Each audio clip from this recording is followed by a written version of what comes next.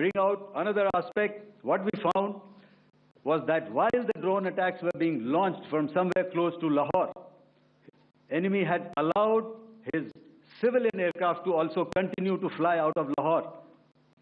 Not only his own aircraft, but international passenger aircraft, which is quite insensitive, and we had to exercise extreme caution, even at the cost of some tactical disadvantage, to ensure that there is no damage to any of the civilian aircraft.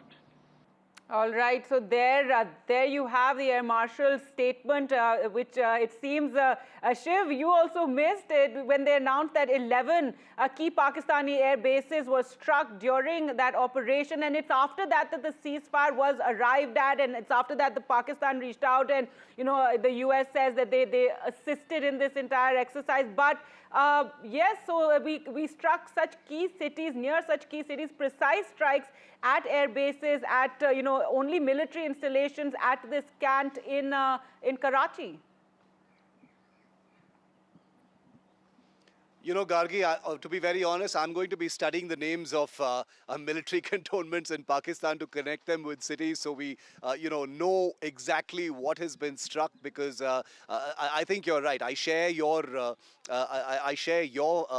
sentiments right now about the fact that this is a target list that continues to keep expanding. I think at today's press briefing, Vishnu, our colleague, is going to be there, and I'm sure we'll try and get a question in on precisely the nature of the damage, that was inflicted on some of these key sites. Remember, striking military installations is one thing. Striking military installations in big cities that are key to, citywide defense, air defense. This was a surface-to-air missile site, or SAM site, as Air Marshal Bharti said. Is a very, very hostile act, and it now makes sense. It's kind of dawning on everyone why Shiv, as Pakistan you said, sort of picked up the phone and asked for this ceasefire. Near nuclear command centers, I mean, Rawalpindi, etc., those strikes, and that's what today at the press conference the BJP just held. They said it's for the first time that you've gone into a nuclear country and managed to strike so many prime targets there, and this really was the turning point. And it's after this that the ceasefire was announced, and Pakistan reached out, and the ceasefire announcement came through. Correct. There were at least 3 bases, Gargi, which you rightly mentioned, where Indian missiles struck very close to, nuclear command elements. Either establishment command and control, or possibly even, nuclear launch sites. These included Chaklala, like you said, in Rawalpindi, the Bholari base, which is towards the south, and also the Sargodha base. These 3 bases are known to be proximate to elements of the strategic command of Pakistan, which is basically their nuclear authority. And that is what really rang the alarm bells, because an intelligence alert had rung through the defense networks of Pakistan, suggesting that India would try and take out some nuclear elements as well. Not attack actual nuclear weapons facilities, but the command and control structure, which is very, very valuable to the Pakistan military. And that completely rattled and spooked them, and is said to be the tipping point, forcing them to, ask the United States to intervene. And as we've reported, the sequence of events after that is basically the US telling Pakistan, Gargi, to pick up the hotline that is established between the DGMOs and get on a conversation with your counterpart on the other side, and come to some kind of an understanding to cease hostilities. Because the US, in some ways, and not to make it too simplistic, was basically saying India is in full war mode right now. I don't think even we can call them off, so you had better pick up that phone and try and come to an understanding. And that's precisely what happened, Gargi. All right, Shiv, thanks so much for joining us with that big breaking news, a strike in Karachi at that Kant area, and we're hoping for more, details of this at 2:30 during the briefing that will take place. We'll slip into a short break and return with more.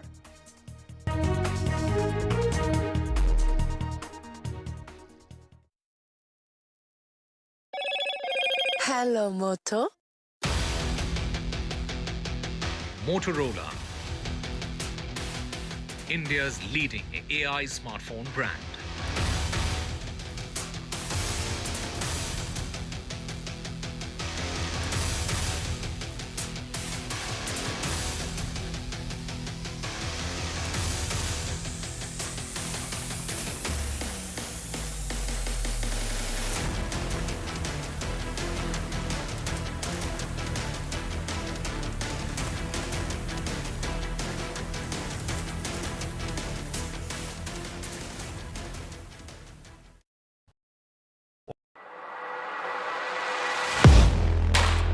Do you really know the company you invest in?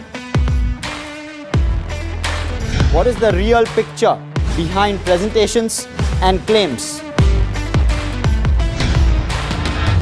Is the outlook as rosy as the company claims? Know Your Company, powered by NDTV Profit Research, shines a light on the biggest stock market movers.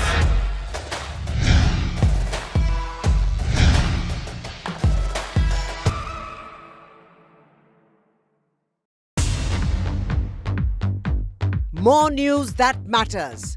Big exclusive. Tulsi Gabbard gunned down by Pakistan-backed cowards. When you interact with people on ground, you're able to reflect their sentiments much better. More debates that shake the system. More exclusives you won't find anywhere else. Not just another prime time.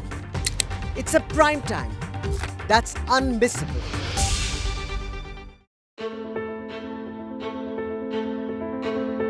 News is not just headlines, it is what impacts you. And news should never be mistaken for noise. What matters is the reality. Accurate, in-depth, and with the right perspective. For over 20 years, I have been a journalist, and never has clarity mattered more than now. At Newsnight, we go beyond the surface. We dissect the details, challenge the narratives, and bring you the unparalleled clarity you deserve in a world clouded by misinformation. We are bold, we are direct. Newsnight, for the news in your interest. Only on NDTV 24/7. I've been reporting on all issues, big and small, from Andhra Pradesh, Telangana, rest of South India, bringing you all the action, all that you need to know, all that you want to know. The energy of maximum city is infectious. I'm bringing that energy in our news coverage from financial capital Mumbai. Covering from the southernmost part of India over the last 23 years, I bring in-depth and 360-degree coverage from the Dravidian heartland. The land of Mishti, also known for its... Hello, Moto. Motorola, India's leading AI smartphone brand.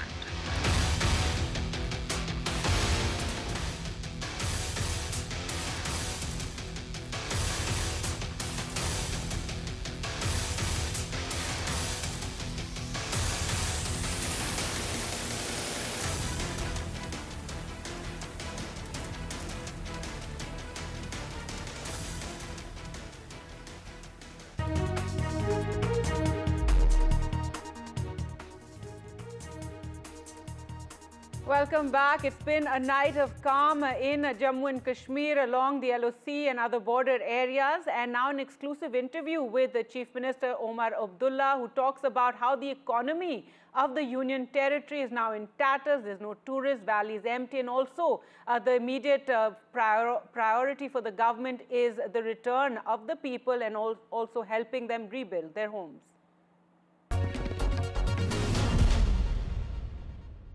This is your first interview after Pahalgam massacre. So where are we now after that incident and what we saw on the borders and here over the last 4-5 days? Where are we? We are in a place where we didn't expect to be. We are in a place where there has been bloodshed, suffering, turmoil, upheaval. We are in a place where everything has changed, and yet in some ways nothing has changed. Can you explain? Everything has changed in as much as normally at this time we should have been full with tourists, booming economy, children should have been at school, airport should have been functioning with 50-60 flights a day, whereas the valley is empty, schools we've had to close, airport is closed, airspace is closed, and yet when I say nothing has changed, Pakistan has by design, unfortunately again managed to internationalize the question of Jammu and Kashmir. The ceasefire, which until the last few days had held in spite of whatever other difficulties exist in the relations between India and Pakistan. Today that ceasefire has been in tatters. We await to see what happens tonight. So that's why I say so much has changed, and then in some ways so little has changed. But the fact is, there's a larger question, is that when that massacre happened, it changed everything when it comes to the situation in Jammu and Kashmir. Till that time, we're saying militancy, separatism, everything is a thing of past. Well, it changed once and for all, once again, the perception of Jammu and Kashmir, and it changed it for the worse. Jammu and Kashmir was a place where, like you said, tourism was bustling, and it wasn't just sort of tourism in terms of numbers. It was also tourism in terms of value. You are seeing high-spending tourists who did not mind spending even up to ₹1,00,000 a night for a hotel room. Today, that part of our economy lies in tatters. Those who were actively engaged by hotels, restaurants, shops, they are sort of in the process of being disengaged. Then coupled with that, people had taken loans to buy taxis, to buy deluxe buses, to convert rooms into homestay, to convert smaller houses into guest houses or hotels. All of that now adds to sort of an economic pressure. These people will be knocking on the government doors for jobs that are already in short supply. So the long-term effects of what happened in Pahalgam, we will be counting for some time to come.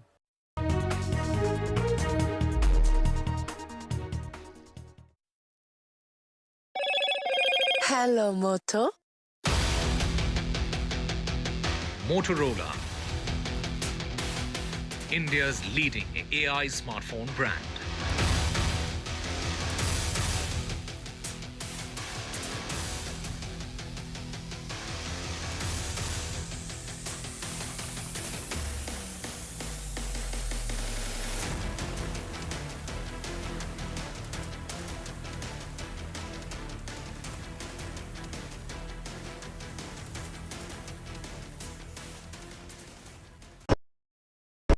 In today's interconnected world, India's voice is more crucial than ever. When India speaks, the world listens.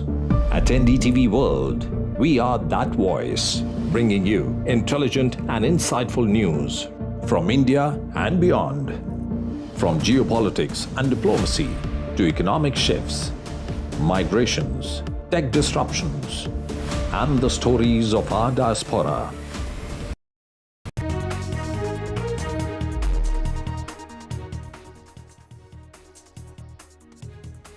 Welcome back. In just a short while from now, we're expecting that key briefing by the DGMOs to take place. There you can see the chairs are set, the media is all there. NDTV's Vishnu Shom is also there, where we're expecting that briefing to take place and more revelations regarding Operation Sindoor. Remember, yesterday there was the briefing where they spoke about exactly where all India had struck inside of Pakistan, how every city of Pakistan, in a sense, every key city had been struck during the precise airstrikes by India, and that is what was really the turning point of the hostilities and the conflict that took place between India and Pakistan, and after that was when the ceasefire was arrived at. So we will be tuning in for that key briefing in just a short while from now, but let's get you updated on all the developments that have taken place since the morning, and the big cheer really for travelers, air travelers, is that the 32 airports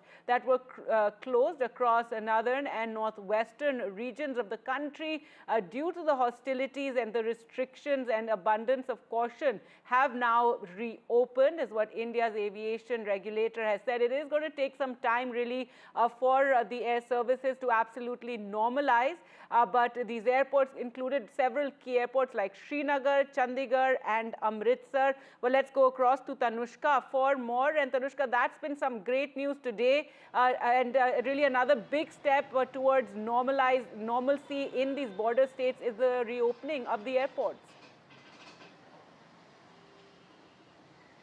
Right, this is a welcome relief for all the passengers, and definitely with these 32 airports being reopened, this comes in from the Airports Authority of India in a notification wherein the temporary closure of these 32 airports in the northern and western region of our country has been lifted, which means that from now, with immediate effect, these 32 airports should be resuming with their civil flight operations. Some of these airports were that of Jammu, Leh, Srinagar, Amritsar, Chandigarh, Porbandar, Jodhpur, Jaisalmer, to name a few, and these will start off with their operations. Now, of course, the authorities are discussing with respect to the smooth transition back to normalcy, and this does involve a reallotment of staff, crowd management as well, and understanding how can this be a smooth process for both the airport authorities, respective airports, as well as the passengers. Now, the Airports Authority of India in its notice has said that passengers are advised to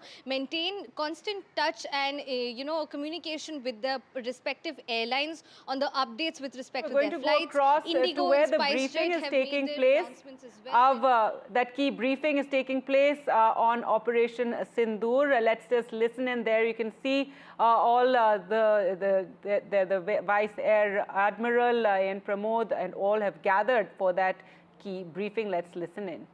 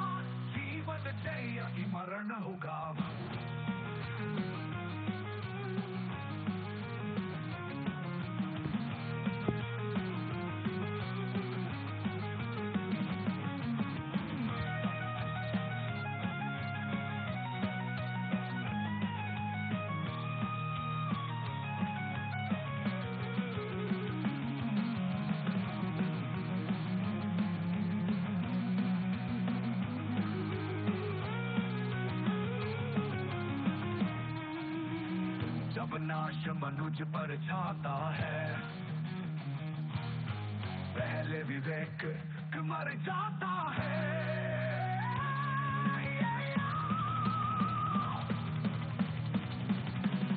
हित वचन नहीं तूने माना मैत्री का मूल्य न पहचाना बोले मैं भी अब जाता हूँ अंतिम संकल्प सुनाता हूँ.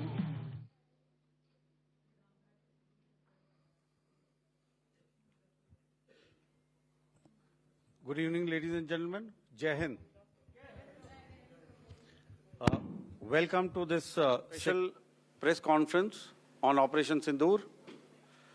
Like yesterday, we'll have the opening statements by the three senior officers who are here with me. You all know them well now. However, for those who were not here yesterday, let me introduce you to them. In the middle, we have Air Marshal A.K. Bharti, Director General Air Operations, who will provide insights on the air domain. To his right is Lieutenant General Rajiv Ghai, Director General Military Operations.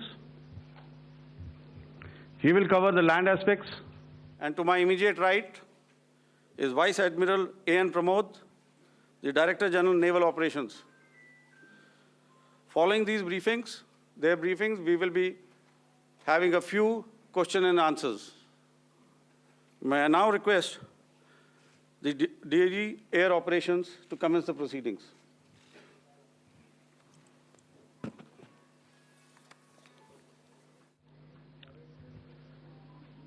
Good afternoon, ladies and gentlemen.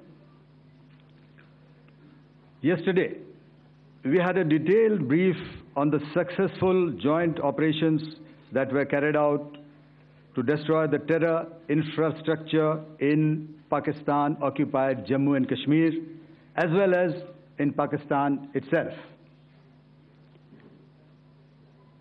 We also iterated that our fight was with terrorists and their support infrastructure and not with Pakistan military. However, it is a pity that the Pakistan military chose to intervene and bat for the terrorist, which compelled us to respond in kind. दोस्तों, हमारी लड़ाई आतंकवाद और आतंकवादियों के खिलाफ थी। इसलिए 7 मई को हमने केवल आतंकवादी ठिकानों पर ही हमला किया था। पर अफसोस इस बात का है कि पाकिस्तानी सेना ने आतंकवादियों का साथ देना उचित समझा और इस लड़ाई को अपनी लड़ाई बना ली। इस परिस्थिति में हमारी जवाबी कार्यवाही अत्यंत आवश्यक थी और इसमें उनका जो भी नुकसान हुआ, वे खुद इसके लिए जिम्मेदार हैं। हमारी तरफ से हमारी एयर डिफेंस सिस्टम्स देश के लिए दीवार की तरह खड़ी थी और इसको भेदना दुश्मन के लिए नामुमकिन था। This brings me to the point, how have Indian forces managed to minimize the damage to both civilian and military infra in the country, in spite of the unrelenting efforts by the Pakistani forces? Most of you and the majority populace within the country have had a lot to say about the layered and integrated air defense systems put in place by the Indian Armed Forces, which includes the assets of the Indian Army, the Indian Navy, in addition to the primary air defense assets of the Indian Air Force. As you all are well aware, this robust AD system comprises of a large variety of multi-layered AD sensors and weapon systems, from point defense weapons like the low-level air defense guns, shoulder-fired manpads, and short-range surface-to-air missiles or SAMs, to area defense weapons like the air defense fighters and longer-range surface-to-air missiles within our inventory. Additionally, the numerous waves of drones and unmanned combat aerial vehicles employed by Pakistan were also thwarted by the indigenously developed soft and hard kill counter-US systems and the well-trained Indian air defense personnel. All this was brought together as an efficient and effective AD environment by the Integrated Air Command and Control System, or the ISCCS, of the Indian Air Force, which accords us the net-centric operational capability which is vital to modern days warfighting. While much has been said and written about the newer systems, I would like to place on record the performance and efficacy demonstrated by even the older battle-proven AD systems like the Pechora, the OSA AK, and the LLAD guns in countering the Pakistani threat vectors in the current operations. They were all modern generations, but these battle-proven systems stood the test of time and took them on head-on. Another highlight has been the stellar performance of the indigenous air defense weapon system like the Akash system. Here, ladies and gentlemen, I would like to mention that putting together and operationalization of this potent AD environment has been possible over the last decade due to unwavering budgetary and policy support provided by the Government of India in acquiring state-of-the-art equipment and weapon systems. Some of the results achieved in countering the enemy threat vectors over the last week are now being shown on the screen. Shown on the screen is the probable enemy PL-15 missile, which is of Chinese origin. This missile has missed its target, and you can see the pieces now which are available with us. Another weapon system or weapon which was found was the long-range rocket, the pieces of which you can now see on the screen. We have talked about the loiter munitions and the unmanned aerial systems, and here are some of the glimpses of those systems which we have brought down. To your right, with the right undercarriage or the wheel, you can see is the Yeeha system, which is of Chinese origin with Pakistan. You can see some quadcopters, and you can see one odd Sonka drone hanging by the wire. All these have been brought down by our trained crew and air defense systems. As far as our offensive actions are concerned, yesterday I had already shared some details about the targets engaged by the Indian Air Force. The composite picture of the Indian Air Force targeting so far is now shown on the screen. As you can see, we have targeted the length and breadth of the adversary. I'm sure most of you would have already seen the effect of these strikes on ground, courtesy the large number of videos and photographs being circulated in the media. A few representative examples from the open source are now being shown to you on the screen. In fact, two of them. This is the strike on the Noor Khan Air Base. And you can see the effect. I'm sure most of you have seen the video. I have also picked it up from your sources only. And this is the aftermath of our strike at Rahim Khan Air Base. You can see the massive crater that it has left on its runway. And you can see the pinpoint accuracy of our weapons.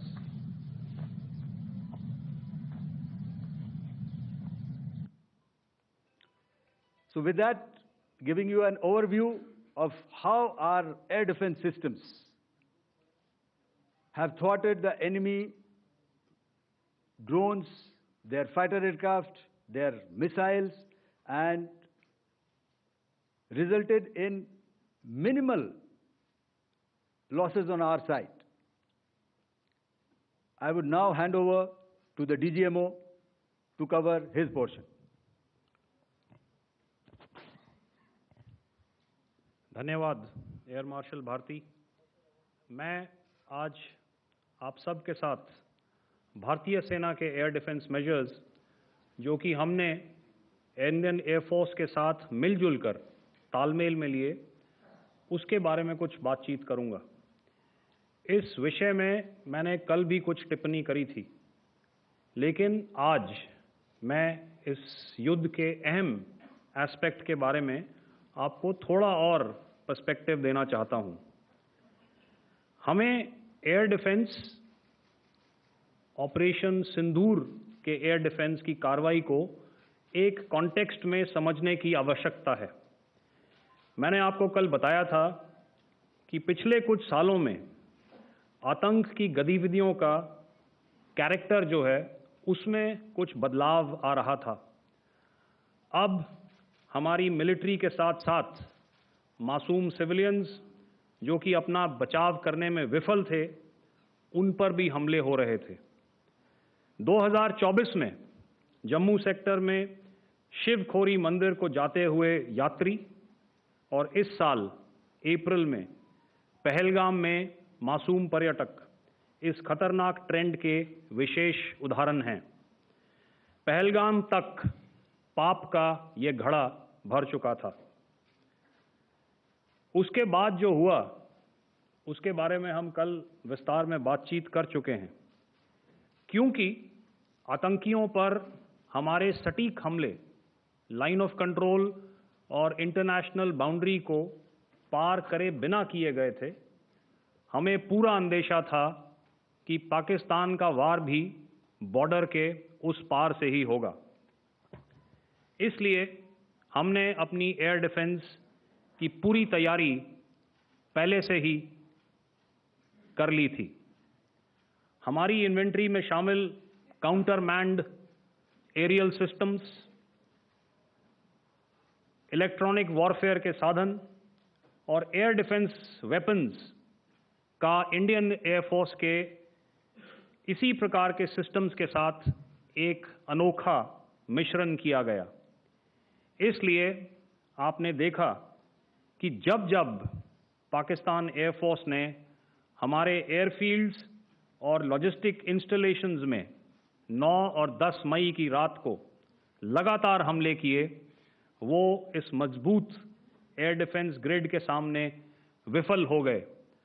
आपके सामने इस grid को एक तरीके से दर्शाया गया है। आप देख रहे हैं कि इंटरनेशनल बाउंड्री से कितनी layers, radars, counter unmanned aerial systems, उसके पीछे शोल्डर फायर्ड वेपन्स, हमारे विंटेज एयर डिफेंस वेपन्स जो कि काफ़ी सालों से हमारी सेना में हैं। एयर मार्शल भारती ने भी उसके बारे में बात करी। और लास्ट में हमारे modern air defence weapon systems. तो कोई मौका नहीं था कि पाकिस्तान एयरफोर्स ये मल्टी टियर डिफेंस को पार करके पीछे हमारी एयरफील्ड्स या लॉजिस्टिक इंस्टॉलेशंस को टारगेट कर पाए। ये जो डायग्राम आप अपने सामने देख रहे हैं, ये मुझे एक इंसिडेंट की याद दिला रहा है। और मैं आपको इस उदाहरण के ज़रिए से एक ये एस्पेक्ट हाईलाइट करना चाहता हूँ। जब मैं स्कूल में था तो तकरीबन मेरे ख्याल से ये 70 का दशक था, और उस समय इंग्लैंड और ऑस्ट्रेलिया के बीच में, आज शायद क्रिकेट की बात भी करनी चाहिए क्योंकि मैं देख रहा था कि विराट कोहली ने टेस्ट क्रिकेट से रिटायरमेंट ले ली। कई भारतीयों की तरह वो मेरे भी फेवरेट क्रिकेटर हैं। तो 70 के दशक में ऑस्ट्रेलिया और इंग्लैंड की फेमस एशेज सीरीज चल रही थी, और उस समय ऑस्ट्रेलिया के 2 बहुत तेज़ गेंदबाज जो कि क्रिकेट हिस्ट्री में बड़ा उनका नाम है, जेफ थॉमसन और डेनिस लिली, उन्होंने अंग्रेज़ी बैट्समैन और उनकी बैटिंग लाइनअप को तहस नहस कर दिया था। और ऑस्ट्रेलियंस ने उस समय एक कहावत निकाली थी, that from ashes to ashes and from dust to dust, if Thommo don't get here then Lillee surely must. और अगर आप इस लेयर को देखें तो आप समझ जाएंगे कि मैं आपको क्या बताने की कोशिश कर रहा हूं। तो अगर आप सारे सिस्टम्स को पार कर भी गए तो आपको फिर भी एयरफील्ड या लॉजिस्टिक इंस्टॉलेशन या जो भी चीज़ को आप टारगेट कर रहे हैं उसमें पहुंचने से पहले कोई ना कोई इस लेयर्ड ग्रिड का सिस्टम ज़रूर गिरा देगा। जो दुर्दशा कल आपने पाकिस्तान एयरफील्ड्स की देखी, और शायद आज भी एयर मार्शल भारती की प्रेजेंटेशन में, हमारी एयरफील्ड्स हर प्रकार से ऑपरेशनल हैं। यही नहीं, पाकिस्तान के ड्रोन्स और वेपनाइज्ड यूएवीज से की गई हमलावर कोशिशें भी इस ग्रिड के कारण नाकाम हुई, और जो बचे कुचे ड्रोन्स थे उन्हें हमारे शोल्डर फायर्ड हथियारों से मार गिराया गया। मैं यहाँ पर अपनी बॉर्डर सिक्योरिटी फोर्स की भी सराहना करना चाहता हूँ। उनके डायरेक्टर जनरल साहब से लेकर बॉर्डर पर तैनात बीओपी पर पहरा देने वाले आखिरी जवान भी हमारे इस अभियान में बढ़ चढ़कर शामिल हुए और बहुत बहादुरी से उन्होंने हमारा साथ दिया। उनके काउंटर अनआर्म्ड सिस्टम्स भी हमारे इस मल्टी टियर्ड एयर डिफेंस ग्रिड का हिस्सा थे। जिसके कारण पाकिस्तान की नापाक हरकतों का विनाश किया गया। आपने सुना ही होगा, जब हौसले बुलंद हों तो मंजिलें भी कदम चूमती हैं। In the end, I would like to highlight again that in every single domain that Operation Sindoor has been prosecuted, there has been absolute synergy between the three services. Not only have we, in this endeavor, been fully supported by our government, departments, and agencies, I cannot here not mention our 140 crore countrymen that have stood behind us with their prayers and goodwill, urging and inspiring us to achieve our mission and objectives. For that, we salute you. You are indeed the best. Jai Hind.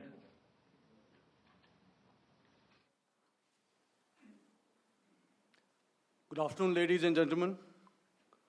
To talk about the air defense capability, the Indian Navy operates as a composite network force capable of simultaneously addressing threats emanating from all domains, that is air, surface and subsurface, through amalgamation of advanced sensors synchronized on the combat management systems. In effect, the maritime force is able to ensure persistent surveillance, detection and identification for a comprehensive maritime domain awareness, including the airspace. Effectively using multiple sensors and inputs, we are maintaining continuous surveillance to degrade or neutralize threats as they emerge or manifest, to ensure targeting at extended ranges. All these are conducted under the umbrella of a comprehensive and effective layered fleet air defense mechanism that caters for all threats, be it drones or high-speed missiles or aircraft, both fighters as well as surveillance aircraft. The fleet operates as a composite force, maintaining a surveillance bubble at extended ranges using advanced radars.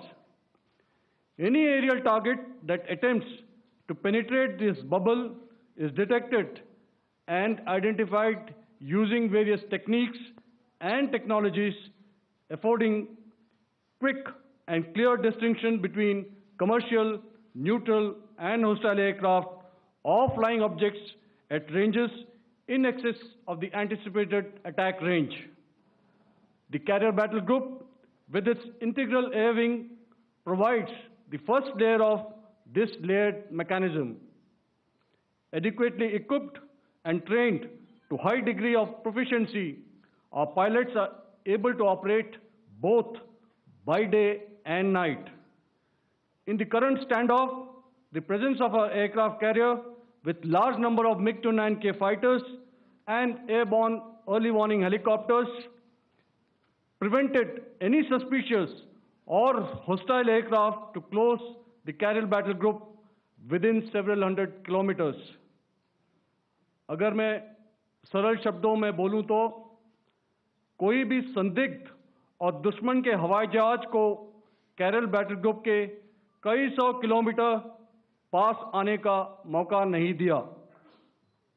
Over the past few years, and most importantly, immediately after the cowardly incident by Pakistani-sponsored terrorist attack at Pahalgam, we had validated our anti-missile and anti-aircraft defense capability in a complex threat environment using cross-platform cooperative mechanism. Our powerful carrier battle group with formidable offensive capability was able to operate with impunity and maintained an uncontested presence in the area of operations. Effectively, it compelled the Pakistani air elements to remain bottled up close to the Makran coast, denying any opportunity to be a threat in maritime space.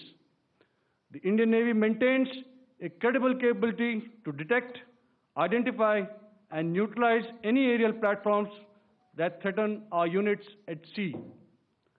To sum up, The Indian Navy's dominance thus ensured that, should we choose to, we can strike at will. Thank you, Shamdo Varna, Jai Hind. May I now hand over to Director General Air Operations for further proceedings. Thank you, Pramod. I think a lot has been said, and I would only end by saying and emphatically state that all our military bases, all our systems continue to remain fully operational and ready to undertake any future missions should the need so arise.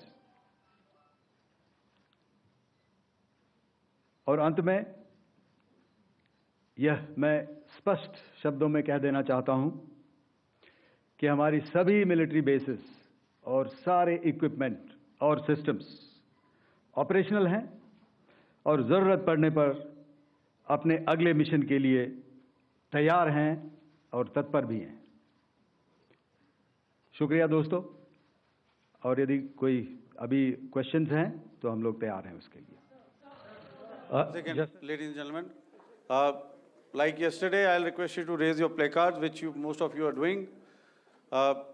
Again, repeating it, anything which is confidential in nature will not be responded to.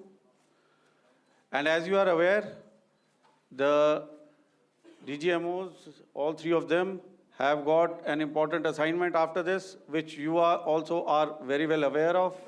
So we shall not be taking too many questions today. I started with both the ends yesterday. Today I'll start from the center, 237. 237.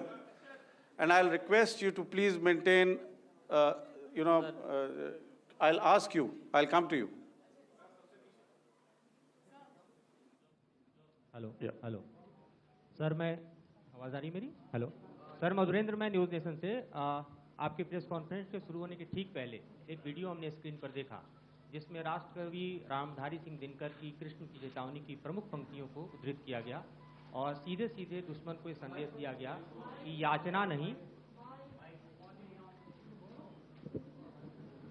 Madhurendra, मैं news nation से press conference शुरू होने के ठीक पहले राष्ट्रकवि रामधारी सिंह दिनकर की जो कृष्ण की चेतावनी है उन पंक्तियों को सामने रखा गया और कहा गया कि याचना नहीं अब रण होगा, जीवन जय या मरण होगा। कल शिव तांडव स्रोत के जरिए दुश्मन को संदेश दिया गया था और आज राष्ट्रकवि रामधारी सिंह दिनकर की इन प्रमुख पंक्तियों के जरिए ये किस तरह के डिटरेंट को क्रिएट किया जा रहा है, किस तरह के मैसेज को दिया जा रहा है, इसको थोड़ा इलेबोरेट करके अगर आप बताएं तो जाहिर तौर पर ये संदेश और व्यापक तौर पर जाएगा। और एक छोटा सा सवाल मेरा यह है कि ड्रोन अटैक को लेकर जो बातें सामने निकल कर आई हैं, एक बहुत हाइप क्रिएट था टर्किश ड्रोन को लेकर, TB2 और उसके तमाम ड्रोन को लेकर। ऐसा लगता है कि वो हाइप और ओवररेटेड ड्रोन जो है वो भारत में धराशायी हो गया, एक मैसेज दुनिया को चला गया कि अब हाइब्रिड वॉरफेयर में इसकी औकात नहीं बची है। Okay, all right, okay, thank you. आपने क्या नाम बताया अपना और किस एजेंसी से हैं? न्यूज़ नेशन से। बहुत अच्छा लगा आपकी हिंदी सुनकर और हिंदी कविता सुनकर। तो मेरे कलीग ने अभी बताया, I think I mentioned Yiha to be of Chinese origin. I would like to correct myself, the Yiha drones are of Turkish origin, so that comes to your question. All right, चूँकि आपने शुरू किया श्री रामधारी सिंह दिनकर जी की कविता से, हमारे राष्ट्रकवि रहे हैं, और क्या संदेश दिया जा रहा है, तो मैं बस आपको रामचरितमानस की एक कुछ पंक्ति याद दिलाऊंगा, आप समझ जाएंगे। तो याद कीजिए वो पंक्ति जो है, विनय न माने जलधि जड़, भय 3 दिन बीत, बोले राम सकोप तब, भय बिन होए न प्रीत। तो समझदार के लिए इशारा ही काफी। और जहाँ तक ये ड्रोन, टर्किश ड्रोन्स का सवाल है, आपने देखा किस तरह के रैकेज यहाँ पे फोटोग्राफ्स हमने दिखाए हैं, चाहे वो टर्किश ड्रोन्स हो या और कहीं के भी ड्रोन्स हो। हमारे काउंटर यूएस सिस्टम्स, हमारे ट्रेंड एयर डिफेंस ऑपरेटर्स पूरी तरह सक्षम हैं और हमारी देश की जो इंडिजिनस कैपेबिलिटी है काउंटर यूएस के लिए, उसने दिखा दिया है कि चाहे किसी भी तरह की टेक्नोलॉजी आ जाए, हम उसको काउंटर करने के लिए तैयार हैं। और मुझे बोलने की ज़्यादा ज़रूरत नहीं है, आपने खुद ही अपनी आंखों से देखा है हमने इनका क्या हश्र किया है। धन्यवाद। All right. 226.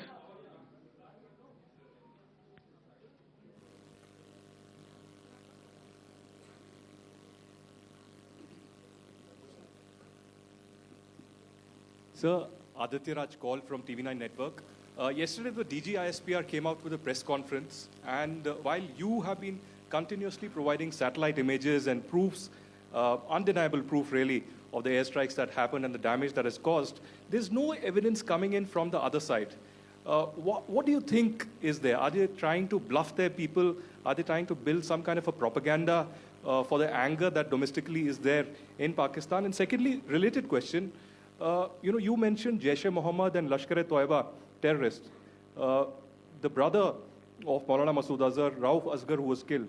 Pakistan DG ISPR is trying to build a propaganda where he's saying that Lashkar-e-Toiba, Rauf from Lashkar-e-Toiba was at the entire funeral, but he's saying that he's alive, and they're trying to confuse the people because the two names are similar. The Jaish chief, who is the brother of Maulana Masood Azhar, and the Lashkar guy who was with the Pakistan Army at the funeral.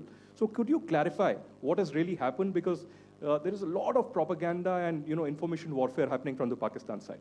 Thank you.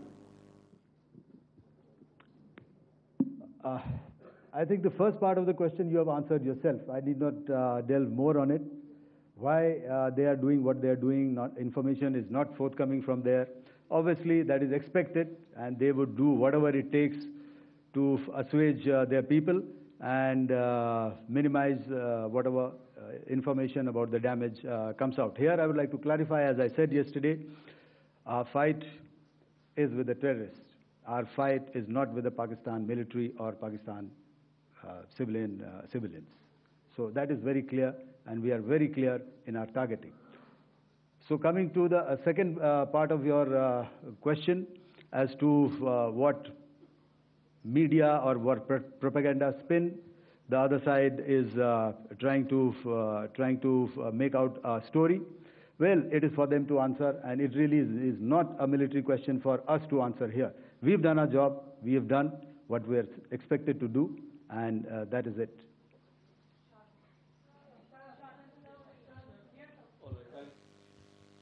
I'll come this side, 249.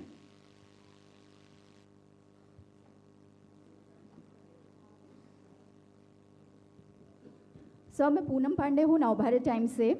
Pakistan ने जो press conference की थी उसमें एक sentence उन्होंने use किया था कि this is new art of war. तो हम सब ने देखा, शायद पहली बार देखा कि किस तरीके से आसमान में दोनों एयरफोर्स के एयरक्राफ्ट थे। क्या आप बता सकेंगे, क्योंकि हम जो लगातार जब कवर करते हैं हम देखते हैं 2016 में के बाद ड्रोन का जो पूरा वॉरफेयर में रोल है वो दिखा था, तो हमने भी वो दिखाया, और किस स्तर की ये वॉर थी? अगर थोड़ा आप क्लैरिटी दे सकें कि कितने एयरक्राफ्ट उनके इन्वॉल्व थे, लगभग कितने हमारे थे, क्या इसे अब तक का सबसे बड़ा जो जंग हुई है आसमान में वो कहा जा सकता है? और ड्रोन के रोल पे थोड़ा और ज़्यादा, क्योंकि 2016 के बाद जिस तरीके से बढ़ा है। देखिए, जैसा मैंने कल कहा था कि इस लड़ाई के डिटेल्स अभी हम शेयर नहीं कर सकते हैं, क्योंकि इसमें काफ़ी कुछ ऑपरेशनल डिटेल्स होंगे। कितने जहाज़ थे दोनों तरफ से, किस तरह की लड़ाई हुई, these are questions of technical details which we may not be able to share firstly, and which we may not be able to share to explain to you the way it needs to be explained. Suffice to say कि yes, ये एक दूसरी तरह का warfare था, and it is bound to happen. हम लोग पिछली लड़ाई, अगली जो कभी भी लड़ाई होगी, भगवान करे ना हो, लेकिन अभी यदि हुई तो ये पिछली लड़ाई की तरह नहीं होगी। हर एक लड़ाई जो है अलग तरीके से लड़ी जाती है, और टेक्नोलॉजिकल एडवांसमेंट्स हो रहे हैं। हम भी उस एडवांसमेंट्स के हिस्सा हैं, हमारे एडवर्सरीज भी हिस्सा हैं। So it is a cat and mouse game, and you have to be ahead of the curve to beat your adversary. So that is what is going to happen. So if you ask, was this different? Was this engagement different? Definitely it was different. And a lot of new aspects have come out, but we were prepared for it, we were trained for it, and we were equipped for it. That is the only aspect that I can share with you at this time. Thank you. Ladies and gentlemen, the last question, 161.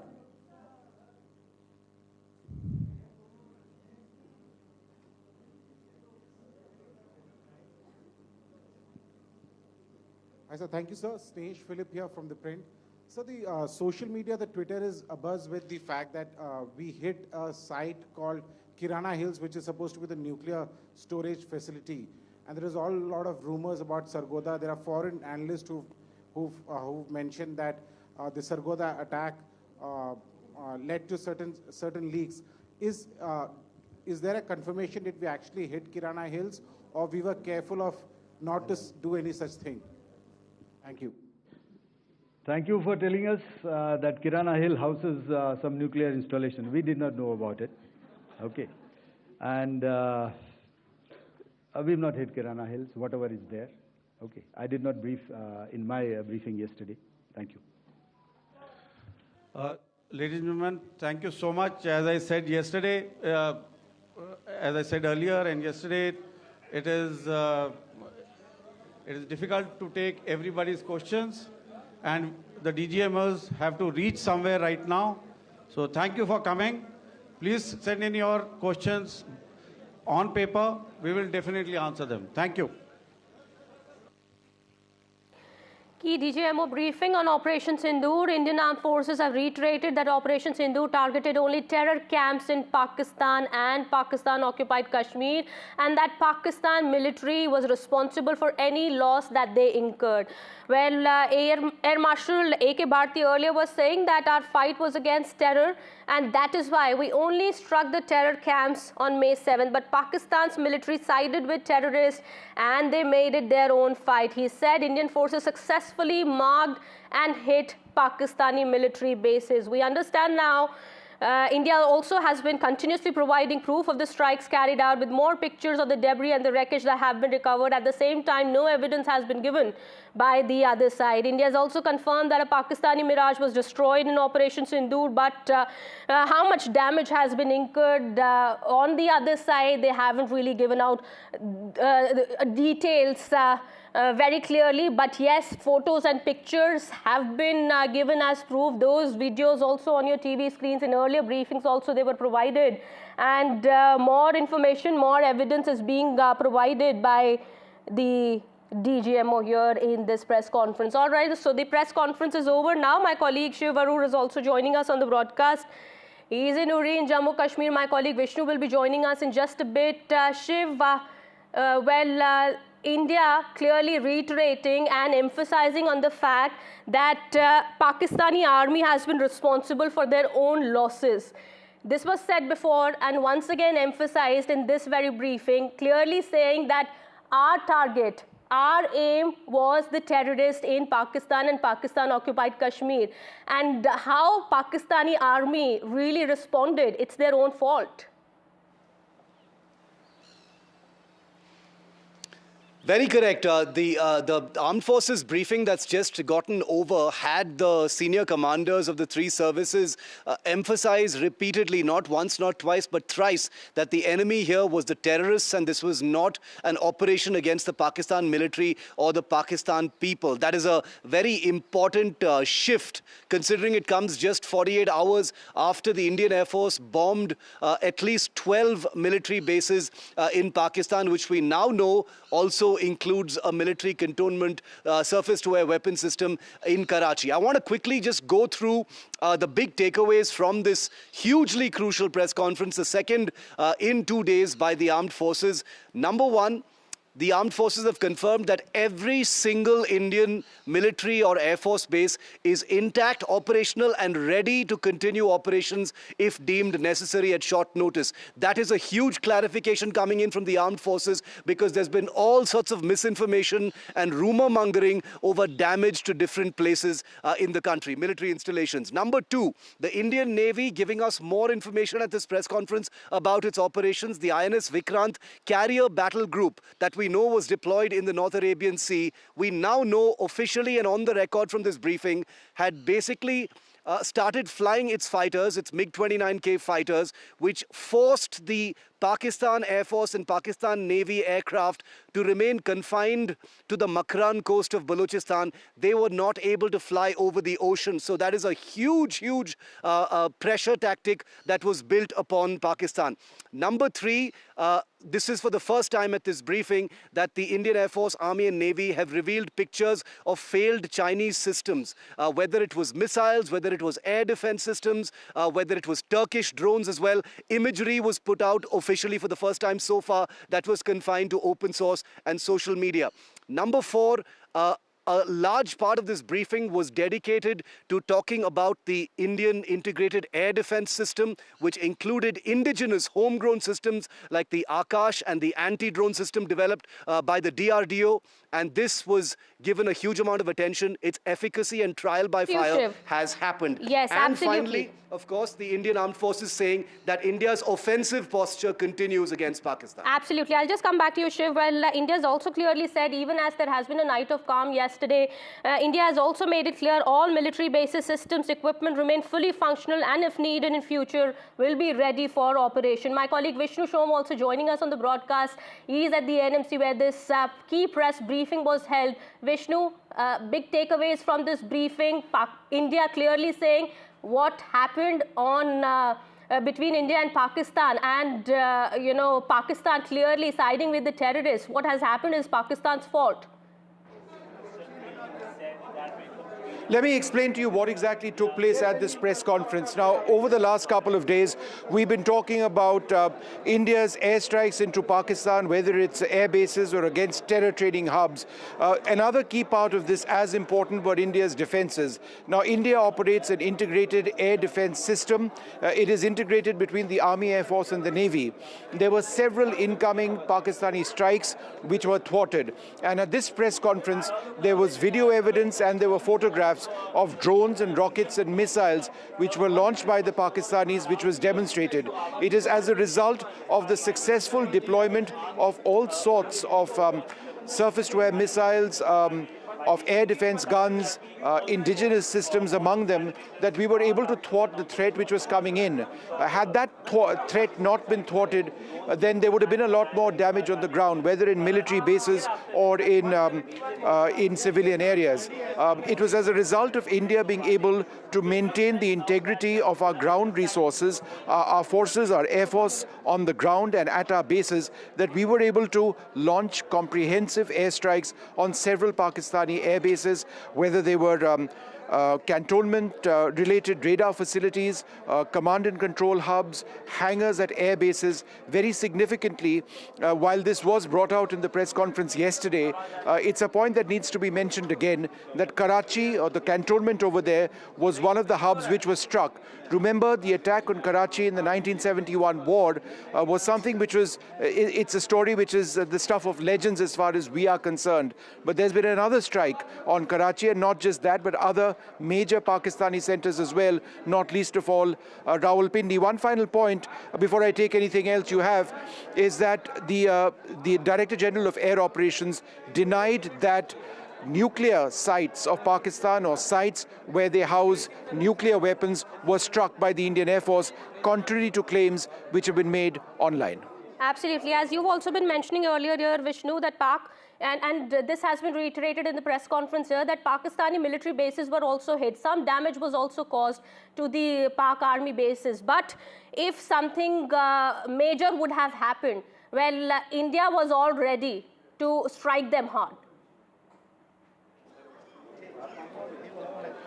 Yeah, so I think what the manner in which we need to really summarize this is to explain that, number one, there have been very successful strikes against a series of Pakistani air bases. There have obviously been very successful strikes against the terror hubs, whether in Muridke, in Bahawalpur, in Muzaffarabad, and in several other centers, just some close across the line of control. But beyond that, we were scaling up our attacks. We were progressively escalating our attacks and responding to what Pakistan was doing. Remember, it was never India's intention to escalate further. In fact, on day one, after carrying out our attacks on Bahawalpur and Muridke and those other areas which have been terror hotbeds, and the headquarters of the Jaish-e-Mohammed and the Lashkar-e-Toiba, our Director General of Military Operations reached out to his counterpart and said that, look, we have done what we've had to do, and the reason that, and what we need to tell you now is that we don't want to escalate. At that stage, the Pakistanis rebuffed that offer and said that no, there would be a Pakistani response. But it was that Director General of Military Operations who then called up his Indian counterpart 2 or 3 days later and said, no, let's get into a ceasefire situation. The bottom line the government believes is that it was because of the success of India's strikes on Pakistani air bases that Pakistan arrived at that conclusion. Absolutely. It wasn't really what India had wanted in the first place, but it was Pakistan's provocation that led India to strike hard. And it would have gone to another level if the ceasefire agreement wasn't reached upon. But India has very much made it clear at this point in time. Also, Prime Minister Modi also said that if any other sort of escalation happens in the future, we are ready to give them a befitting response. Shiv Arur, my colleague, continues to be with us on the broadcast here. Shiv, as I've been saying, that India has, of course, made it clear that their military units, their installations are ready in case, Pakistan doesn't mend its ways, comes back to what it is known to be doing. And I can confirm that in all my travels here in J&K, Kitty, that the Indian armed forces are not seeing this ceasefire as, a cessation of hostilities, as some kind of a trigger, to back down on their operational alert. This country, let's be very clear about it, is on war alert right now. We haven't scaled back even an inch since that understanding was arrived upon 2 days ago. The Director Generals of Military Operations will be speaking in a couple of hours from now. They're scheduled to have that conversation where they assess what the last 2 days have been like since that understanding was agreed upon. But let's remember, and you're right, the offensive alert, the long-range strike alert, the operational readiness alert across all of the 3 armed forces, its military bases, including those that Pakistani misinformation had suggested had been damaged, are all ready to jump into the next phase of escalations if deemed necessary. India has also made it very clear that even the smallest deviations, Kitty, smallest of provocations or escalations from the Pakistan side, will probably attract an inordinate or an incongruous reply. It will not be equitable. It will not be within the same domain. It will be punitive from the start, which means it will be much more damaging. To give you an example, if one line of control post gets fired upon, 10 line of control posts will probably be destroyed as a punitive response. That's the kind of template we're looking at right now. That's the kind of mood the military and the political leadership of India is in right now after having arrived at that ceasefire. I'm here at the line of control, Uri, the last village in Tilabari, where people still haven't returned. That's going to be the next phase, but the country remains on war alert. Absolutely. Well, Shiv, we understand now, till the time normalcy actually returns to Jammu Kashmir, other parts of India, we understand in Jammu Kashmir there has been a major impact of this conflict between the 2 sides, and people are still, waiting to return to their homes. But we will keep an eye on the developments there. Thank you so much, Shiv and Vishnu, for getting us all those details. We'll come back to you in just a bit. Meanwhile, this is the big development now coming in. We are learning that India, in this very press conference that was held just a while back, has made it clear that it has hit the military bases in Pakistan and much damage has been caused. But what has also happened at this point in time is Pakistan's doing. Indian armed forces have reiterated that Operation Sindoor targeted only terror camps in Pakistan and POK, and that the Pakistan military was responsible for any loss that they incurred. Well, Air Marshal A.K. Bharti earlier was speaking to the media, addressing the DGMO conference, saying that our fight was against terror, and that is why we only struck terror camps on May 7th. We understand, Vishnu. Let me come back to Vishnu Shom, my colleague, who's been reporting from the NMC here. Yes, Vishnu, we understand, how the future strategy would also have been planned out in that important meeting that was held. The military hotline conversation also that was held between the two sides. Kitty, let me just come in and offer a couple of key points of what has actually taken place over here at this press conference. And the key point which is being mentioned over here are two or three. We need to understand the context of what has happened. In as much as India has spoken about offensive operations, the focus of this press conference was to speak about defensive operations. Had those defensive operations not been successful, in other words, had we not been able to defend against incoming missiles, incoming drones, or incoming rockets, then the damage on the ground which would have been sustained, whether in military areas or in civilian areas, would have been problematic for India. If we look at what has happened in Pakistan, what they have been talking about yesterday and today is the very specific damage which has been incurred, which has taken place in military bases in Pakistan, which has prevented the Pakistan Air Force from being able to operate in the manner in which they would have liked. This is perhaps the primary reason why Pakistan came to us and said, let's get into a ceasefire agreement. I cannot stress enough, the damage done to the Pakistani military bases has sent a very strong message. Yes, selective areas were struck. These were precision strikes. But the fact that our BrahMos missiles went through, presumably our Scalp missiles went through, and our Hammer missiles went through, and the Pakistanis were not able to defend it, perhaps gave the Pakistani military leadership a reason to take pause and reflect on what has just happened. If India is able to strike across the frontage from Karachi in the south to Rawalpindi, which is the headquarters essentially of the Pakistani military, then if there were more attacks coming in, if India were to saturate these bases, then the Pakistan Air Force's ability to fight would no longer exist. So I think that is the significance of what has happened in what has been conveyed to us yesterday. And this is actually part two of that, because it's all linked up. We made it clear to them that they no longer would have the ability to fight us, but we were able to ward off their attacks, which is why we were able to fight. Absolutely. So the next steps would also have been discussed between the both sides, we understand, in that conversation that happened earlier? Oh, I'm sorry, I'm not sure what you mean by next steps, but that would have likely been India's game plan to move into an escalation. Yes. After the ceasefire agreement, there is another conversation which is going to be taking place between the Directors General of Military Operations. That's going to be taking place today. But in terms of whether India would escalate to a larger area, that would have taken place potentially had Pakistan not agreed to a ceasefire. Now, Pakistan did agree to a ceasefire.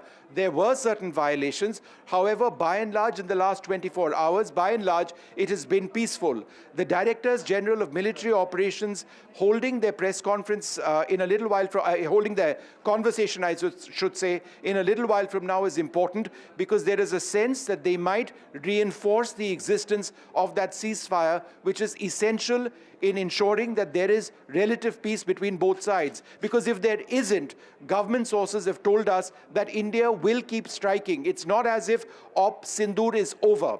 This is a point that has been mentioned, and I'd like to reiterate, Op Sindoor is not over. It's still very much in place. Our forces have not stood down. They remain on alert.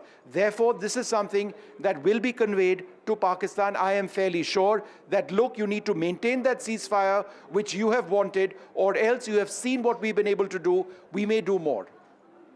Absolutely. All right. Vishnu, stay on with us. We have, Lieutenant General Rameshwar Yadav also now joining us on the broadcast. We will continue to get more information about the situation here. We understand now this briefing is over already, but important points that have been reiterated by the forces here, clearly saying that the fight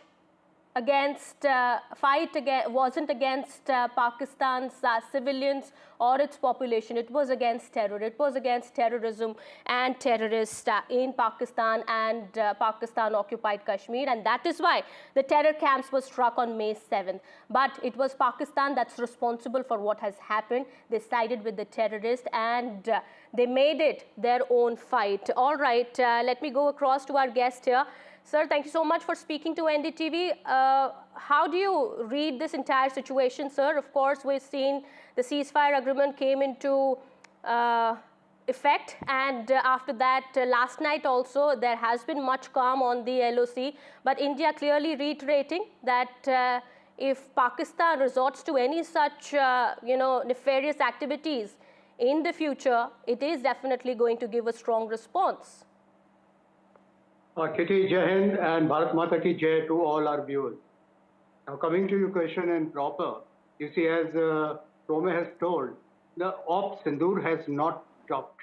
It is only the military content of Op Sindoor, there is a little pause. So therefore, what is happening now? Politically, Pakistan is, they're back, politically they have done nothing much and they are in a corner. What do they explain to their population as of now?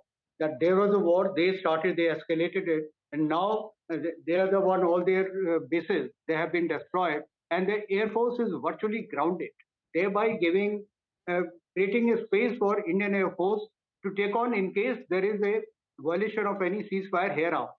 The second and the most important point here is, India has conveyed one point very clearly, that any act of terror would be treated as an act of war. What is the implication? Implication is that should Pakistan indulge in any other terror act within Indian boundaries or any state or hinterland, India would be free to carry out military operation deep inside their territory. So that is a very big danger and very big worry for Pakistan. Secondly, this entire game plan is for water. And by suspension of Indian Indus Water Treaty, India has put Pakistan on notice. Now, by going in for military ceasefire, that is not resolving that part of it, which is the most important aspect for the Pak economy. So it is a state of checkmate politically, militarily, and diplomatically. So Pakistan is in a corner. It is for them to see now how do they proceed hereafter. Do they mend their ways or they continue fighting with us, and in case they do that, they are doomed for times to come. But sir, there is a very interesting saying about Pakistan that we've been reading and hearing since a few days once again, that whenever Pakistan loses, it comes back. It wants to come back to attack India, and we have to be on our on guard. And we have to be cautious, and that is what in this briefing also it was very much made clear that all our military units are ready and very much in place, and our forces are ready in case Pakistan comes back to attack us. Kitty, you're right. Pakistan has always, their intentions are to conserve the military power, and by agreeing to ceasefire now, at the back of the mind is to conserve the military power to fight another day. They would like to reorganize and recoup themselves and upgrade the technology in times to come so as to come back to the India. So they want to conserve the military power. All right. So their intentions are not very pious or anything else. So we have to read in between the line what are their intentions. So therefore, the way we have taken our stance as of now, our government, that act of terror would be treated as an act of war, and IWT continues to be in state of animation. And as far as military is concerned, we are on full alert. So it is a difficult time for Pakistan. But Pakistan, yes, absolutely, sir. You're right in saying that. But Pakistan is literally crippled when it comes to even if they think about hitting India once again. There has been the satellite images, also the evidence that is being provided here by the forces here on a day-to-day basis clearly shows how significant damage has been caused to their bases, to their military units and sites. Pakistan, as I've been saying, at this point in time, doesn't really have much of an option. Absolutely correct. If you have heard this press briefing by DGMOs, the Army DGMO, he has said that the Indian Armed Forces have got backing of 140 crore people. So that is a very big strength, despite the fact we are multi-ethnic, multi-religious, multilingual society, wherein this cannot be said regarding Pakistan. You see, Pakistan internally is a divided society. Baloch, they are fighting for the independence. TTP and the Pathans, they are also not cohort with the Punjabis. So, and Sindhis are also not very happy with Punjabi stance of diverting the water to the southern Punjab and making new canals. So it is a divided society altogether, and this operation, what they have done in Pahalgam, is primarily was to create a situation wherein they can gather the entire nation together, but that has not happened. So there's a vast difference between India and Pakistan, their societal stance as on date, and the way they are trying to fight this battle. Thank you so much, sir, for speaking to NDTV and sharing all those inputs there. We hope we get to talk to you again very soon. But we understand at this point in time as well that this is a sensitive situation. And of course, this is important to note that last night has been a night of calm and peace on the LOC. We hope that continues to prevail in the coming days as well. But India has very much made it clear in that press briefing also that was held by the military heads of our armed forces of India that in case Pakistan tries to strike on India, Pakistan attempts to target us, we will give a strong and befitting response to Pakistan, one that they will never forget. Well, that is the message that comes across from our forces. We'll keep an eye on the developments here on this big story that we're tracking and get you more. It's time for a quick break here. More continues on the other side. As you can see, we have targeted the length and breadth of the adversary. I'm sure most of you would have already seen the effect of these strikes on ground, courtesy the large number of videos and photographs being circulated in the media. A few representative examples from the open source are now being shown to you on the screen. In fact, two of them. This is the strike on the Noor Khan Air Base. And you can see the effect. I'm sure most of you have seen the video. I have also picked it up from your sources only. And this is the aftermath of our strike at Raimyar Khan Air Base. You can see the massive crater that it has left on its runway. And you can see the pinpoint accuracy of our weapons.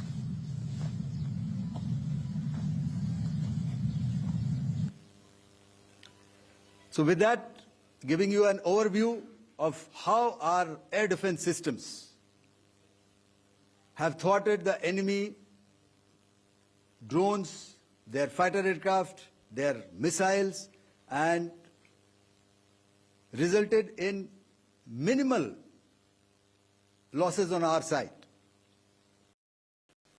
We had a detailed brief on the successful joint operations that were carried out to destroy the terror infrastructure in Pakistan-occupied Jammu and Kashmir, as well as in Pakistan itself. We also iterated that our fight was with terrorists and their support infrastructure and not with Pakistan military. However, it is a pity that the Pakistan military chose to intervene and bat for the terrorist, which compelled us to respond in kind.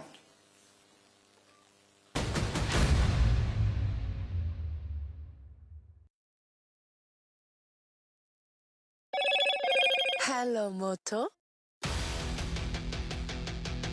Motorola, India's leading AI smartphone brand.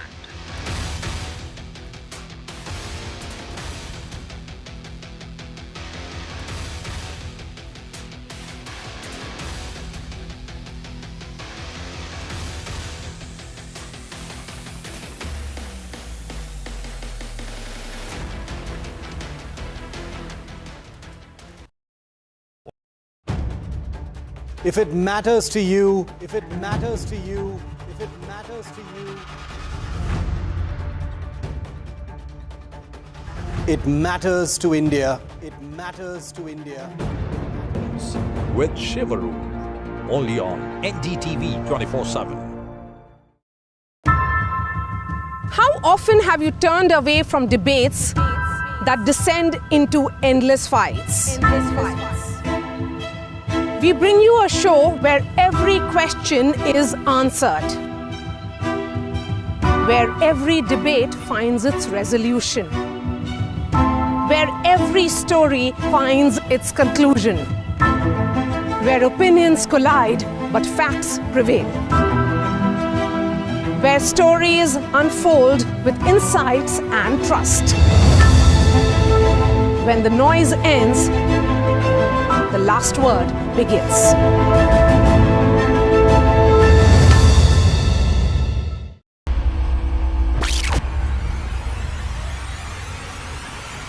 The last 1 month, if you see, the share prices of Genzol Engineering has fallen more than 58%. Why are the rating firms calling the debt payments as default? We have two credible credit rating agencies on March 4th coming and downgrading the stock to D. Statements are consistently being proven wrong, and transactions are being taken place which are different from what they were originally pictured to be.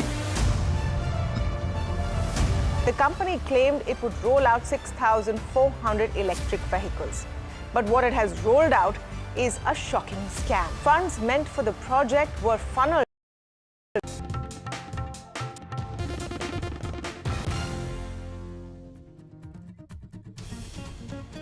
Welcome back after the break. Amid the India-Pakistan conflict, Pakistan's PR stunt has put it on the back foot as well now. Pakistan tried to do a copycat press conference as in India's, but without giving any proof of the claims that it made.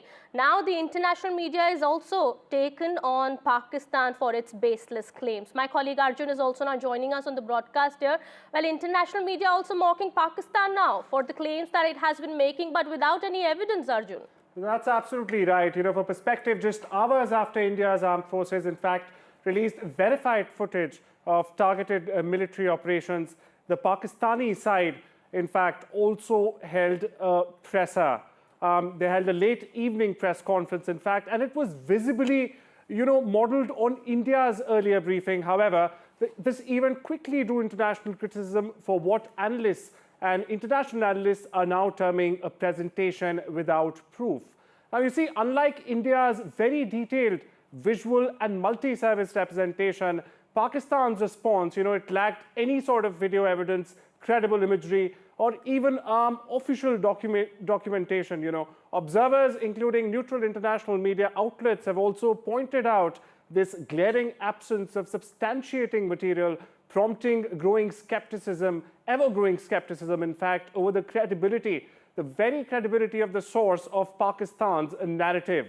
Commentators, not only this, commentators worldwide are in fact now highlighting what they described as a missed opportunity for transparency. Now, this is Pakistan's claims remain unsupported and unsubstantiated.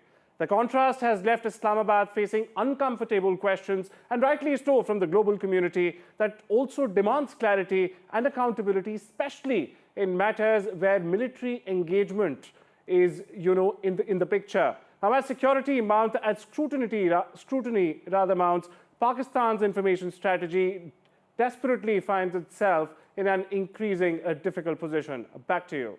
Absolutely. Well, also, this is not the very first time for Pakistan. It has been the subject of mockery many times in the past. And once again, we've been seeing, as India, of course, has been doing these press conferences and giving proofs and evidence of the strikes that have been carried out for the last 4 days. Of course, there has been some sort of calm last night, but we are all prepared.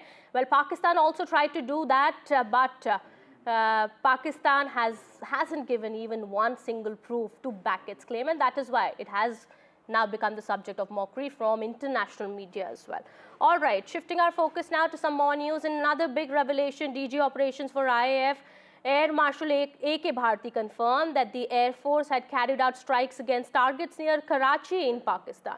Air Marshal Bharti told the reporters earlier that strikes were carried out at Malir Camp in Karachi as part of the Indian military's measured and calibrated response to Pakistani aggression. This included a surface-to-air missile site at Malir Cantonment in Karachi. Well, all big Pakistani cities were hit, but this is very much significant now that strikes were also carried out near targets, at targets near Karachi. In a measured and calibrated response we've once again targeted his military installations, which included his SAM sites at Malirkant. This also included his surveillance radar sites at Lahore and close to Gujranwala. All right, we have more information now. Prime Minister Modi also had chaired a key security meeting at the 7 LKM, that is his residence. This was about an hour-long meeting that took place at Prime Minister's residence, where Defence Minister, External Affairs Minister, CDS also met the PM. Well, Tri-Services Chief also had met the Prime Minister in the meeting, where we understand the future course of action was the focus. Well, Defence Minister Rajnath Singh, External Affairs Minister S. Jaishankar, Chief of Defence Staff General Anil Chauhan, and all three services chief attended this high-level meeting at Prime Minister Modi's residence earlier today.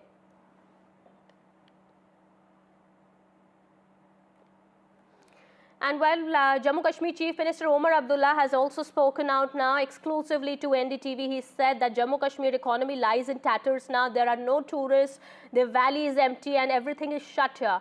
He's spoken on Operation Sindoor, saying that our immediate purpose has been served, but we hope that things will improve from here on. Listen in.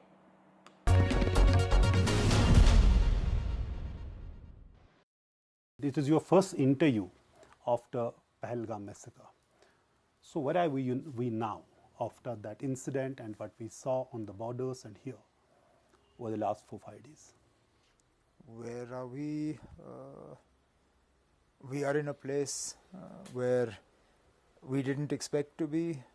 We are in a place where there has been bloodshed, suffering, turmoil, upheaval. We are in a place where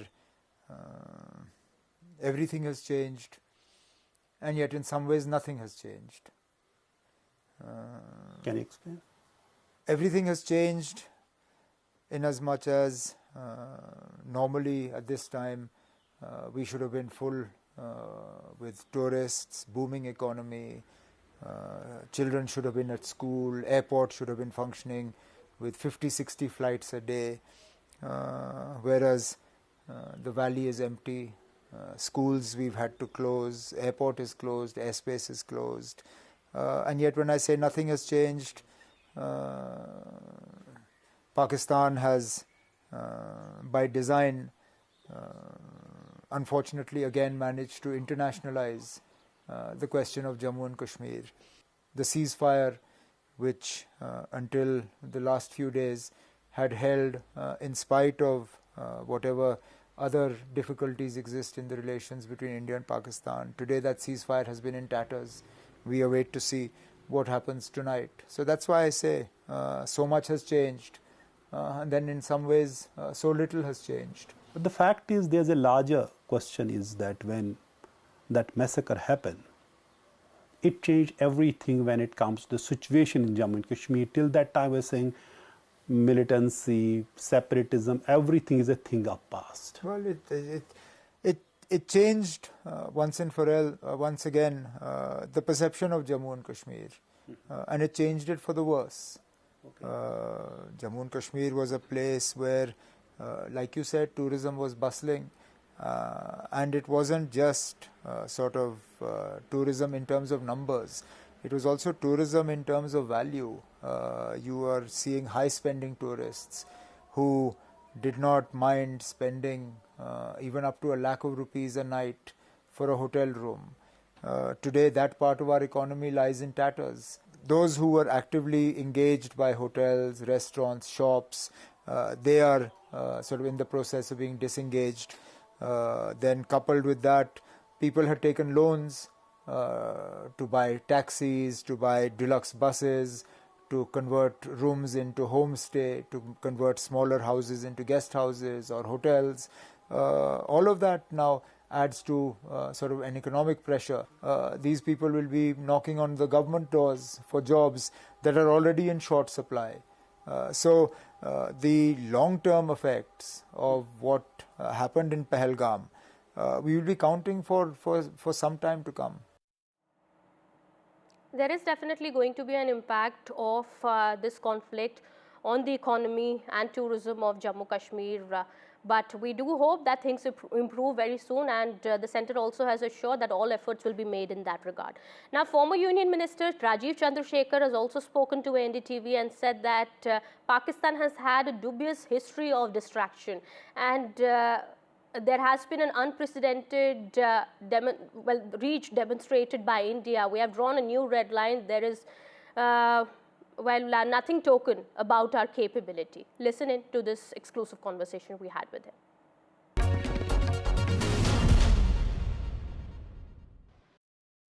And joining us now on this broadcast is Rajiv Chandrasekhar, former Union Minister, and Nikunj Garg, our senior managing editor, is also joining us on this. Mr. Chandrasekhar, starting with you, of course, there are a lot of reasons for India to cheer, because India has managed to send a strong message to the world that there will be a new rules of engagement as far as Pakistan is concerned. Operation Sindoor has been a massive, massive success, and India has significantly managed to demonstrate its military and strategic prowess. What are your thoughts, sir? Look, I think it's very clear that Pakistan has had a long, dubious history of trying to distract its own people from its failings and its slide towards a failed state by occasionally having these terror attacks against India, targeting innocent Indians to try and blackmail India and shift the narrative into a narrative of Kashmir and India, and as this general, very, very dubious general tried to make it a Hindu-Muslim thing recently over the last 10-15 days. But what has happened this time around, I think, is that India has demonstrated that while Pakistan and its generals can try and do whatever it needs to do to distract its people, there will be severe cost imposed on them by the actions of India. And these unprecedented type of destruction that we have seen on 11 Air Force fields of Pakistan, the reach that India has demonstrated deep within Pakistan is certainly drawing a new red line, which is that you can still toy with terrorism if you think that is very, a smart thing for you to do, but be prepared to have severe costs imposed on you. And India has demonstrated that there is nothing token about what India is capable of doing. It will impose severe costs on Pakistan and the Pakistani establishment if it continues to play terror and use terror as some sort of a war against India. All right, more information are coming in. We're learning 32 airports across northern and northwestern regions of India that were closed earlier due to airspace restrictions in the wake of heightened tensions with Pakistan have now reopened. India's aviation regulator has said that these airports include Srinagar, Chandigarh and Amritsar and are now available for civil aircraft operations. The closure was announced on Saturday, 3 days after India began an anti-terror campaign, Operation Sindoor, which involved striking terror camps in Pakistan and Pakistan-occupied Kashmir.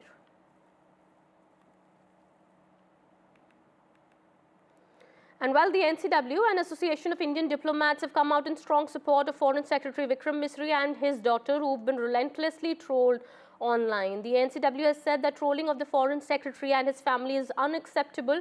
Meanwhile, the Association of Indian Diplomats also bagged Misri, calling him a distinguished diplomat and thorough professional. The trolling was such that Vikram Misri made his account on X private.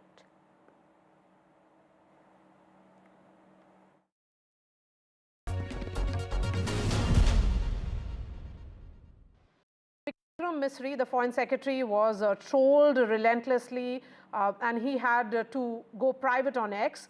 Of course, the IAS and IPS officers associations have condemned it. But, you know, the madness that we saw on social media in particular, there is a situation right now where you have Shashi Tharoor, Salman Khurshid, several Congress leaders coming out in his support saying that this is preposterous. What are your thoughts? No, look, Vikram Misri is an absolutely gentleman. He's a patriot. I know him reasonably well. He's an absolutely top-class bureaucrat and public servant. And I think the efforts yesterday of trying to intimidate him and undermine him on social media are absolutely shameful. This is a government that is working 24/7 to protect the interests of India and protect the interests of every Indian citizen. They have conducted Operation Sindoor in an absolutely meticulous manner and delivered justice to 27 families. And therefore, I would urge people to get off this, trolling and really be supportive, be united with the government of India, with the men and women in uniform, because we have a common enemy, and that is Pakistan. We have a common threat, which is terrorism. And united, we can prevail and demolish this. And that is certainly what our anger and our frustration should be focused at, not on our own people, and certainly not on distinguished public servants like Vikram Misri. A few hours ago, the Foreign Secretary Vikram Misri has been, has faced relentless trolling, and so have the two women officers, Sophia Qureshi and also Vyomika Singh. They were the face of communication for these 4 days that we have seen. How unfortunate do you think it is? I mean, to target a diplomat who has been working tirelessly, to target two officials who were presenting the decisions and actions taken by the executive and also by the military? Well, I think it's very, very sad because we can say without any hesitation that these three have been a remarkable face of our determination, the clarity of purpose, determination, and the sense of confidence that they gave. All three of them have been remarkable, and I see no problem there at all. There are people in the country who will troll anybody for decisions that are taken at a higher level and decisions that are taken in the enlightened self-interest in modern times. We are not a country of jingoists. We are a country that believes in protecting its rights and its sovereignty, but it's also a country that believes in the nature of diplomatic interaction with the world. And constraining our top officers by putting this kind of pressure on them is very sad, really very sad. I would just salute them, and I believe that the best that we can offer to them, we should truly proud of the work they've done.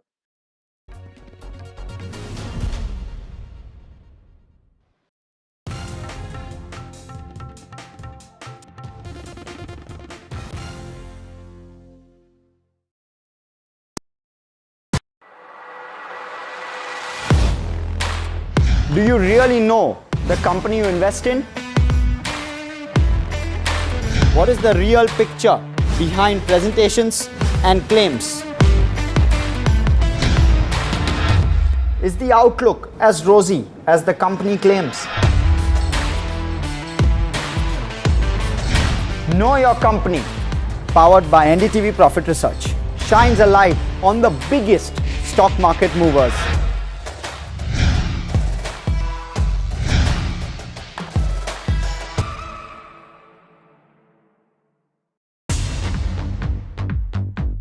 More news that matters. Big exclusive. Tulsi Gabbard gunned down by Pakistan-backed cowards. When you interact with people on ground, you're able to reflect their sentiments much better. More debates that shake the system. More exclusives you won't find anywhere else. Not just another prime time. It's a prime time that's unmissable.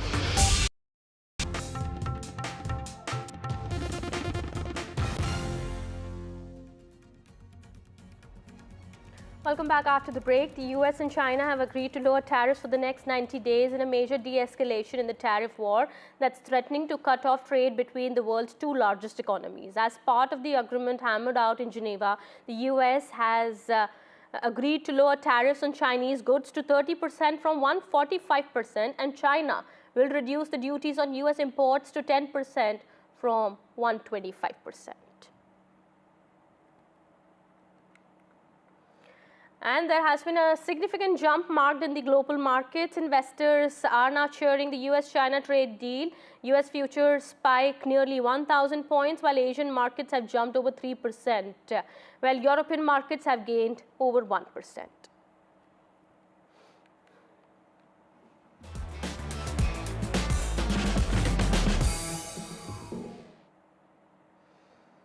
Well, news from the world of sports now. After days of speculation, Indian cricket great Virat Kohli has confirmed his retirement from Test cricket with immediate effect in an emotional post on Instagram. After India Test captain Rohit Sharma had confirmed his retirement from the longest format of the game, the reports of Kohli communicating the same intent to the BCCI emerged, sending shockwaves across the cricketing spectrum. It was reported that the board was in talks with Kohli to make him change his mind, but it seems that the outcome was unsuccessful. Virat Kohli using his feet, getting to the pitch of the ball, and a nice flurry to finish it. And well, with that, it's time to wrap this edition. More news and updates will continue on the other side. Stay tuned.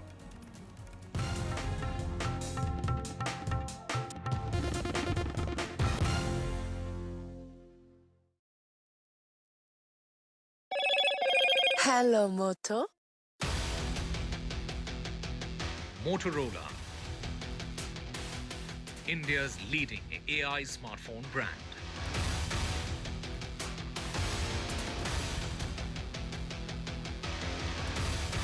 NDTV science editor Pallav Bagla has been honored. Those visuals on your TV screen.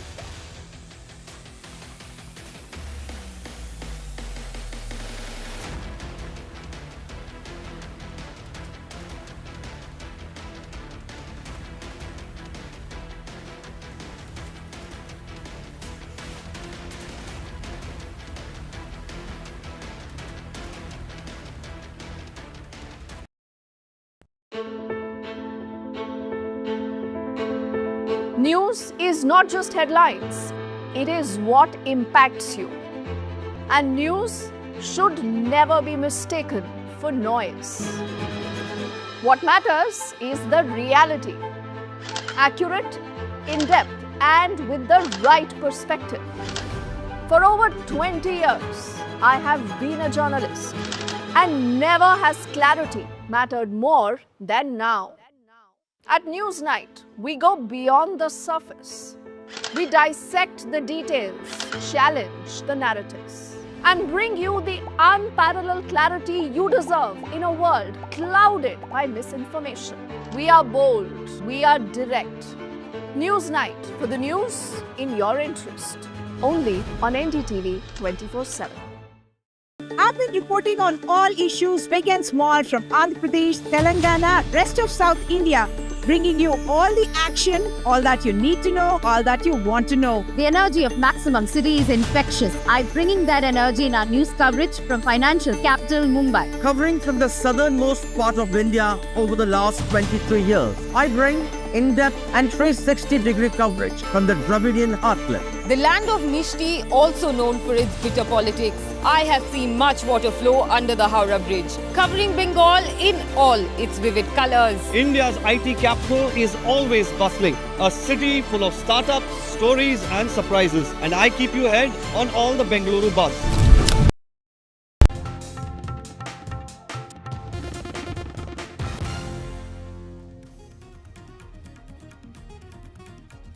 From ashes to ashes and from dust to dust. If Thomo don't get here, then Lily surely must. जो दुर्दशा कल आपने Pakistan airfields की देखी, हमारी airfields हर प्रकार से operational हैं. Indian Armed Forces reiterate that Operation Sindoor targeted only terror camps in Pakistan and POK, and that Pakistani military was responsible for any loss that was incurred. Forces say all military bases are intact. We are fully prepared.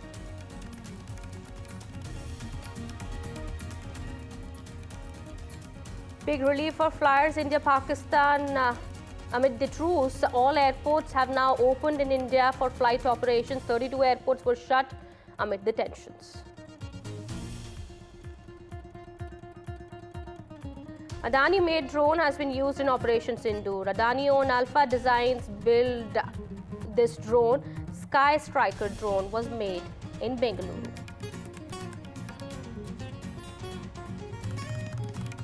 And it's been the best day for markets in the last 4 years. Sensex and Nifty have been up nearly 4% each.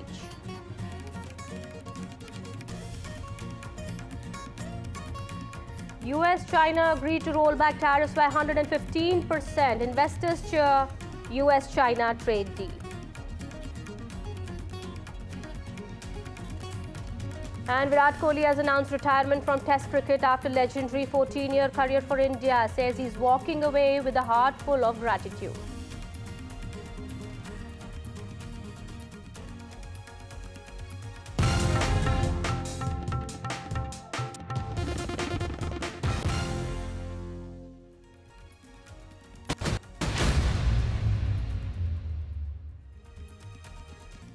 Hello and welcome. You're watching NDTV 24/7. My name is Kati Bahel. In a key briefing by the DGMO on Operation Sindoor, Indian Armed Forces today reiterated that Operation Sindoor had targeted only terror camps in Pakistan and POK, and that the Pakistani military was responsible for the losses incurred on their side. Air Marshal A.K. Bharti, addressing the DGMO conference earlier, said that our fight was against terror, and that is why we only struck terror camps on May 7th. But Pakistan's military sided with terrorists and they made it their own fight. Well, it was also said that Pakistan's Chinese air defense system had failed, while India's air defense system was multi-layered and could perceive the threats from the enemy. Indian forces successfully marked and hit Pakistani military bases. Also, we understand now India has been continuously providing the proof of the strikes that were carried out against Pakistan, with more pictures of the debris and the wreckage recovered, and satellite images also that have been given out. At the same time, no evidence has been given by the other side. Listen in to what was said in this press conference first. As you can see, we have targeted the length and breadth of the adversary. I'm sure most of you would have already seen the effect of these strikes on ground, courtesy the large number of videos and photographs being circulated in the media. A few representative examples from the open source are now being shown to you on the screen. In fact, two of them. This is the strike on the Noor Khan Air Base. And you can see the effect. I'm sure most of you have seen the video. I have also picked it up from your sources only. And this is the aftermath of our strike at Raimyar Khan Air Base. You can see the massive crater that it has left on its runway. And you can see the pinpoint accuracy of our weapons.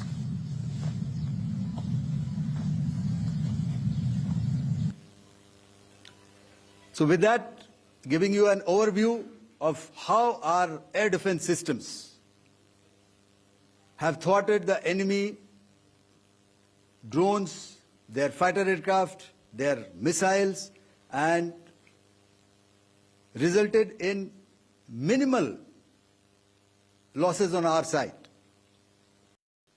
We had a detailed brief on the successful joint operations that were carried out to destroy the terror infrastructure in Pakistan-occupied Jammu and Kashmir, as well as in Pakistan itself. We also iterated that our fight was with terrorists and their support infrastructure, and not with Pakistan military. However, it is a pity that the Pakistan military chose to intervene and bat for the terrorist, which compelled us to respond in kind.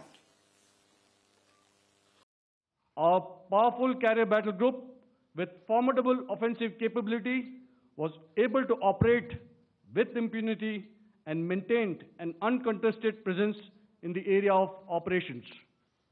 Effectively, it compelled the Pakistani air elements to remain bottled up close to the Makran coast, denying any opportunity to be a threat in maritime space. Well, Director General of Air Operations Air Marshal A.K. Bharti also now confirmed that the Indian Armed Forces did not target the nuclear facility at Kirana Hills in Pakistan. Listen in. Social media, the Twitter is abuzz with the fact that we hit a site called Kirana Hills, which is supposed to be the nuclear storage facility. And there is a lot of rumors about Sargodha. There are foreign analysts who've mentioned that the Sargodha attack led to certain leaks. Is there a confirmation that we actually hit Kirana Hills, or we were careful of not to do any such thing? Thank you. Thank you for telling us that Kirana Hill houses some nuclear installation. We did not know about it. Okay. And we've not hit Kirana Hills, whatever is there. Okay. I did not brief in my briefing yesterday. Thank you. Air Marshal clearly denying the rumors of action at Pakistan's Kirana Hills, clearly saying that we don't know what is there and we did not hit that facility. All right, my colleague Vishnu Shom as well as Shiv Arur joining us on the broadcast. Vishnu, if I could come to you first. The key takeaways from this briefing, we understand that this is also important, the bite that we just played out of the Air Marshal clearly saying, denying the rumors that have been floating around about India's action at Kirana Hills.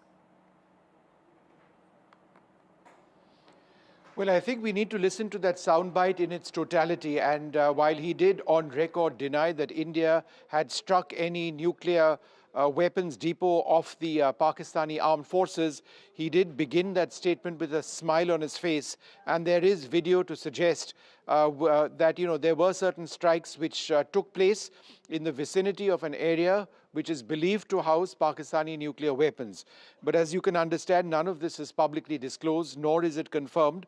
So we will take the Air Marshal's denial at face value, particularly since crossing or hitting targets which might have a nuclear implication in terms of hitting a depot with nuclear weapons or anything of that sort crosses a massive red line, which I don't think the Indian Air Force intended to do. Also, Vishnu, we understand India has also made it clear in that press conference that if Pakistan actually tries to engage in any sort of nefarious activity in the future also, we are all ready, all set to give them a strong response. Our military units are all ready as well. Well, that's been the Indian position now for the last couple of days. In fact, right after the ceasefire, they made it absolutely clear that Operation Sindoor remains operational and that, if there is some sort of a hit which comes in from Pakistan, we will respond immediately. So he wasn't saying anything new over there. In fact, in speaking to very senior sources last night, I was led to believe that the situation that now exists will be the new normal, that Pakistan cannot expect a return to normalcy. Therefore, if there is any attack on terror, an Indian military response can never be ruled out. Absolutely. That is what something India has been saying time and again. Well, this was a second press conference that was held in a matter of 48 hours, we believe. Let me go across to my colleague Shiv Arur also. Shiv, we understand, there has been, last night has been a night of calm and peace at the LOC, but we do hope that continues to remain, that continues to prevail. At the same time, we understand India also making it clear if any sort of action comes from Pakistan, we are all set. But, an important point that I also want to make here, Shiv, is that India has been continuously giving proof of the strikes that have been carried out, with more picture of the debris and wreckage also that has been found. At the same time, the other side has only been making false claims and has been the subject of mockery from the international media as well. You're right. There's a huge amount of misinformation that's come in from Pakistan. And today there's evidence to suggest that China has been helping fuel this disinformation. For example, just about 15 minutes ago, we got to know that China has been peddling old satellite images of certain Indian Air Force bases to suggest that damage has been caused there. But these have been proven by open source experts to be from, March and February, long before Pahalgam and long before Operation Sindoor. Sindoor, definitely. And therefore, China appears to be trying to assist Pakistan in selling, a story of fantasy to its domestic audience. It's a familiar playbook. Both China and Pakistan are similar that way. They try and sort of hypnotize their domestic audiences to a reality which is obviously not real. This is a country that's had a dozen frontline air bases in big cities being attacked in the last 48 hours. And therefore, misinformation is something that they need to resort to because the reality is so agonizingly painful. On the other aspect that came out from today's Armed Forces briefing, hugely important that the first officially released pictures of Chinese, failed Big Chinese breaking news missiles now coming in at the moment. We're learning Prime Minister Modi will be addressing the nation today. Prime Minister Modi's address is going to be at 8 p.m. on Operation Sindoor. This is what is expected. The first address after Operation Sindoor. This is big. Prime Minister Modi will be speaking at 8 p.m. He is going to be addressing the masses tonight. This is what we are learning at the moment. What Prime Minister Modi is going to say, that of course remains to be seen. All eyes will be on that. But this is his first address post-Operation Sindoor, and this is big. Prime Minister Modi will be briefing the nation first time after Operation Sindoor came into play, and we understand now the tension seemed to be between India and Pakistan continues to be it seems to be withdrawing, but at the same time India has made it clear that we are all ready, all set to give a befitting reply to Pakistan in case of any misadventure by the neighbor. But we understand now Prime Minister Modi will be speaking to the masses, will be briefing the nation at 8 p.m. This marks his first address after Operation Sindoor. Prime Minister Modi has been continuously monitoring the activities in the last 4 to 5 days. And we understand that this key briefing comes at 8 p.m. Just a day before the ceasefire agreement between the both sides came into effect, and normalcy at the moment seems to be returning at the LOC. This has been a night of calm and peace as we witnessed last night, but we do hope the situation continues to remain the same in the coming days as well. All right, my colleague Maria Shakir also now joins us on the broadcast here. Maria, this is big. First address of the Prime Minister post-Operation Sindoor at 8 p.m. Yes, that's right, and this will be an address to the nation, and it certainly becomes significant because, we have had DGMOs address 2 sets of press conferences where details came in of the kind of, military action which was taken by the various forces. During the course of Operation Sindoor, we do know that Prime Minister was monitoring all the movements and all the details through the night.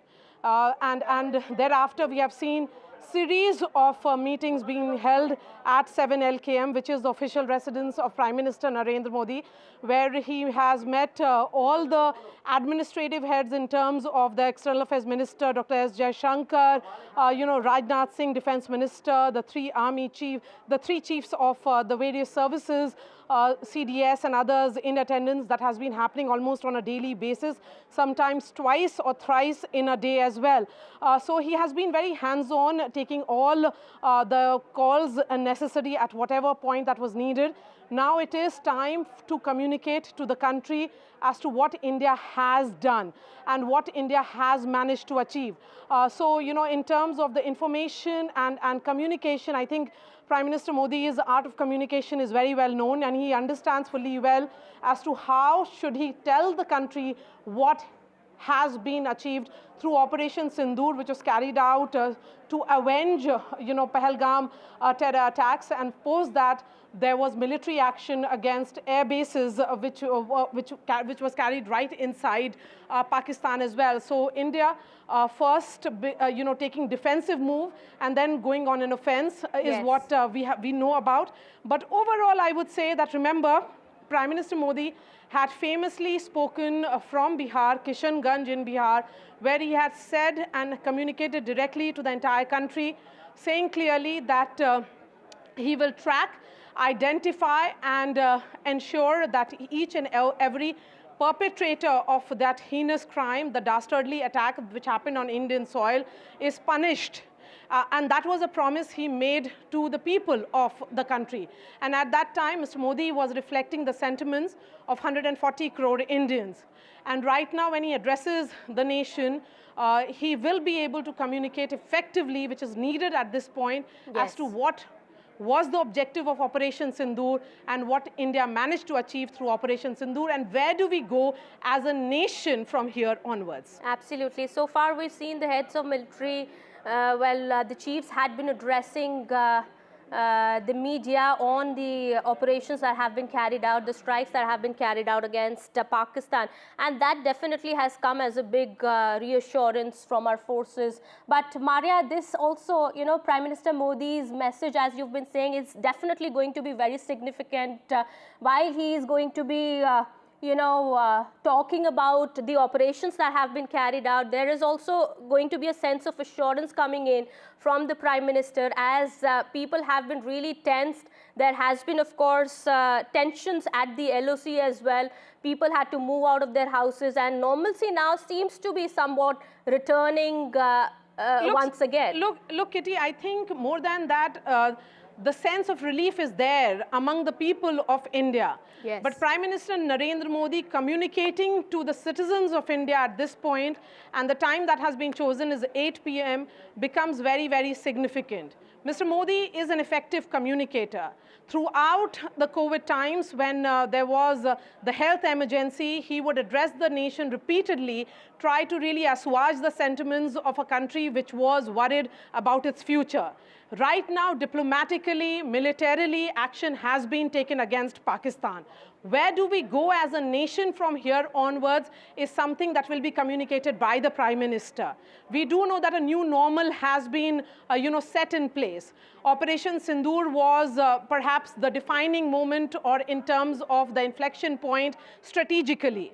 It was a new red line which has been drawn between India and Pakistan, that every time if there is an act of terror, India will go and, not only retaliate and target the terror bases, it will go ahead and target even the military installations in the heart of Pakistan.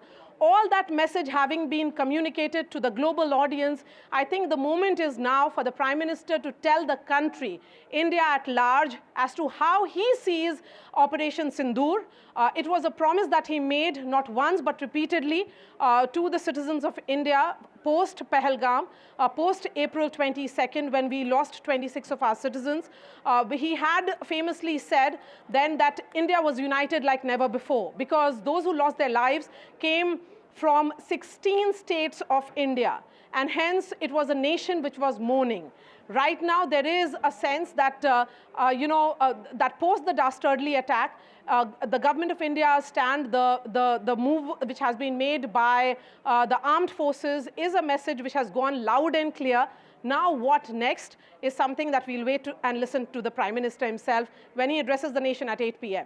Yes, absolutely. Prime Minister Modi also at the same time, we understand, has also given out a strong message to the army on Pakistan's escalation, if that happens in the coming future, saying that we will have to give a strong response to them. There will be cannons for bullets. Well, that was the messaging that came out from Prime Minister Modi earlier. So he's given a free hand to the forces as well, Maria, in case of any sort of escalation. But we do hope that's not something that we get to see in the coming days. Yes, absolutely. I mean, throughout those 15 days before the Operation Sindoor was carried out, the message was that there would be action.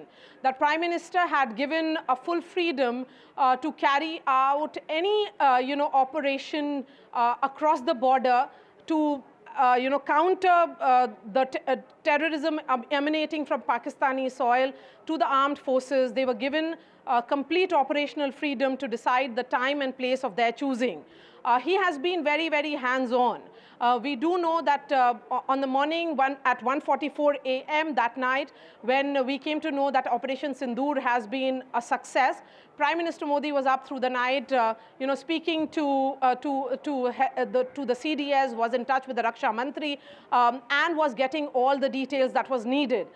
This is the point when we have moved on from Operation Sindoor, which is now ongoing, although the defense forces continue to maintain. But at this point, I would say when there is the kind of misinformation which is almost flooded online by the Pakistanis and the Western media, there is a need for the Prime Minister perhaps to communicate to the country and also through that address to the nation, to the world at large, as to how effective these 4 days has been. That India is not an aggressor, as we have been saying. The first act or the original act of aggression was on 22nd of April, and thereafter, both militarily and non-militarily, India's Operation Sindoor has been a massive success. Absolutely, and that's a very important point that you've touched there. We'll come back to that in just a bit. My colleague Aishwarya Jain also now joining us on the broadcast here. Aishwarya, big update now coming in, big development. We're learning now Prime Minister Modi will be addressing the nation at 8 p.m. Any more details coming out?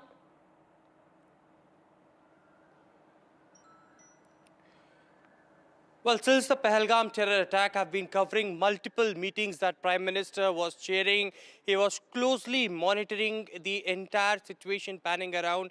He was briefed on a regular intervals by the tri-service chiefs, the CDS, NSA, Defence Minister or the External Affairs Minister. And Prime Minister Narendra Modi had given several directions. I remember the Prime Minister's office sources told NDTV that at last yesterday, on Saturday, I beg your pardon, the sources have indicated that Prime Minister had stated that any further or any future terrorist activity will be considered as an act of war, and if that happens, then India will retaliate accordingly. There was an entire narrative that was said by Pakistan that was busted by the Indian Armed Forces during these press conferences, and it was, of course, the Congress party which was on the other side demanding a special session of Parliament, Prime Minister to address the all-party meeting as well after the successful Operation Sindoor concluded, and as Indian Armed Forces stated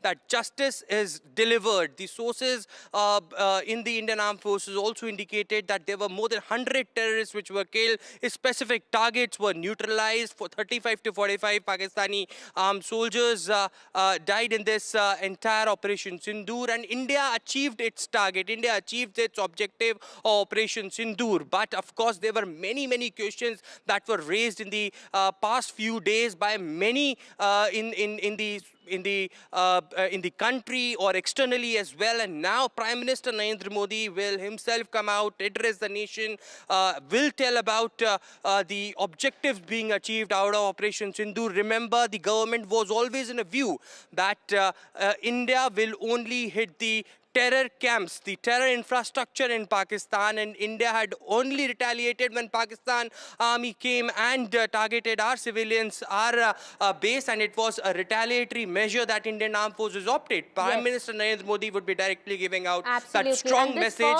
that terrorism will not be tolerated. Under the leadership of Prime Minister Modi, it was under the directions of Prime Minister Modi that the operation was carried out. We understand his leadership, of course, is being lauded, but at the same time, we understand Prime Minister Modi will be now speaking at 8 p.m., giving out,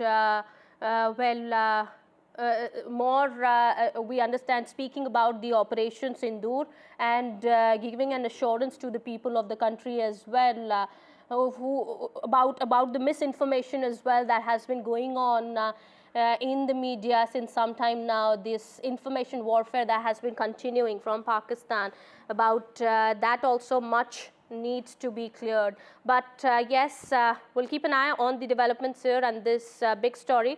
It's time for a quick break here. More continues on the other side.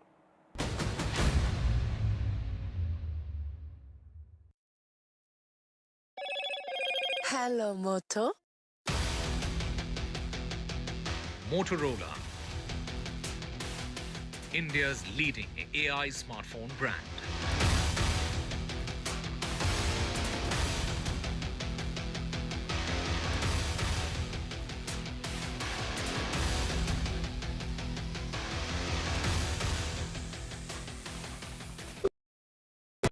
In today's interconnected world, India's voice is more crucial than ever.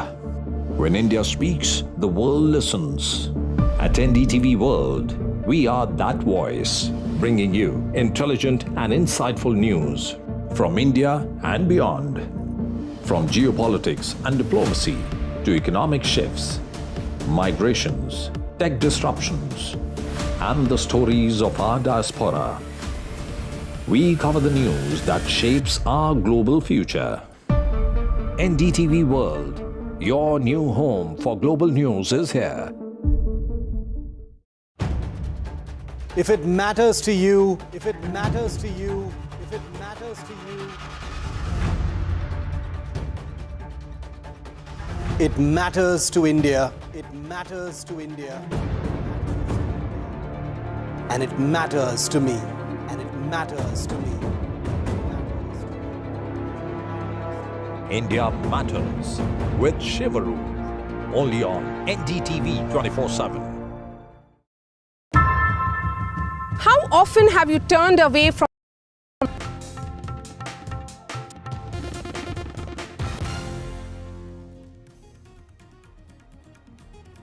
Welcome back after the break. Amid the state-of-the-art weaponry that Indian forces deployed in the Operation Sindoor against Pakistani terrorists was built in Bangalore Ceasefire. The unmanned aircraft system is made by Adani-owned Alpha Designs. The Ceasefire flies like an unmanned aircraft system and strikes like a missile. It is classified as a loitering munition designed for long-range precision tactical strikes. The Ceasefire has a low acoustic signature, enabling stealthy low-altitude missions. Powered by electric propulsion, it can identify, track and engage operator-designated targets using a 5 or 10 kg warhead housed within its fuselage. These suicide drones were produced at a manufacturing facility in western Bengaluru through a collaborative partnership between Alpha Design, based in Bengaluru, and Elbit Security System of Israel.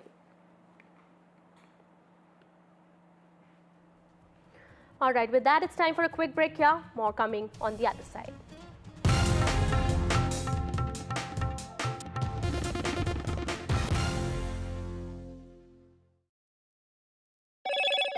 Hello, Moto.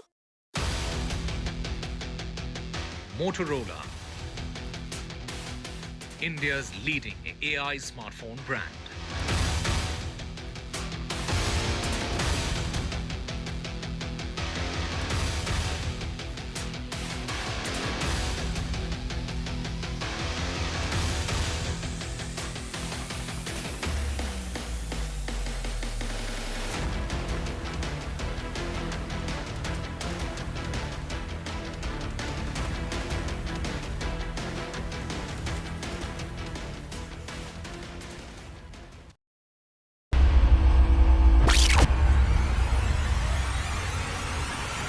In the last 1 month, if you see, the share prices of Genzol Engineering has fallen more than 58%. Why are the rating firms calling the debt payments as default? We have two credible credit rating agencies on March 4th coming and downgrading the stock to D. Statements are consistently being proven wrong, and transactions are being taken place which are different from what they were originally pictured to be. The company claimed it would roll out 6,400 electric vehicles. But what it has rolled out is a shocking scam.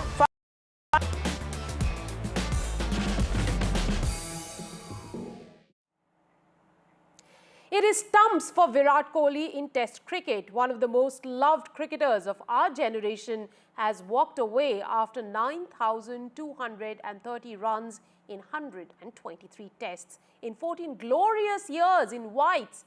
In the interim, he captained India in 68 tests and won 40 of them, becoming India's most successful test captain as well. He stopped 770 from the test club of 10,000 runs. Virat leaves behind a Virat-sized hole in test cricket. Of his 30 test tons, the most recent 100 not out came in the first test against Australia in November last year. It was his first in 15 innings across 16 months. And so cricket's greatest showman leaves the grandest stage, not with a final century, wave of a bat or guard of honor, but with a post to his 271 million Instagram followers. He'll be remembered as the man who dragged the Indian Test side into the 21st century. We will discuss on this show what made Kohli retired and what happens now. But before that, let's dip into this tribute by the International Cricket Council.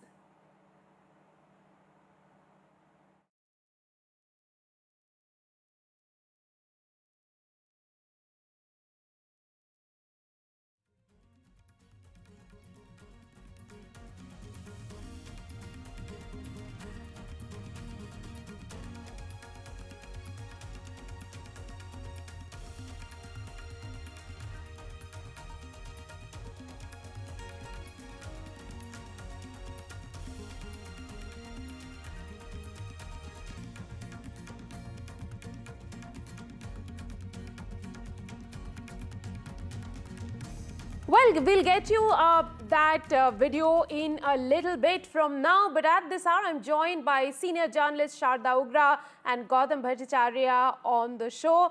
Sharda, Kohli leaves behind a Virat-sized hole. Tell us, what is really the story? He is really close to that 10,000 run club, and considering it's Virat Kohli deciding to walk out of Test cricket at this juncture, it seems a little unbelievable. Yeah, Rika, it's not unbelievable because we'd heard stories that he was thinking of this. I mean, these are just stories. It's not like he was speaking to me personally. But there was a sense that the selectors were trying to convince him to stay, particularly for the England tour. He's had I think, you know, Indian Test cricket has taken a bit of a beating in its last two series. We lost to New Zealand at home. Mir to publish with the audio. And we lost to Australia, and both Kohli and Rohit Sharma, who were the sort of the pillars of their team, they didn't have the kind of results and the scores and the performances that they wanted. So this was coming, but maybe I think it was thought that one between either Rohit or Virat would go to England. It was assumed to be Virat, and he's decided that no, he wants to call it a day, and there's no more of this. And the thing about 10,000 runs and 10,000 Test runs, what you say is true, but he's still up there amongst the you know, the top 4 Indian Test batsmen in history. I'm also actually joined at this hour by Atul Vasan, former India cricketer. Atul, we were talking a little while earlier about Virat Kohli leaving a big hole in Test cricket. Tell us a little bit about, you know, the impact it is going to have on the cricket verse, on the Test verse, so to say, now. Yeah, I think they're the last of the, you know, the breed who actually brought back Test cricket into relevance, you know, because, you know, you will never get to see players like this, you know, who are so proficient in all the formats and, you know, literally geniuses. And I think lost Indian team, yes, because once somebody goes, it's not the runs he was getting in the last 3 years, it was the presence of the mentorship, that he was there, you know, he gives that assurance. And I think that was much needed.